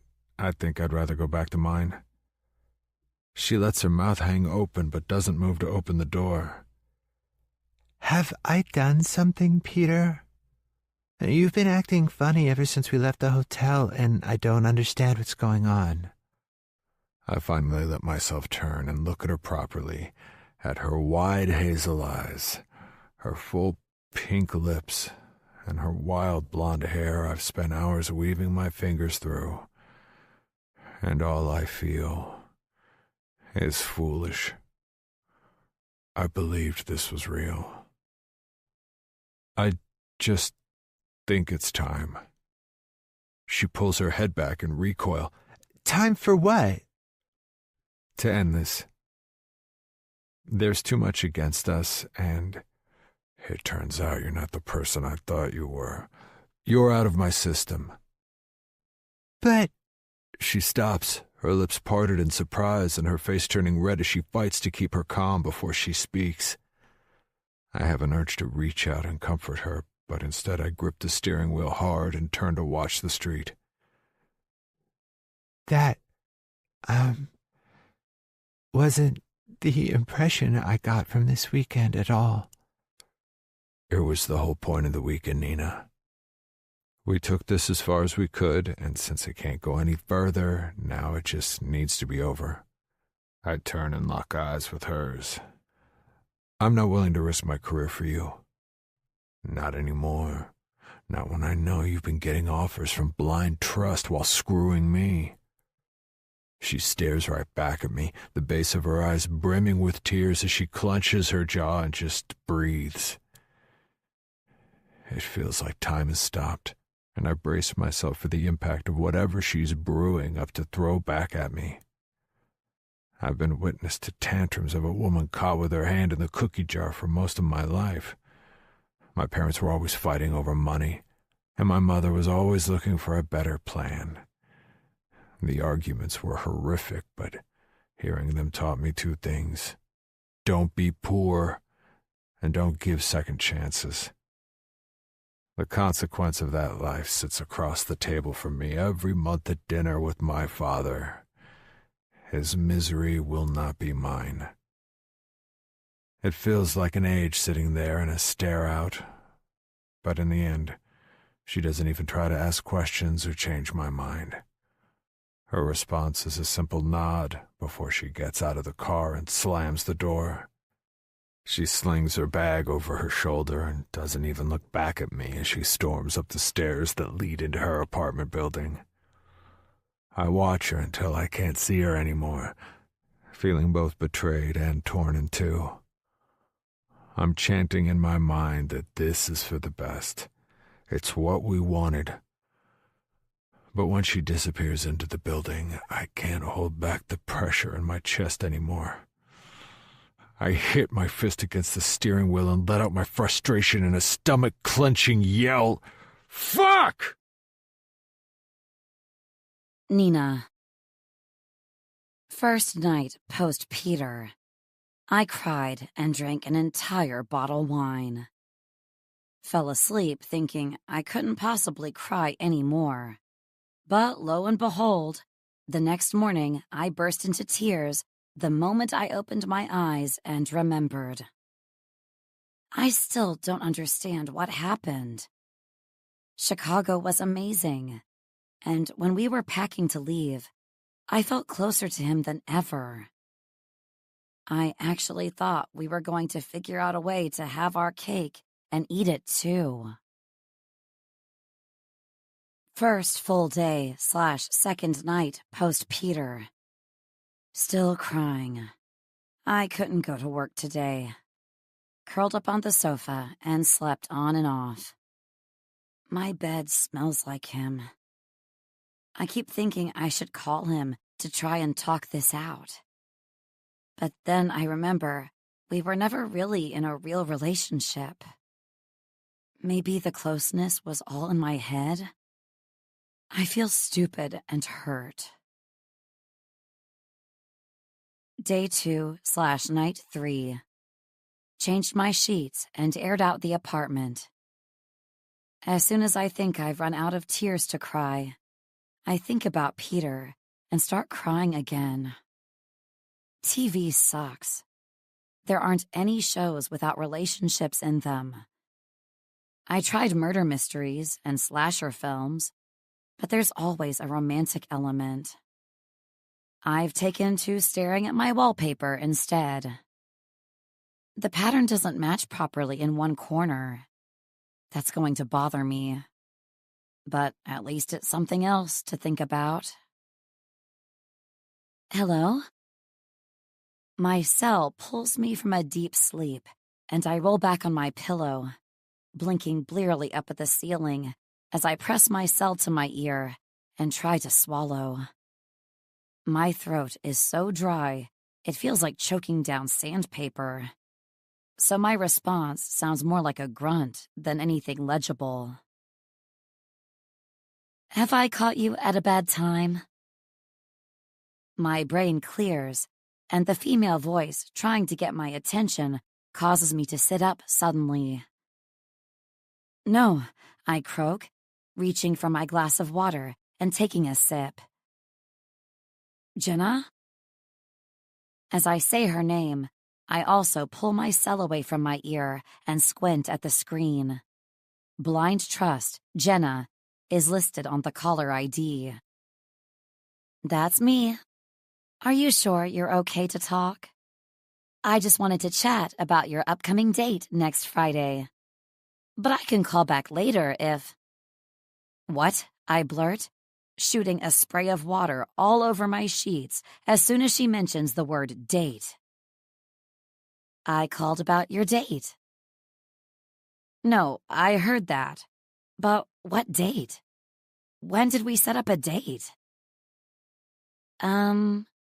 She pauses, and I hear a quick tapping on her keyboard before she adds, "You would have received a text on Sunday around 11. You replied yes about 2 minutes after that." There's a short pause, then, "Is everything okay?" No, not really." I gasp, my hand on my chest, as the missing pieces of this puzzle start making a semblance of sense.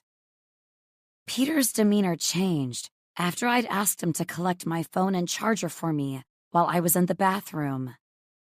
He must have seen the text when it came through. But why on earth would he reply yes? And why wouldn't he say anything when I got back? I think my date might have been hijacked. Hijacked? Jenna asks, sounding confused. Yeah, I mean, my phone was hijacked. I didn't set up the date. My phone did. Or I don't know what to call him. Was he a boyfriend? A fling? A lover? Either way, he's now an ex, and I definitely don't want to call him that. Listen, it doesn't matter who did it. It just wasn't me. I see. Am I understanding that you'd like to cancel? I close my eyes and pinch my fingers against the bridge of my nose. Yes, I definitely want to cancel. I should have canceled this whole thing a long time ago. You want to cancel your membership with Blind Trust, too? Yes, I whisper, emotion welling up inside me at the understanding of why Peter was so upset. He thinks I was dating someone behind his back. Knowing how hurt Becca was over her mother's infidelity, I imagine Peter's feelings towards such things are much the same. Oh no, I need to talk to him. Can I ask why? Was there a problem with the service? No. I have to clear my throat to find my voice. The service was perfect. It's just, I fell in love with my best friend's brother, who just happens to also be my boss. It's a total mess, but I can't imagine being with anyone else. As the truth leaves my mouth for the first time, I feel the wet heat of tears falling out of my eyes. Except these tears aren't sad anymore. They're true. I love him. And while I know he's hurting right now, I also know he has this whole situation wrong. I need to talk to him. I need to convince him that what we have is worth fighting for. He needs to know that he's the only one for me. I see, Jenna says, her voice soft with understanding. Is this the first guy we set you up with, by any chance? Yeah. Seems that matching system you have is pretty spot on. It really is. And congratulations on finding love, Nina. I hope everything works out for you. Thank you, I whisper, ending the call and setting my cell down on the bed. I sit there for a few minutes, just letting the enormity of everything that's happened sink in. I've fallen in love with Peter. And if the intensity of his reaction to finding that text is anything to go by, I think he might have some pretty strong feelings for me, too. Now, I need to find a way to show him that even though our relationship started off as nothing but a means to an end, it doesn't have to stay that way. It doesn't need to be over. We just need to be honest with our feelings and work together to figure this out. Picking my cell up, I scroll to Peter's name and immediately hit the call button. It rings twice, then I'm sent to voicemail. Shit. I try again 2 more times. Same result. Double shit. Sure, we could work this out.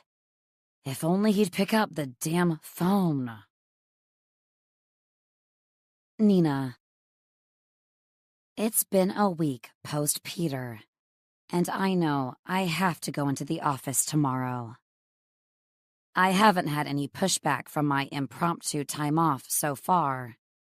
Probably since Peter is my boss, and probably welcomes me staying out of his sight right now.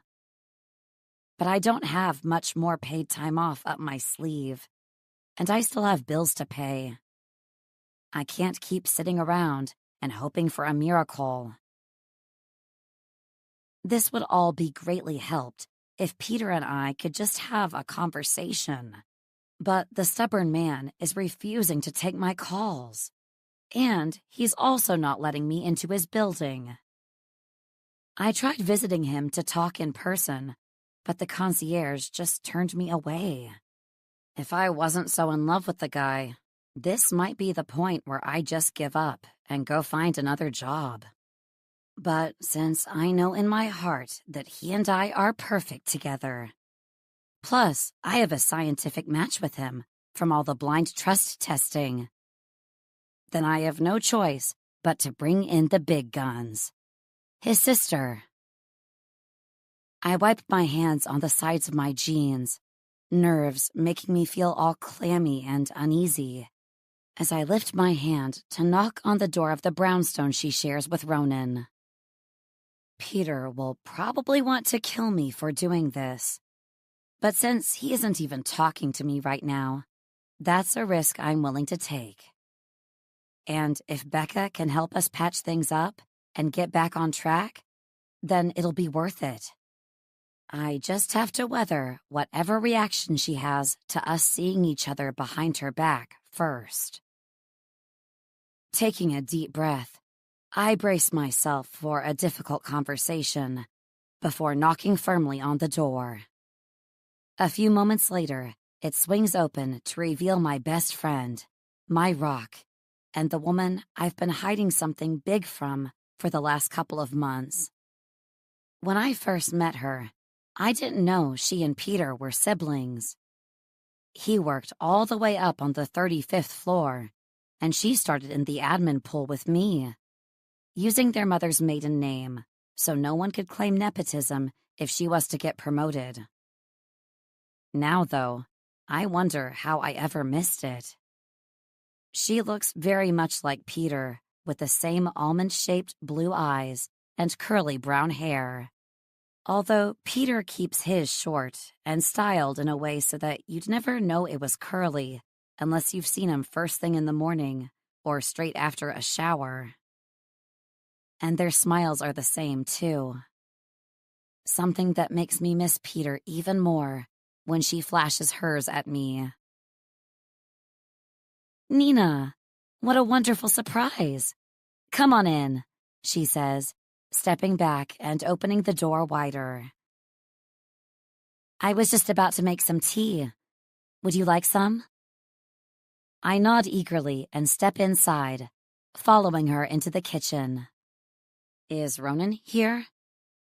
"He's getting groceries for dinner," she says, turning to face me after she's put the kettle on and is leaning against the counter.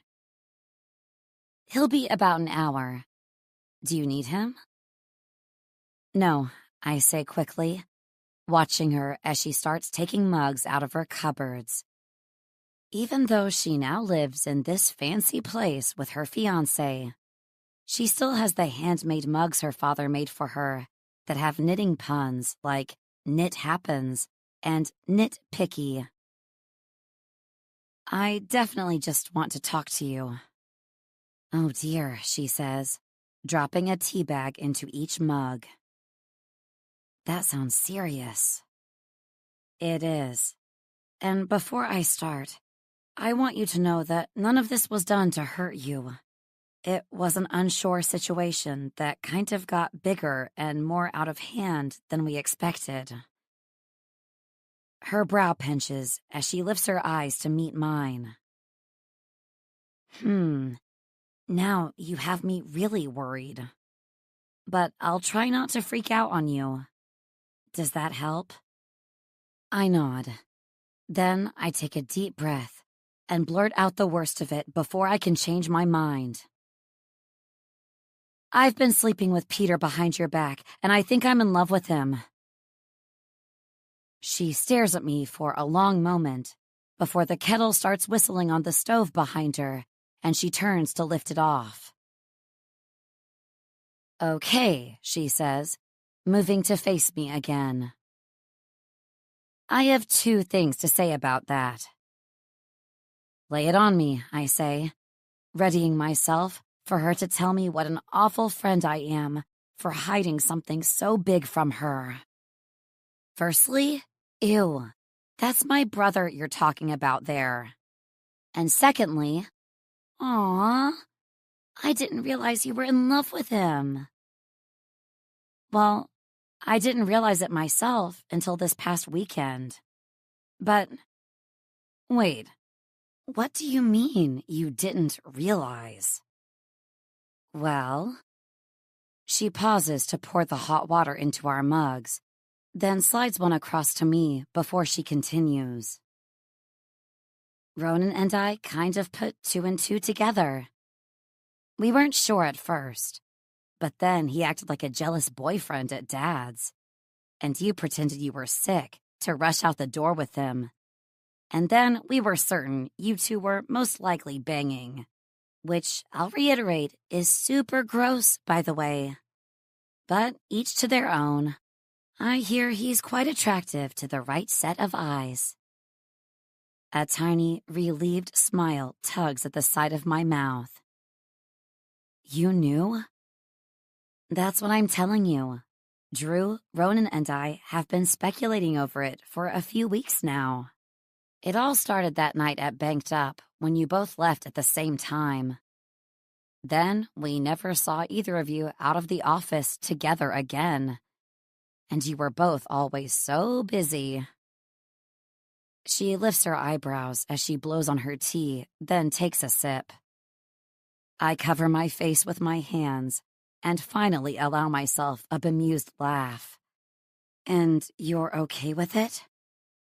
Do you seriously love him? I do. Then yes, I'm okay with it. Too bad if I wasn't, though, right? This isn't my life. It's yours. And if you see some redeeming quality in my brother that none of us see, then who am I to judge? The question is, why did you feel the need to hide it from me? Well, I start. We kind of thought the attraction would just go away. Why did you think that? Because our first date was at blind trust. That's when her jaw drops. Holy cow! I knew it! I knew something was going on when he came to me asking about it and you in the same breath. So, that long? I press my lips together and nod. Yeah, that long. She places both hands against the marble countertop and leans in to look at me. Okay, I was thinking you just hit it off at a party or something. So I'm gonna need you to walk me through this. Start from the beginning.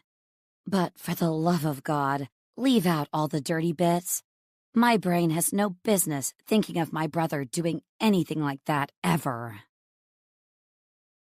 I take a sip of my tea, then fill her in on everything that's happened between Peter and me over the past weeks.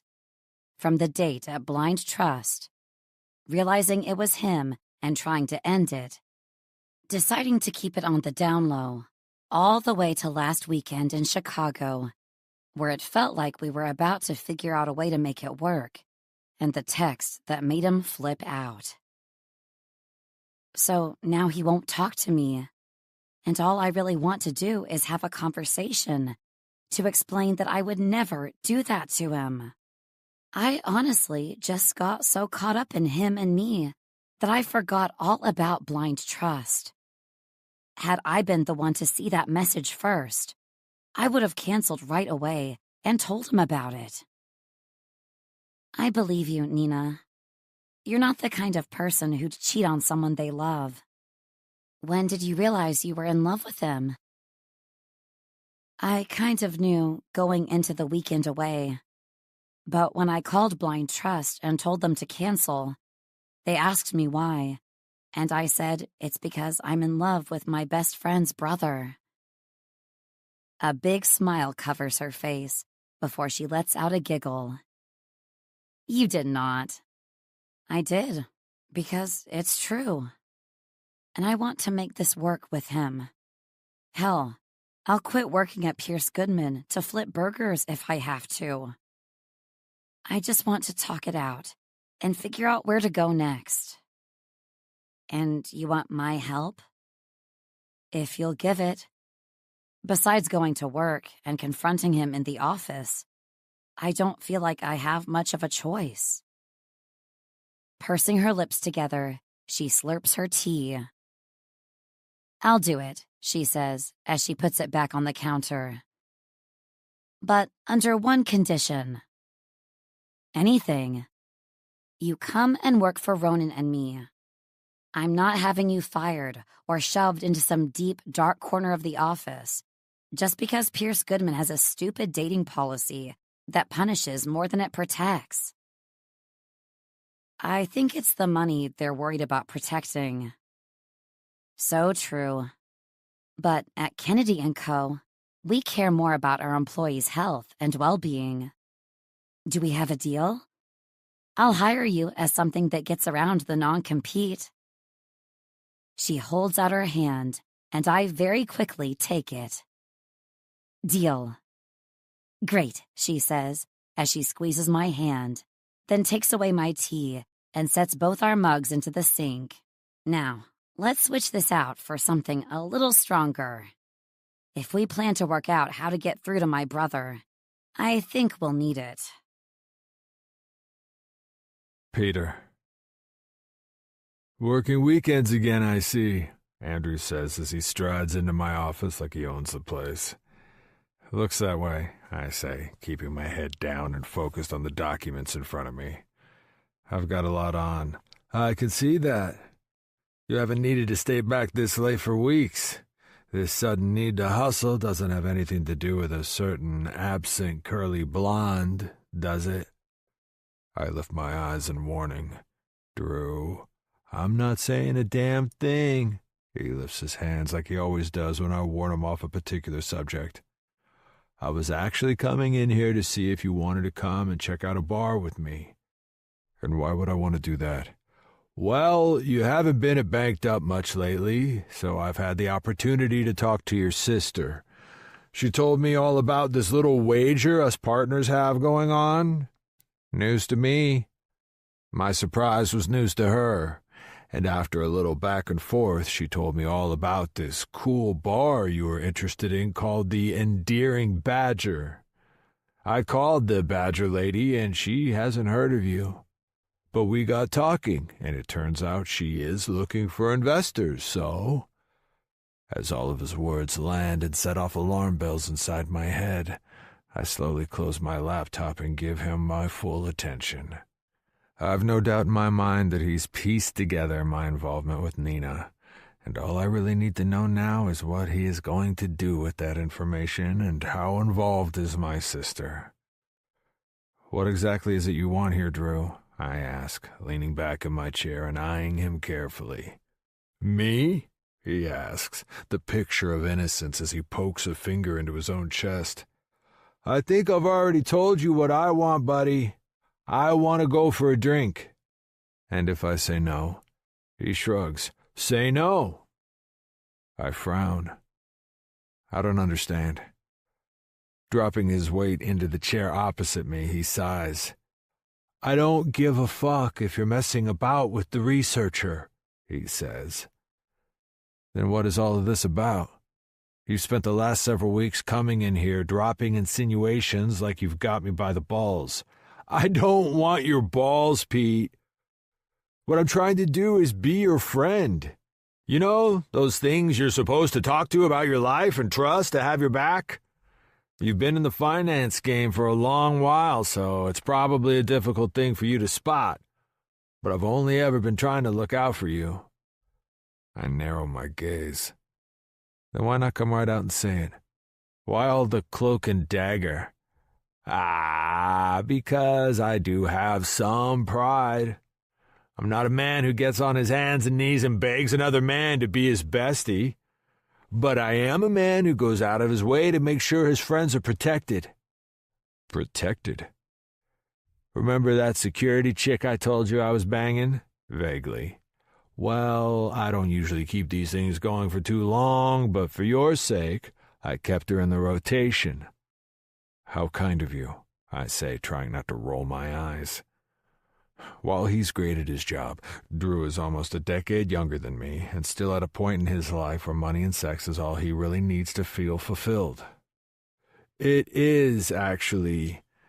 You know that video footage of you and Nina in the break room when she pulled her shirt off and you were all over her? That's pretty damning. I pull my head back, remembering the incident clearly. Nothing happened. She burned herself with coffee and I was helping her treat the scald. Well, it looked like you were groping her tits before you freaked out and ran away. My mouth just drops open. Without the sound, that's probably exactly what that moment looked like. Fuck. Yeah. But there's nothing for you to stress over because my contact took care of it and all evidence is gone. You're welcome. So you can continue groping away since I know long-term is your thing. Just in the future, keep it out of the office, because she's getting a bit serious and it's giving me hives. Look, he pulls his collar to the side and I can see the welt of red blotches near his shoulder. No fear of that, my friend. Nina and I are through. What? He lets go of his collar and sits back in shock. Since when? I thought you two were the real deal. Oh, man. He seems almost as disappointed as I feel. Strange kid. Since about a week ago. Who called it off? I did. What? Why? You were crazy for her. It was all over your face whenever you looked at her. Why do you think I've been working so hard playing interference? And thanks for that friend reference, by the way. I caught that. He gives me a peace sign and taps himself on the chest. An amused huff of air leaves me at his actions before it morphs into a sigh. She just wasn't the girl I thought she was, I say, wanting to keep the details to myself. I don't know how many offers she got from blind trust while we were seeing each other, but it's the fact she even got offers that I'm taking issue with. I know we were only together for the express purpose of getting to a point where we were ready to break up, but there's something that just feels so wrong about having a place like blind trust lined up for when that break occurred, especially when it seemed so obvious she and I were everything but a fling. Jesus, man, I'm sorry. You seemed happy for a while there. I was, I say, giving him a small smile before wiping a hand over my face and looking out the window at the bright lights of the city. And for what it's worth, I'm sorry for being an ass and not understanding you were trying to be my friend. A boyish grin takes over his features. It's cool. I just look up to you, man. When I started here, all I wanted to do was be a partner like you. And now that I am, I want us to be friends. Well, achievement unlocked, I say, holding out my hand for his to shake. Beaming, he takes hold and grips firm. How about we go for that drink? You know what? How about we take a rain check on that one? I just want to finish up here before I go and see my sister. She's insisting I show up for dinner. Okay, well, don't be upset when I bag this Badger lady's business for myself. It's all yours, I grin as he gets up and heads out the door. Once he's gone, I sit back and laugh as I shake my head. A friend. At least something good has come out of all this. It feels like an age since I had one of those. I've been so caught up in competing on Wall Street that I haven't let my guard down in years. I thought for a while there that it was happening with Nina, but then she turned out to be playing games just like everyone else in this damn city. Grabbing my coat, I slide it on as I walk out of my office and pause in front of Nina's empty desk. She's been gone from the office all week, and in a way, it's been a godsend not having to face her. I've had a whole week of ignoring my hurt along with my cracked heart because, let's be honest here, I'd fallen head over heels in love with the girl. And even though I'm sure she's hurting too, she can't stay away from the office forever. And I don't think it should be her who has to move departments or quit in order to avoid me. I'm worth millions. She's worth this next month's paycheck. If anyone should leave, it should be me. All of a sudden, I understand why the no fraternizing policy exists. Pulling out my cell, I turn and walk back into my office to call Landon James. "Apologies for calling late on a Sunday, sir," I say when it connects. "But I think I have a better offer for you. If you have a few moments, I can give you the rundown." Peter. When I get to my sister's house, I balance a bunch of flowers and a bottle of wine in one arm as I knock on the door and hope she isn't too peeved at me for being late. The call with Landon James took a little longer than I anticipated. The door pulls open almost immediately, and instead of stepping forward and gushing out my apologies, I'm quickly recoiling, my offerings hanging loosely from my hands as I drop them to my sides. "What are you doing here?" "I thought that maybe we could talk," Nina says, looking like a dream with her blonde curls out and wild around her face while wearing a knit sweater and jeans. I realize how badly I've been missing her when all I want to do is gather her in my arms and pick right up where we left off. But my logical brain is quick to jump in and remind me she was hiding something from me and just tricked me into coming to speak to her. By duping me into showing up at my sister's place, I shake my head and take another step backward. If this was open to discussion, I would have answered one of your many, many phone calls. "Don't walk away from this, Peter," she calls out, pulling the door shut behind her as she follows me out onto the pavement. "What else was I supposed to do? You ended things and wouldn't even tell me why. The least I deserve is a conversation." You lost that right when you lined up a new match at blind trust behind my back, I spit out, dumping the flowers and wine in the trash before stepping into the street and hailing a cab. One stops immediately and I get in and give my address, locking the door behind me. "I know where you live, boss," the familiar voice of Idris says from the front seat.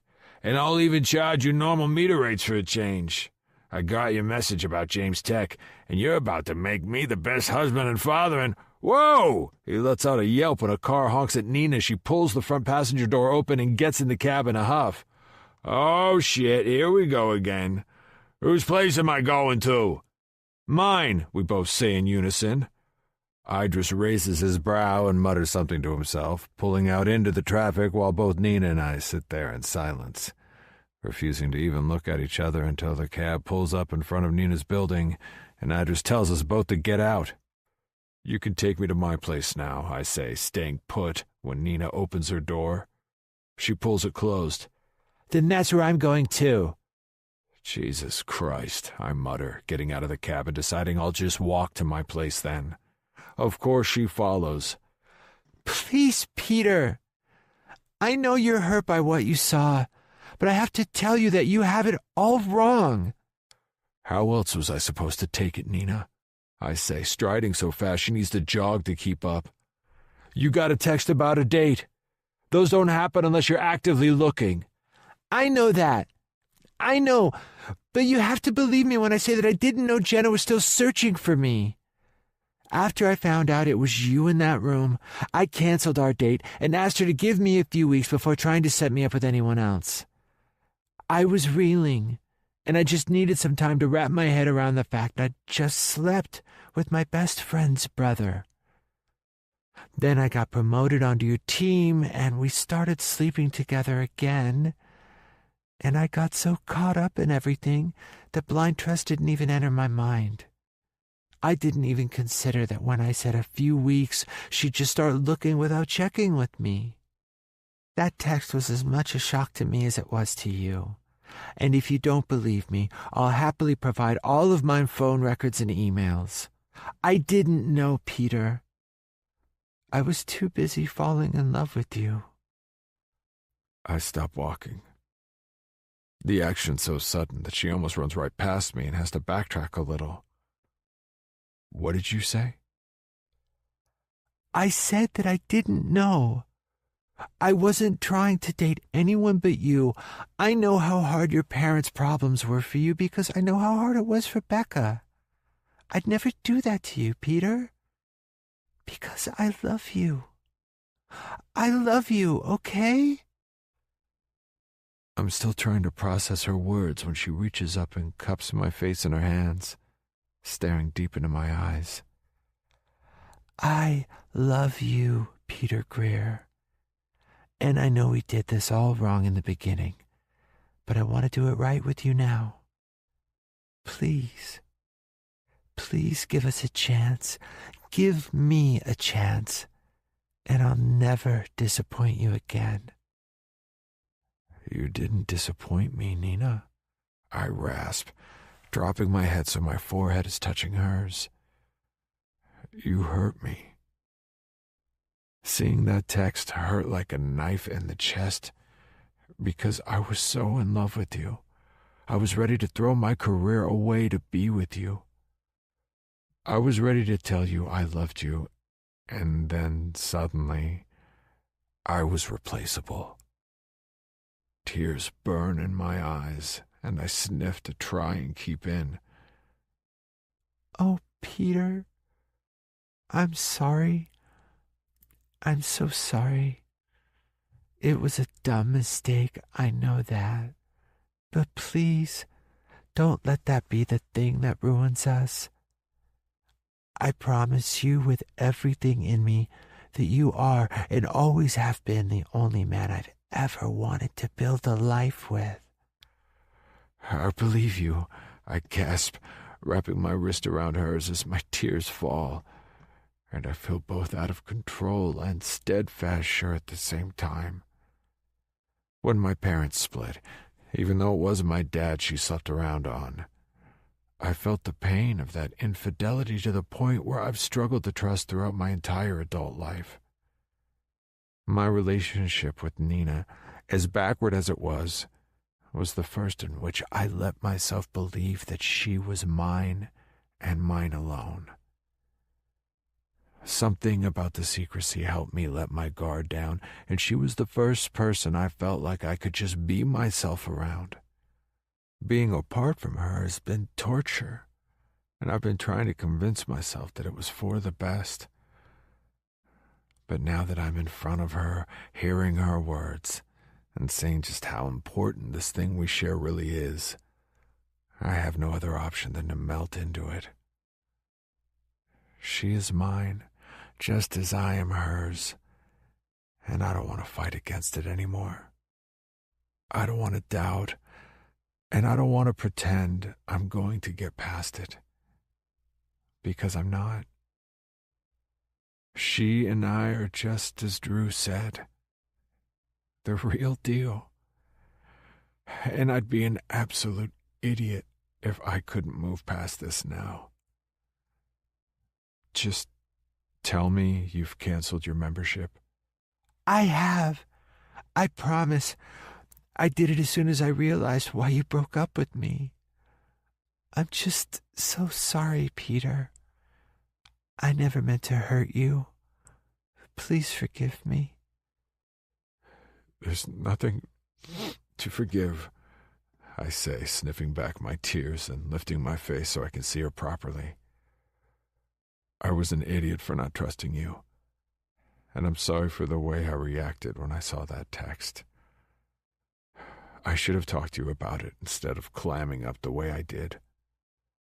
My past hang-ups got the better of me, and it was wrong of me to break up with you over something so stupid.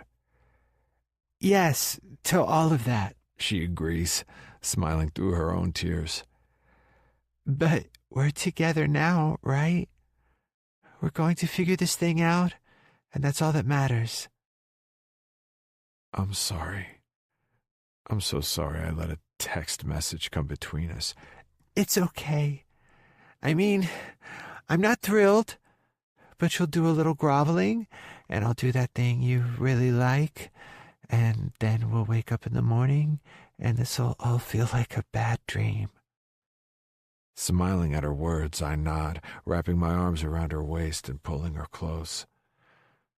I suppose this means my sister knows about us? It does. But oddly, I'm not the one who told her. She figured it out for herself with a little help from Drew, I think. That Drew. He's been on to us from the start. Said he thought we were the real deal. She smiles up at me. Do you think we're the real deal? I think we're pretty close to perfect. 93%, if I remember correctly. And with that, I lean back down and touch my lips to hers, the kiss very quickly turning from soft and renewing to intense and passionate. Want to take this off the sidewalk and up to my apartment? She whispers when I let her up for air. How about we take this to my apartment for a change? I think it's time I let you into my life.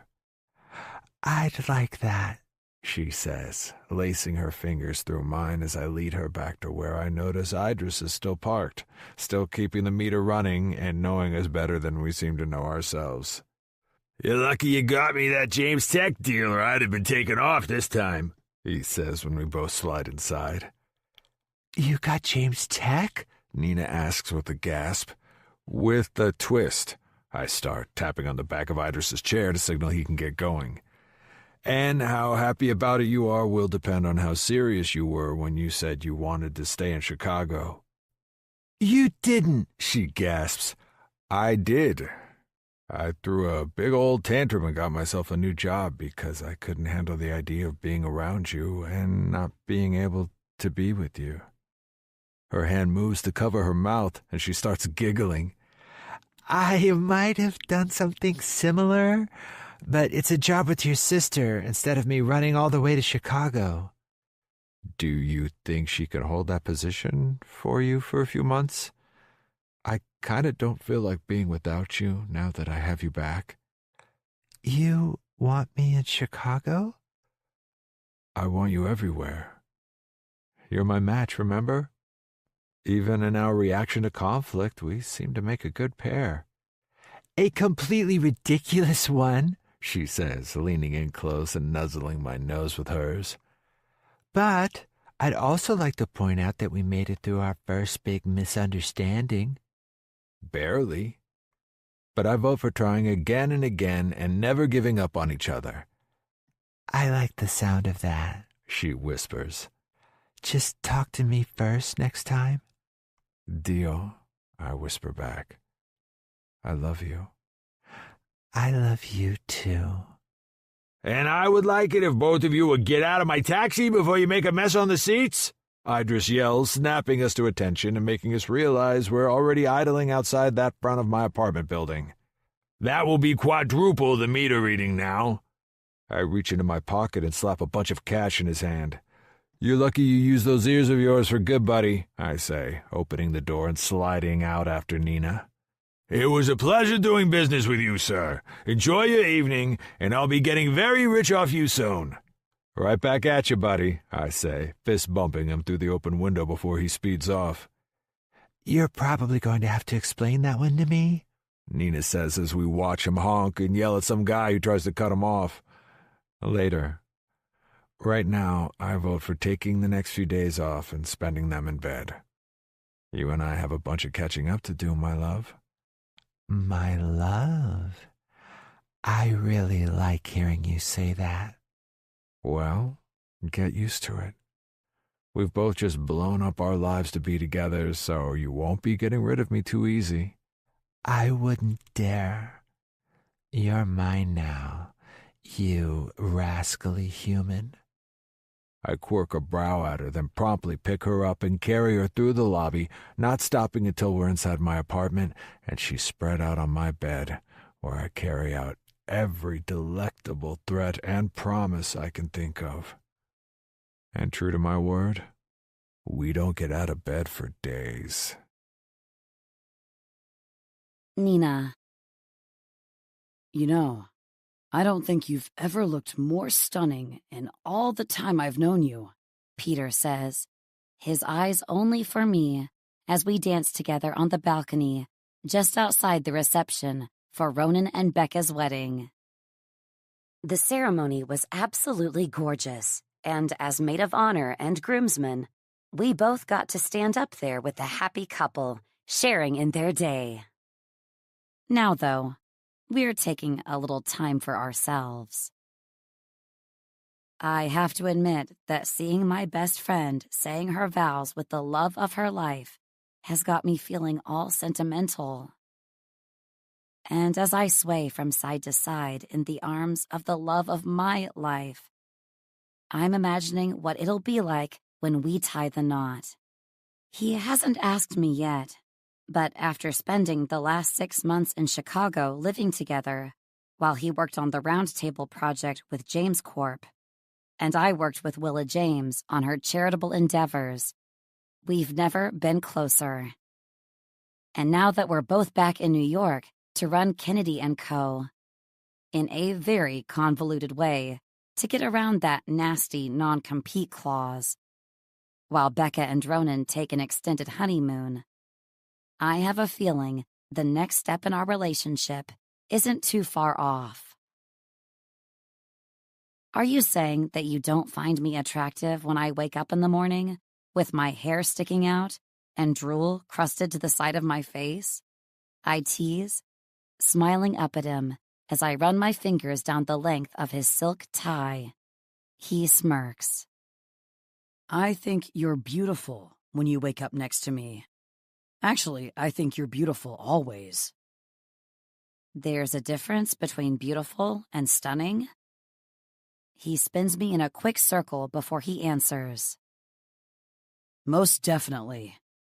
Stunning is the result of putting together the outer package.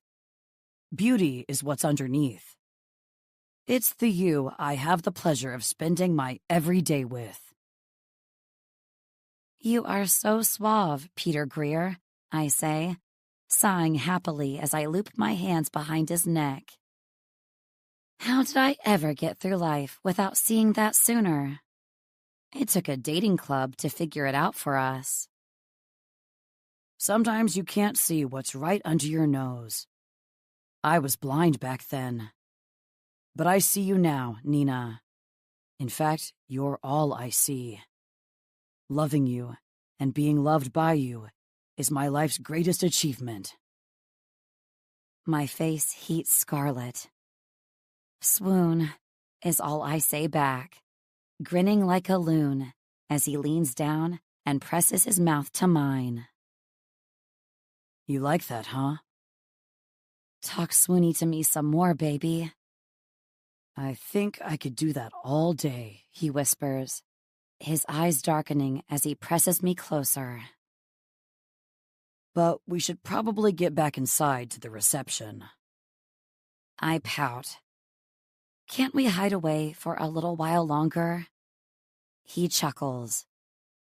As tempting as that is, I think our friends and family would miss us. I sigh. Fine. But dance with me one more time first.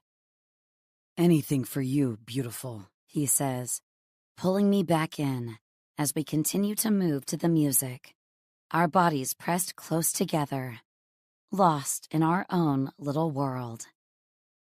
Despite all the angst, worry, and untruths we put ourselves through to get to this point, I couldn't be happier. Sure, it would have been easier if we'd just accepted and explored what we were in the beginning. But somewhere in all that fight is where we found the truth in our love for one another. Now, more than 6 months on, we've found our peace. I love you so much, Peter, I whisper, unable to stop the words from tumbling out. He smiles instantly. Then he looks down at me, his eyes shining with emotion. I love you too, Nina. He kisses me then, and just as it starts to get hot and heavy, the doors to the reception room open, and a loud burst of music pulls our attention to the fact we have company. Nice to see you two together in the flesh, Andrew says, grinning as he steps toward the banister and places his hand on it, like a king surveying his kingdom. Seems they'll let anyone in this place these days, Peter says, as he holds his hand out to greet his friend. How's life at Pierce Goodman these days? Not as fun now that I haven't had to run around hiding the evidence of you two dating. But the parting gift of your client portfolio did enough to assuage the hurt. Oh, and I took over your office, too. Peter chuckles as we move to join Drew at the railing. I'm glad my hard work and decorating choices went to someone deserving. Oh, I didn't keep a thing the same in your office. I replaced it all. But I did like your view better than mine, so... He shrugs, and Peter shakes his head with a laugh. Then Andrew turns his attention to me. You make him really happy. You know that? I feel my cheeks heat on a blush. I hope I do. He makes me happy, too. Oh, yeah. Big time happy. My entire career, I've either been working under him or side by side with him, and he's never looked the way he does now. Just goes to show, money doesn't buy you everything. Peter pulls his head back in surprise. Never thought I'd hear those words come out of that mouth, Drew. Don't get used to it. I'm nowhere near ready to settle down. But this whole wedding thing and seeing my bestie looking so happy has me getting a little choked up. I'll get over it the moment I'm back in the office. Which reminds me, I finally brokered a deal with that Badger woman to expand her bars. Great idea, but man, she was a tough nut to crack. Total badass negotiator. But we got there in the end. She probably hates me now, but I have a feeling she'll be grateful when she sees what working together will do for her vision. Are you talking about Eve at the Endearing Badger? I ask, trying to piece the information together. Yeah, hairdo like pink and tattoos for days. Attitude to match. That's her, I say with a laugh. She's great. And I think you're doing a good thing, helping her grow her business. Tell her that. I thought she was going to murder me when we signed the contracts. Daggers. He gestures from his eyes to mine, and I can't help but laugh. She's her own woman, Drew. She's also very good at reading people, and I have a feeling she sensed you're a bit of a player about town. He nods. I do give off that vibe. But like I always say, what's the point in all this money if... You don't use it to pick up women, Peter and I say in unison, laughing. Drew rolls his eyes and smiles in response. But seriously, the Endearing Badger is going to be a national success. I've already got it all planned out. I believe in what she's doing. I may enjoy playing the field, but that doesn't mean I'm okay with creeps ruining all the fun. I can't wait to see what you do together, I say. Me too, he says with a smile, before stepping back and giving Peter and me a two-fingered salute. You two be good. I'm gonna go and say a final farewell to the bride and groom, then I'll head off. But I'll be checking the mail for an invite when it's your turn to do the happily ever after thing. I'm thinking I should be the best man, since I'm the reason neither of you got busted dipping into the company gene pool. I'll see what I can do. Peter says genuinely. Drew fist pumps the air, then disappears through the double doors, leaving Peter and me alone again. You'll see what you can do, huh? I say, as I bump against him with my hip. I don't recall being asked about any of this. Peter leans back on the railing and lifts his face to the sky, the sunshine bathing his handsome features as he smirks. All in good time. Got an inkling of when that time might be? He pops an eye, and I give him a coy smile, my heart rate tapping double time now that the idea of a wedding of our own has been brought to the table. Soon, is all he says. Soon? Catching me about the waist all of a sudden, he spins me back into the center of the balcony and holds me close, swaying to the music once more. From what I learned after careful research, it's a bit of a faux pas to ask someone you love to marry you on someone else's wedding day.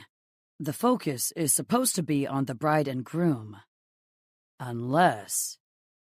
He pauses and spins me away from him, the action setting off a chain of events that starts with the balcony doors opening to reveal Becca and Ronan, gathered with the vast majority of the wedding guests, and ends with Peter getting down on one knee in front of me and looking up at me with a smile. Unless the bride is your sister, who wants nothing more than to see her brother and best friend engaged and happily looking forward to sharing their life together. Oh my goodness, I say with a gasp, my eyes immediately tearing as I look to Becca and give her a look that conveys how much I love and appreciate her friendship.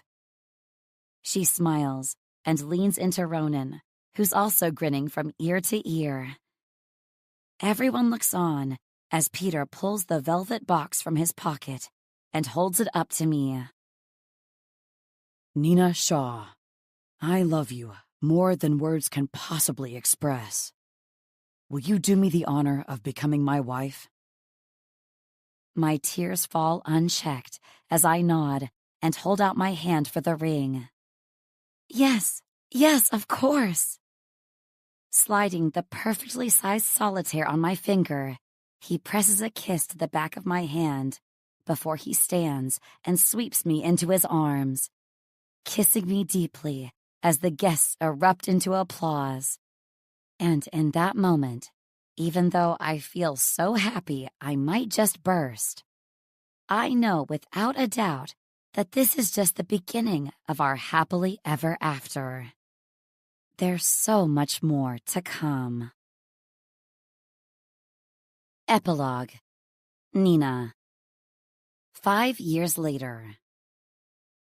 Ready to head home, gorgeous? Peter asks as he emerges from his office and pulls his tie loose.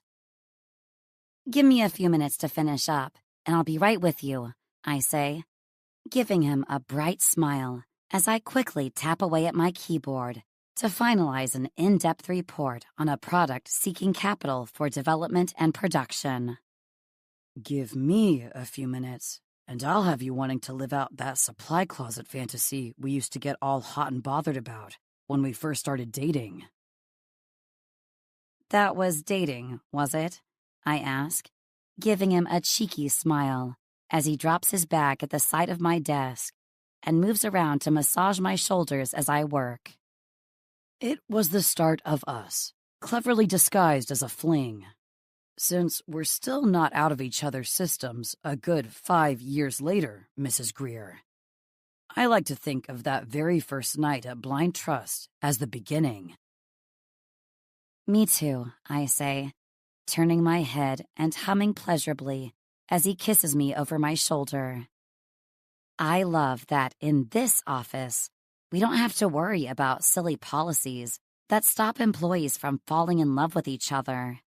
Here at Kennedy & Co., we get to love what we do as well as each other. It helps that the owners are your best friends and in-laws, too. Going to work each day with your husband and your best friend is so much better than getting swallowed up by a big corporate name that doesn't stand for anything more than profit. At Kennedy & Co., we not only have a great work-life balance, but we also get to pick and choose the businesses we work with. It makes for a much healthier work environment that's filled with both passion and play. I couldn't have asked for a better career path. Sharing it with the people I love most is just the icing on the cake. So, what do you say we get out of here and continue this conversation at home? Peter asks, interrupting my thoughts as he finishes massaging my shoulders. Hitting save on my document, I turn to face him and give him a flirty smile. I think that sounds like an excellent idea. What do you think, little one? He asks, leaning down as I stand to direct his words at my 6-month pregnant belly. I'm gonna have to ask you to refrain from kicking too hard while I spend some quality time with your mother. We don't have much time before you show up to be a bit of a party pooper, so we've got to have as much fun as we can while we're able. The baby responds with a generous jolt that makes my dress shift, and both Peter and I laugh. I'm thinking that's a no from our boy. Already disobeying, he tuts jokingly as he straightens up. He wouldn't belong to us if he didn't, I say, shutting off my computer and grabbing my purse. You're probably right. Maybe we should look into military schools to cover our asses. I tap him playfully on the arm. Don't you dare. I would never. Our kids are going to be loved like no other, primarily because they'll be 50% you.